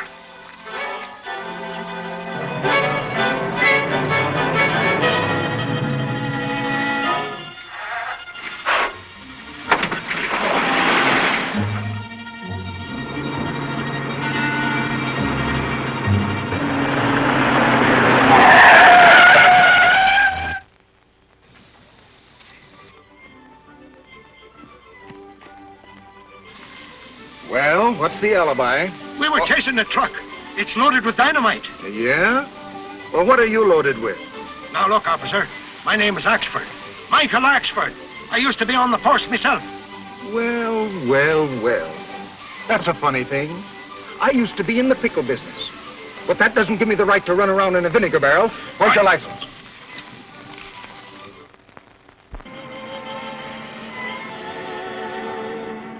You believe that Crawford is a party to the conspiracy? Undoubtedly. He fires an honest watchman to hire Vale, a paroled convict. Then come a series of fires, covered by insurance on merchandise that have been removed previously from the warehouse. If Axford and Lowry are right, those crooks are going to pull off something big tonight. The Green Hornet's going to find out where Vale delivered that truckload of explosives. Then we are riding to Crawford's home, 1762 Oakdale.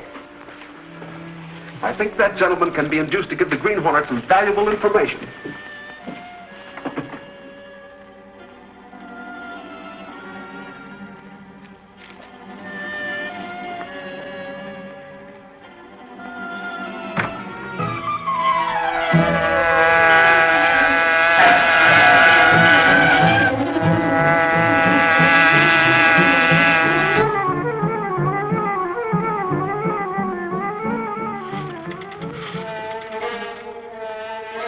Krogan, this is Crawford.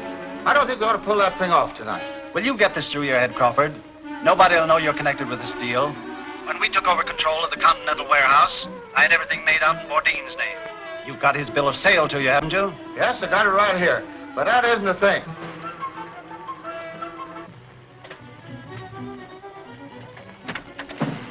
Wait here. All right, Krogan.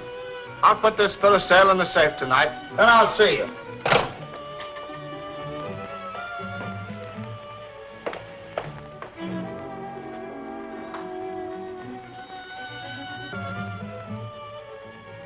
Hold it, Crawford. I'll take that bill of sale. Who are you and what do you want? Green Hornet. Yes, the Green Hornet, Crawford. And you know I don't stand for any foolishness. Hand it over.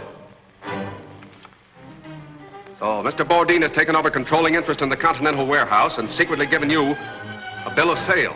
What business is that of yours? Plenty. I've got several things to settle with Mr. Bourdain. What are you going to do with that? Keep it.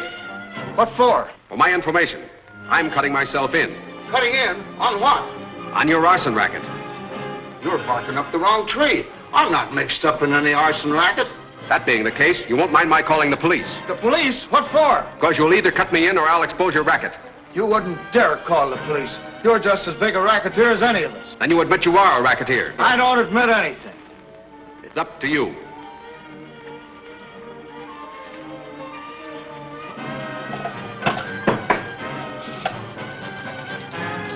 Operator, get me the police. Wait! Don't call the police. I'll cut you in. Now you're talking sense. What warehouse is Vale firing tonight? The one on Locust Street and Edge Hill Road. That's all I wanted to know.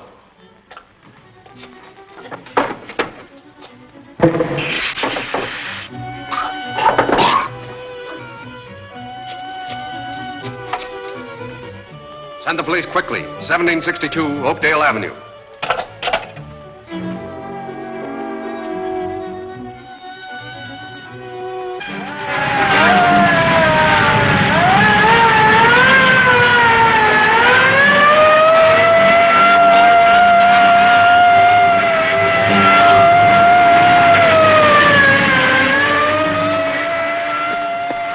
It's the warehouse at Locust and Edgehill.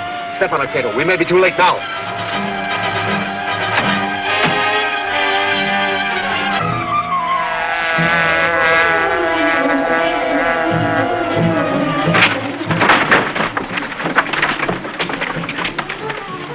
How soon will Vale be back? As soon as he establishes an alibi.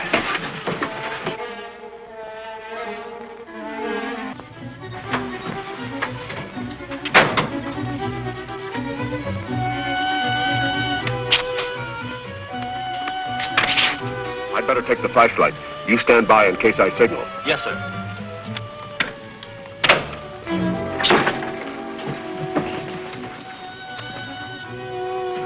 Well, that's the last of it. Good. Take it away, Jack. You fellas go with the truck. That sure was a big job. 16 truckloads of stuff. Yeah.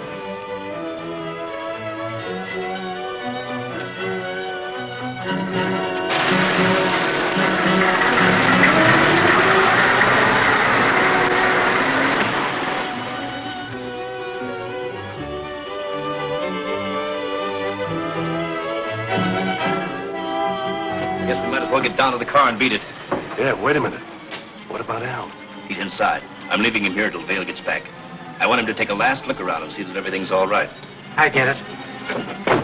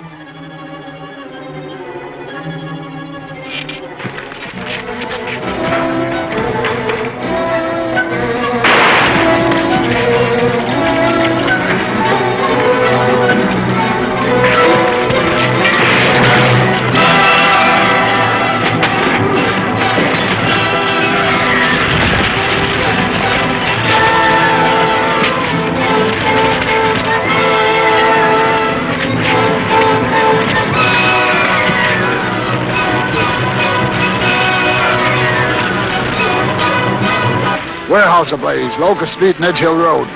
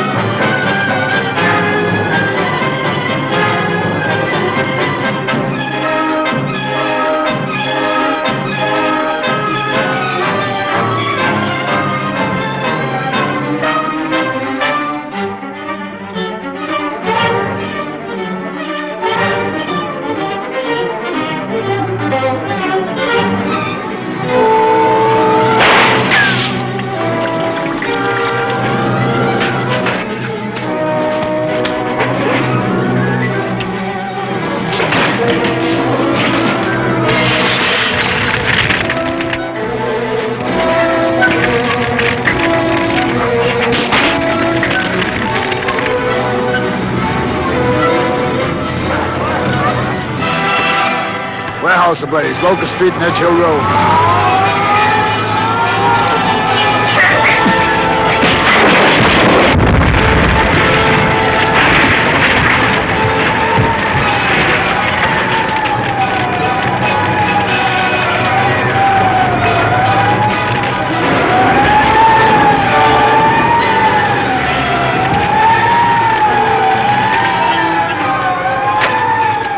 Get me to a telephone, quickly.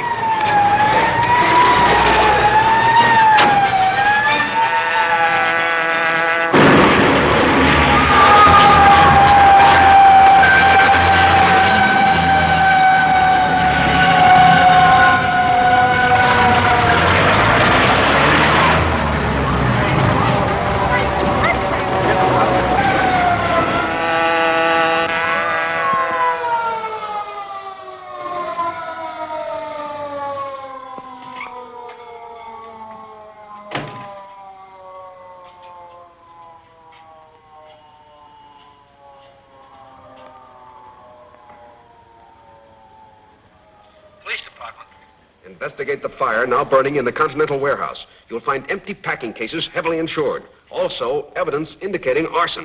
Who is this?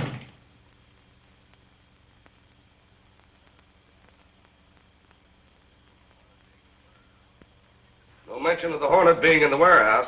Do you think the Sentinel's covering him up? No, Al is the only one who knew he was there, and Al isn't talking. It's a lucky thing I got Crawford away before the police arrived at his home. We still don't know how much Crawford told the Hornet. The Hornet sure wrecked our insurance deal. He wouldn't have if I'd followed my hunch and put Fanti on the job. You must have a lot of confidence in Fanti, making him head of the building association. Why shouldn't I have? He's put over everything I've asked him to. But he's got a bad reputation. That's what helps him grab control and hold it. The association members don't want him. Well, they've got him. If we lost control of the association, we'd lose a cool $1,000,000. But Fanti will swing them into line or wreck it. Oh, I'm afraid the Sentinel will blast him clear out of town. Oh, no, they won't. They won't dare attack the association or anything it does. I hope you're right.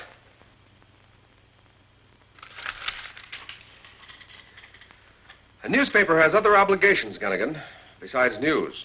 It has a duty to the public. You know, freedom of the press doesn't mean much unless we use that freedom, and for the public good. But an editorial attack on the head of a big association is dynamite. He's head of that association because of force, not because they want him. Fanti is a known racketeer, and the Sentinel's going to keep on telling the people that until he's thrown out. Well, all the men working under him are on the level. Of course they are, but they're scared stiff. I don't blame him. Fanti doesn't use kid gloves. Brass knuckles are more his style. I just got a phone call. It's about Fanti. From whom? A guy that wouldn't give his name. I just happened to answer a phone in the city room. And... Will you please learn to get to the point? Holy crow, I will if you'll let me. Take it easy, Michael. The guy said he called because the Sentinel was trying to toss Fanti out of the association, and he wanted to help. Well, what does he propose doing? Well, I don't know, but he wants me to meet him in the Dark Canyon Road tonight. He told me to come in a car alone and to blink me lights twice. All right, go ahead. Will I go, Reid? Yes, if you can get anything on Fanti, you're in line for a bonus. You'll be there and right on time. Yes, sir.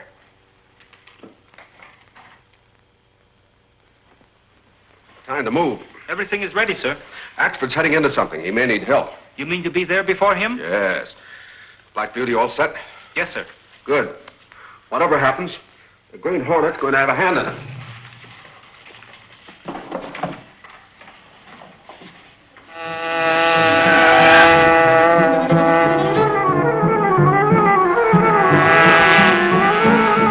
Slow down. Axford's swinging off the road. Park under those trees ahead and stand by. I'll go closer and watch.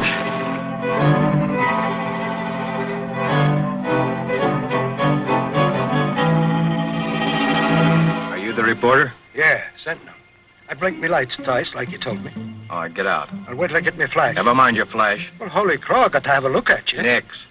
I'll give it to you in the dark.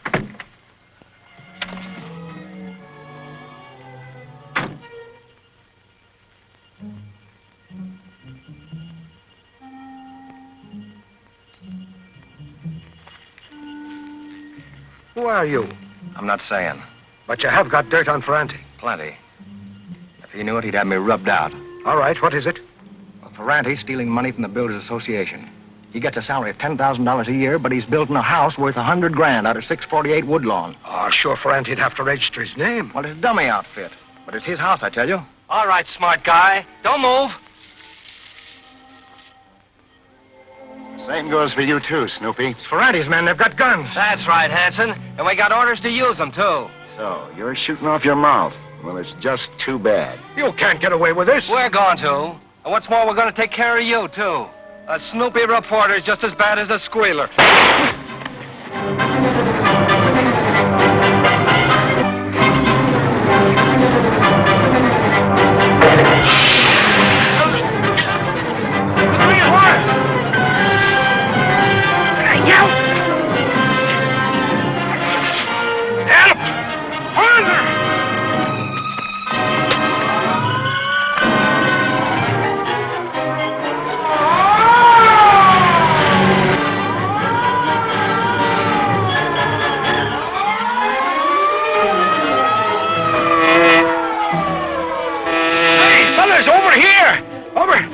What's going on there?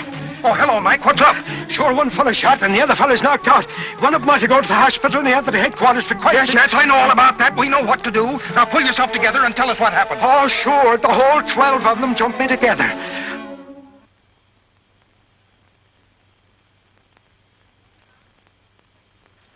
Pretty good story, Lowry. Thank you, my public. Yes. Yes, sir. Boss wants you, Lowry. Aha!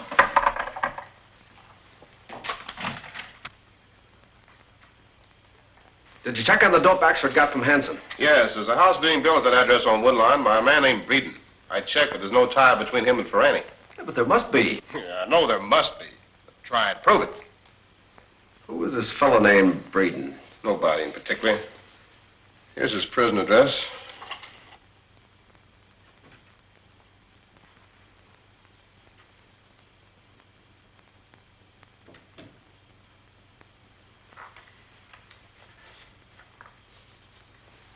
Britt Reid in there? Yes. What name, please? Never mind, I'll announce myself. Which one of you guys is Reid? My name is Reid. Pretty young to be running a paper like the Sentinel. Yeah, ain't bad. My name is... I know your name, and I don't like it. What do you want here, Ferranti? Pretty snappy story you run about me this morning, wasn't it? I come up to tell you I don't like it, see?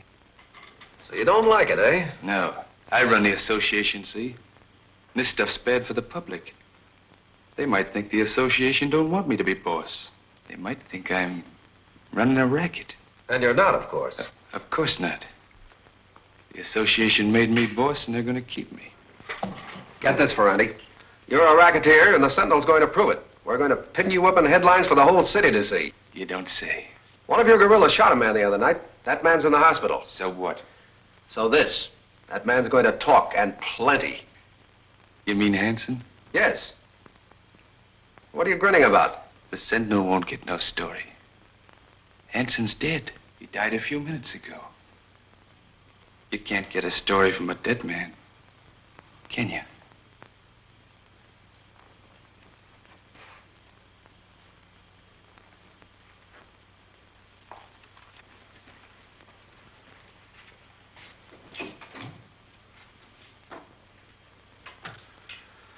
Well, with Hanson gone, that leaves Axford's word against Snipes. You know what a clever lawyer would do with Axford. You don't have to tell me. Sentinel's up a tree. Have the police released Snipe yet? Yes, Ferranti's lawyer showed up with a writ of habeas corpus. Oh, Ferranti will get Snipe out of town fast. Which leaves us exactly nothing. Of course, there's Axford's theory. What, another one? No, the same one. Oh. Hello, Breeden. This is the Green Hornet. The Hornet? Why, what do you want with me? I know all about the game you're playing with Ferranti. Why, I don't know what you're talking about. Oh, yes, you do. And I'm going to cut in. You're going to sell me that house. Cheap. Sell it to you? Why, you're crazy. Ferranti'd kill me. I've made up my mind, Breeden. I'll be seeing you. Got the bill of sale ready? Yes, sir. All right, keep your gloves on so there won't be any fingerprints on it. All right, let's go. Where to? Ferranti's office. I learned about him today. He'll be there. See, today was payday for Ferranti.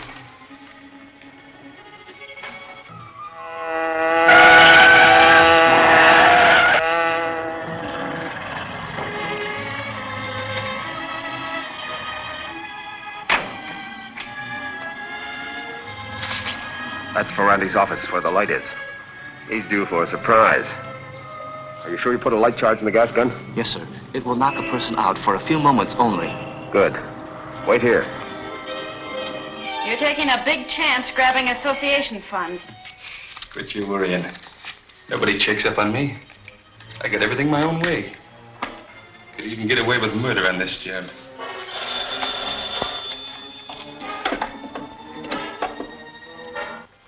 Yeah?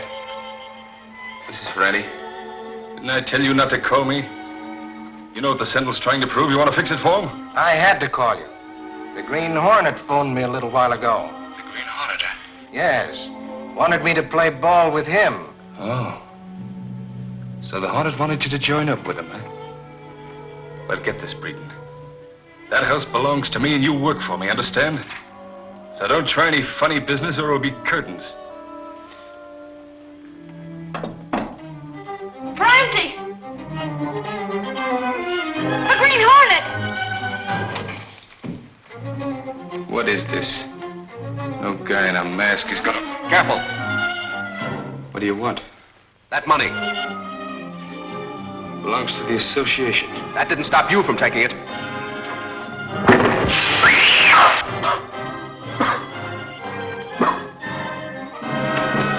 Killed him.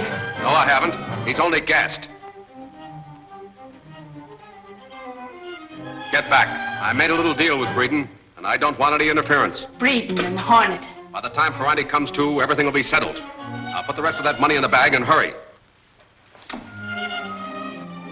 Ferranti's getting off easy. He's not only a racketeer and a murderer, but he's wrecking an association of honest working men, undermining its morale, murdering those who protest.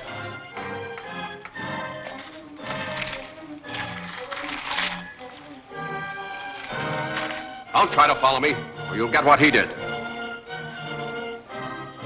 Ferranti! Ferranti!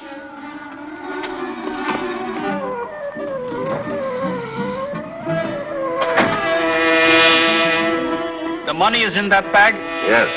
I'd like to turn it over to charity, but it belongs to the Builders Association. The best way to get it back to them is to carry out our plan. Then we will go to Mr. Breeden's? Yes, quickly. No. It's no trick, officer. The Hornet said he'd be here. Yes, that's right.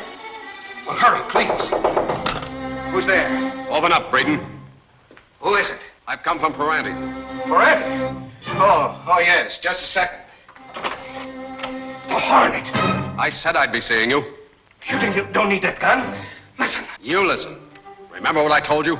I can't play ball with you, Hornet. Ferranti'd skin me alive. Breeden and the Hornet are working together. Breeden's double-crossed you.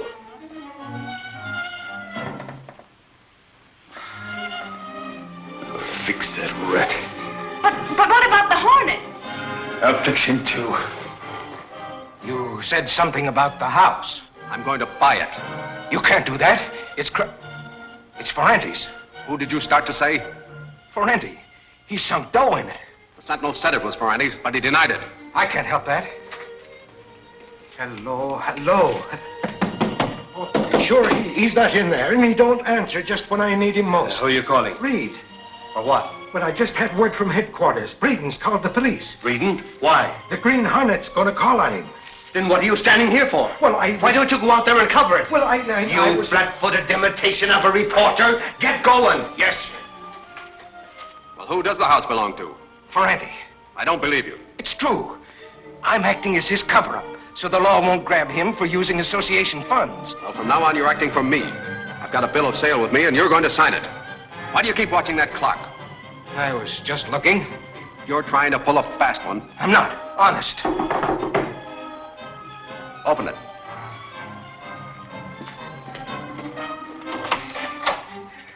Inside Chisler. Ferranti! I thought it was the cops. You and the Hornet, eh? Pulling a fast one. Well, I'm I'm gonna get him, too. Where is he? He's not here. I didn't. What's that? It's my dough, ain't it? I couldn't help it. He made me. He had a gun. What do you think this is, a water pistol? All I know is you and the Hornet crossed me up. Well, now I'm gonna... Hold it, Ferranti.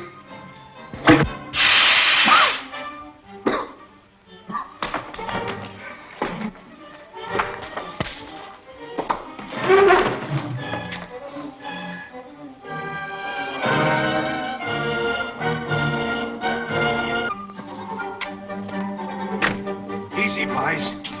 This Hornet's a slippery one. Now, here's what we better do. Help me get him out of here. We can't go that way. The police are in front. Where's Ferranti's car? In back, behind the garage. We'll take him out that way.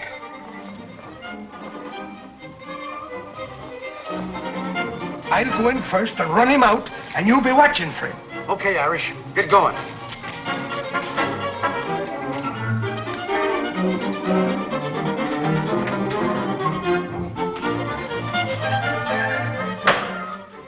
Where is he? Are you an officer? I'm as good as one. Well, you came just in time. Ferranti tried to shoot me. Ferranti?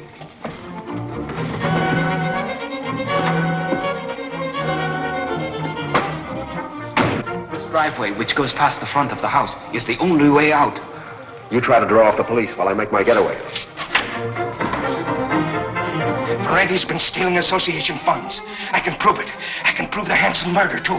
Ferranti planned it. Holy crow, why didn't you say that before when I asked you? Because my life wasn't in danger then, but now it is.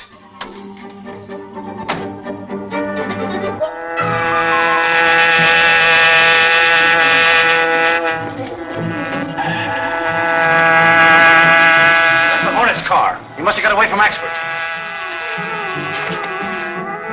Suffering snakes, the Green Hornet. I was forgetting all about him. You wait here till I come back.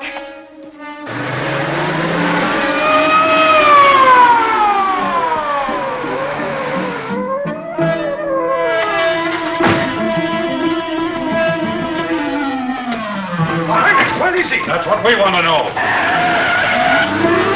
There he goes. Oh, wait a minute. I got a prisoner in there by the name of Reid. Hold him for me.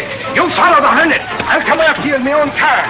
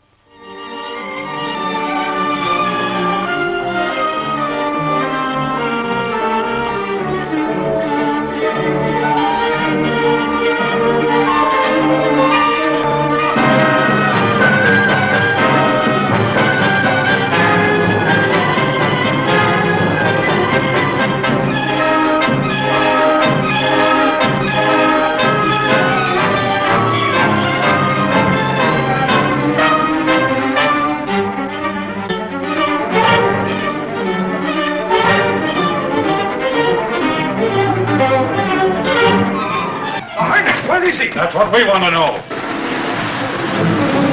There he goes!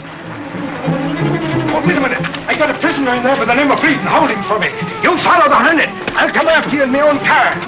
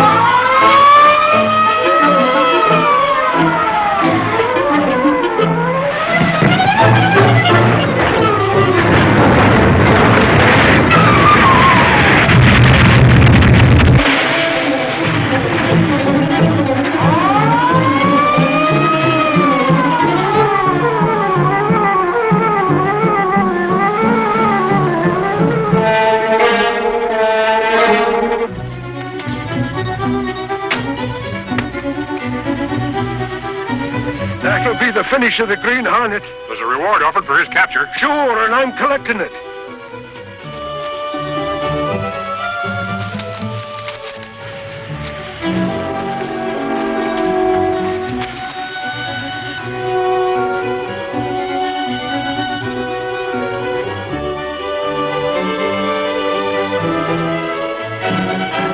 That's not the Green Hornet, that's Fanti, boss of the Builders Association. And he's dead. But by golly, the Hornet's here someplace. I seen him driving the car.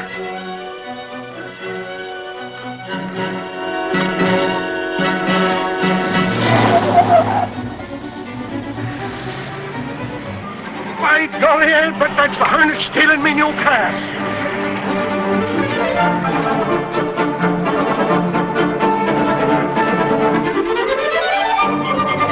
Beautiful car. That dirty... Say, that was the Green Hornet, all right. Here's his seal. Climb in, we'll get him. Get him? With him driving my car? Sure, we haven't got a chance.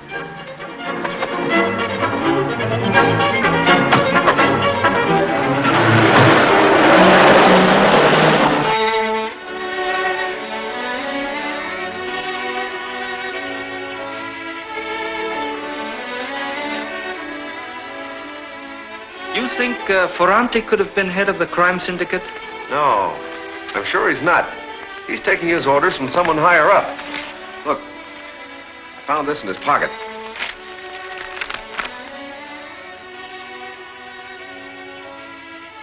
Who is this Krogan? I don't know, but I think the Sentinel could find out. Someone sent it an anonymous letter. I understand.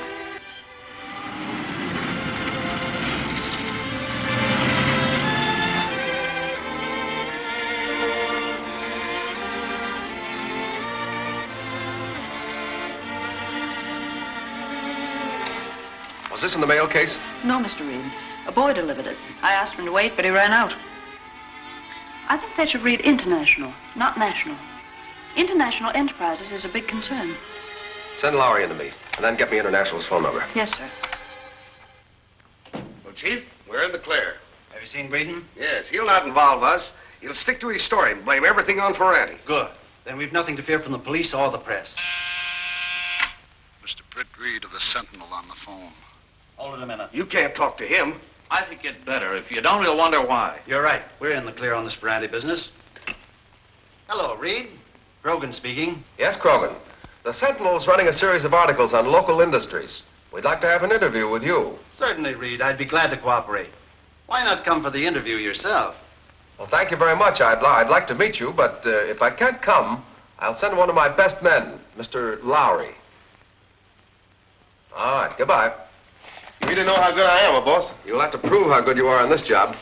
If this anonymous letter means anything, there's a connection between Krogan and the crime syndicate. Suffering snakes.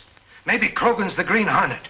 Let me talk to him. Sure, I've seen the Hornet so often I know just what he looks like behind the mask. I'm afraid Krogan isn't the Hornet, Michael. And we'll let Lowry do the talking. Oh, but I've seen him so many times. All right. You've also seen the members of the crime syndicate. Now, while he's in Krogan's office, you watch the building. If any of those men come out... I'll nab the spalpeens. You'll do nothing of the kind. You'll trail them. Find out where they go and report to me. Now, on your way, both of you. Harper, You heard him.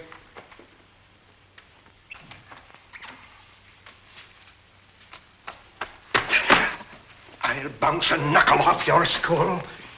I have a strong suspicion that the Sentinel has discovered something connecting international enterprises with our syndicate. Sure, and when Reid starts anything, he never quits. If Reid suspects us, he'll have the building watched. Yeah, and he and his reporters know me and some of the other men by sight. That's what I'm getting at. Stay away from this building. Communicate with me through Kane's office. Now clear out before that reporter gets here. That's the building over there. Suffering snakes. What's the matter? You getting punching? There's one of them now.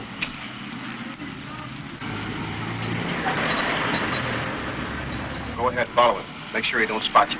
You're telling me, a veteran sleuth, you young smart aleck.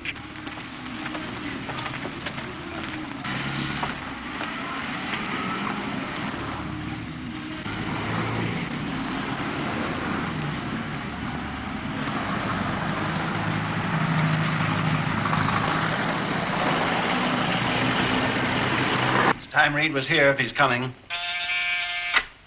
Mr. Lowry of the Sentinel to see you. Lowry. I thought so. Reid is too cagey to come himself. Gonna let this reporter get away? Of course. He won't get anything from me. Keep under cover. Send Mr. Lowry in. Mr. Krogan? Mr. Lowry? Alone? Why, yes, why? I thought Mr. Reid might come with you. Mr. Reid was unable to come. He's busy with the district attorney about this Fanti case. I see.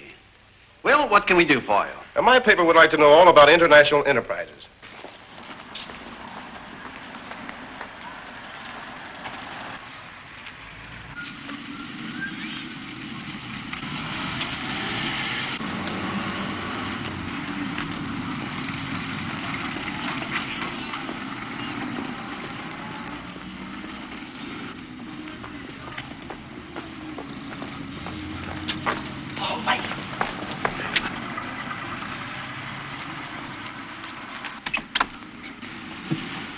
Axford's tailing me. Good, now's our chance to get him. We've got to beat it.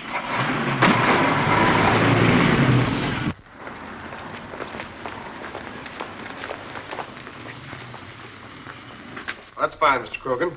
I had no idea your company was connected with so many industries. No, we're quite a concern. Business is increasing every day, and we give our customers a fair return on their investment. I'm sure you do.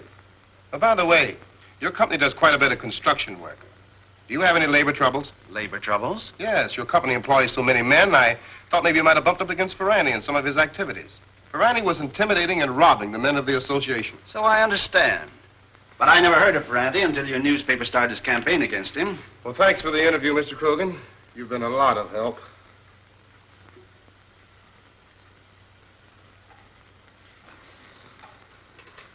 Think they've got anything? I don't know.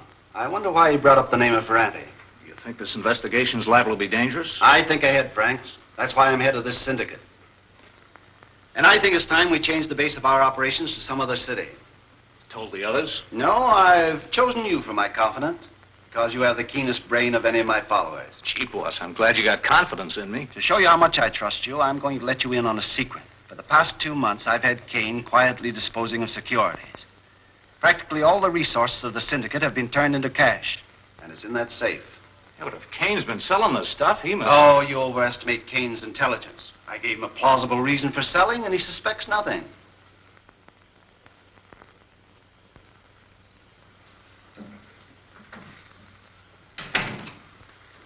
Tower and some of the others are outside. Send them in.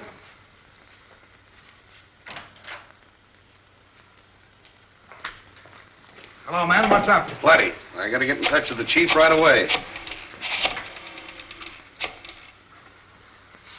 Hello, Krogan. You were right. Reid did have the building watched. Mike Axford tailed us and... No, we didn't get him. The police interfered. All right. Keep away from this building. I'll communicate with you through Kane. One of Reid's men spotted Tower leaving here.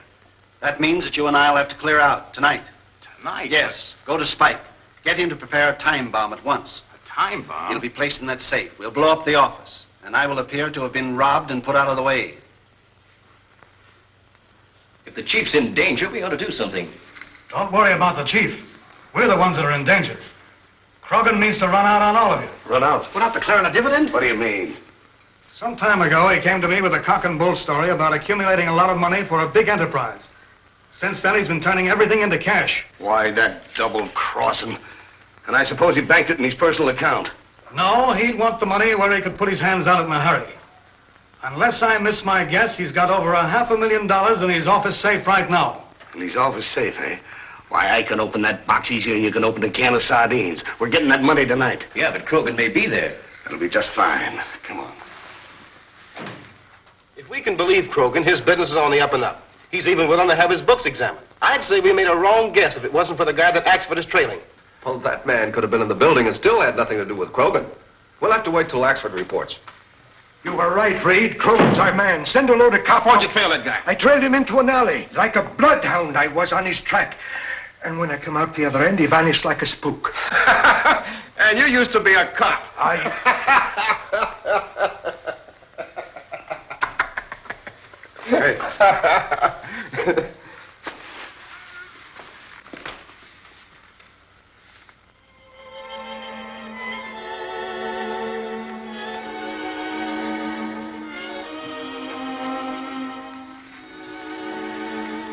Kato, Mr. Axford is asleep. Good. He might decide to do something on his own and spoil our plans. Lock the door.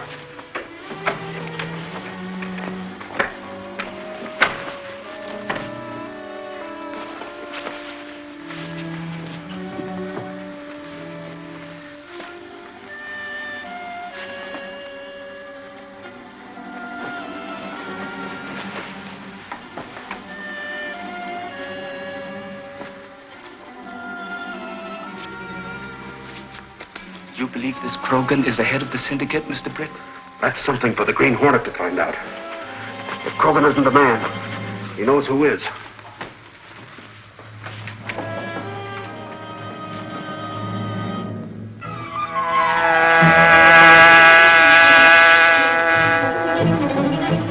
Get the cases.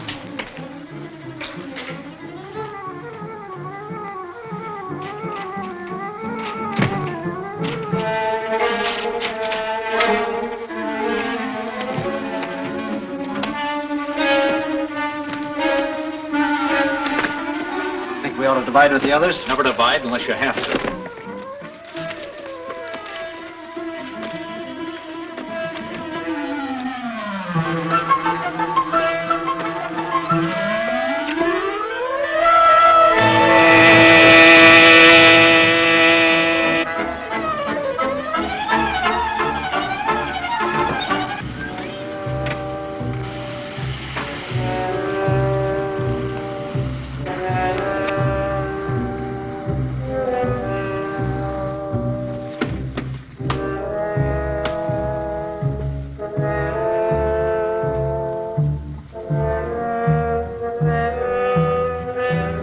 How much time have we? 15 minutes. She'll crack at midnight. You still think I'm right about not dividing, don't you, Franks? Absolutely right, Krogan. Drop that gun, Krogan. Green Hornet. Indulging in a little private murder, eh, Krogan? Get back to your desk. What do you want? The head of the crime syndicate. And I think I've got him at last. You've guessed right, Hornet. I am the head. And you're here for a cut-in. But you'll have to talk fast. What's the rush? I'm leaving here in 5 minutes to catch the China Clipper. I want more than a cut-in. All right. What is it? A written statement listing all your associates. There's $500,000 in those cases. I'll give you the statement you want. On one condition. That we split the money 50-50. But I've got to get away from here. Take up your pen. I'll dictate the terms. There's a light. Someone's up there. All the better. We know what to do with him.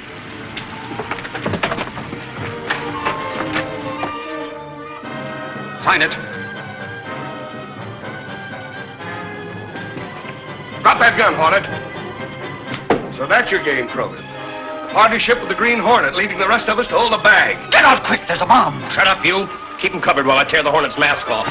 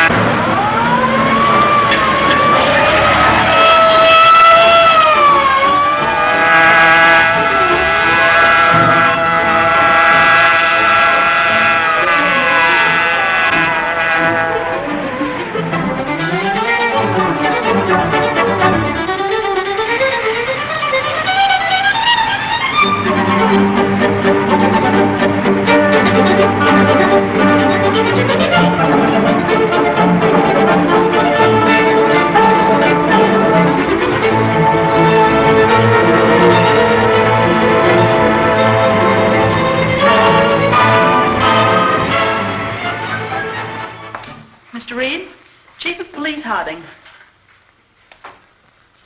How do you do, Mr. Reid? Hello, Chief. Glad to have you here. I hope it's not official business. Well, in a way, it is. Krogan's confession, which reached us anonymously, has enabled us to arrest most of his followers in the last 48 hours. Oh, that's splendid. Because of the important part played by the Sentinel in breaking up this crime ring, the mayor has empowered me to present to you this badge of honorary police commissioner.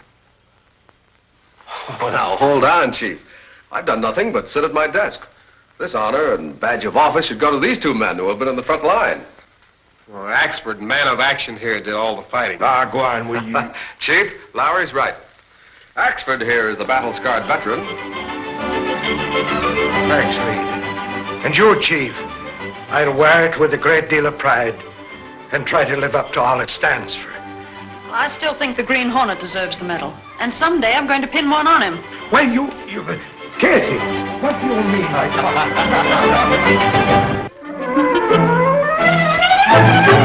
talk?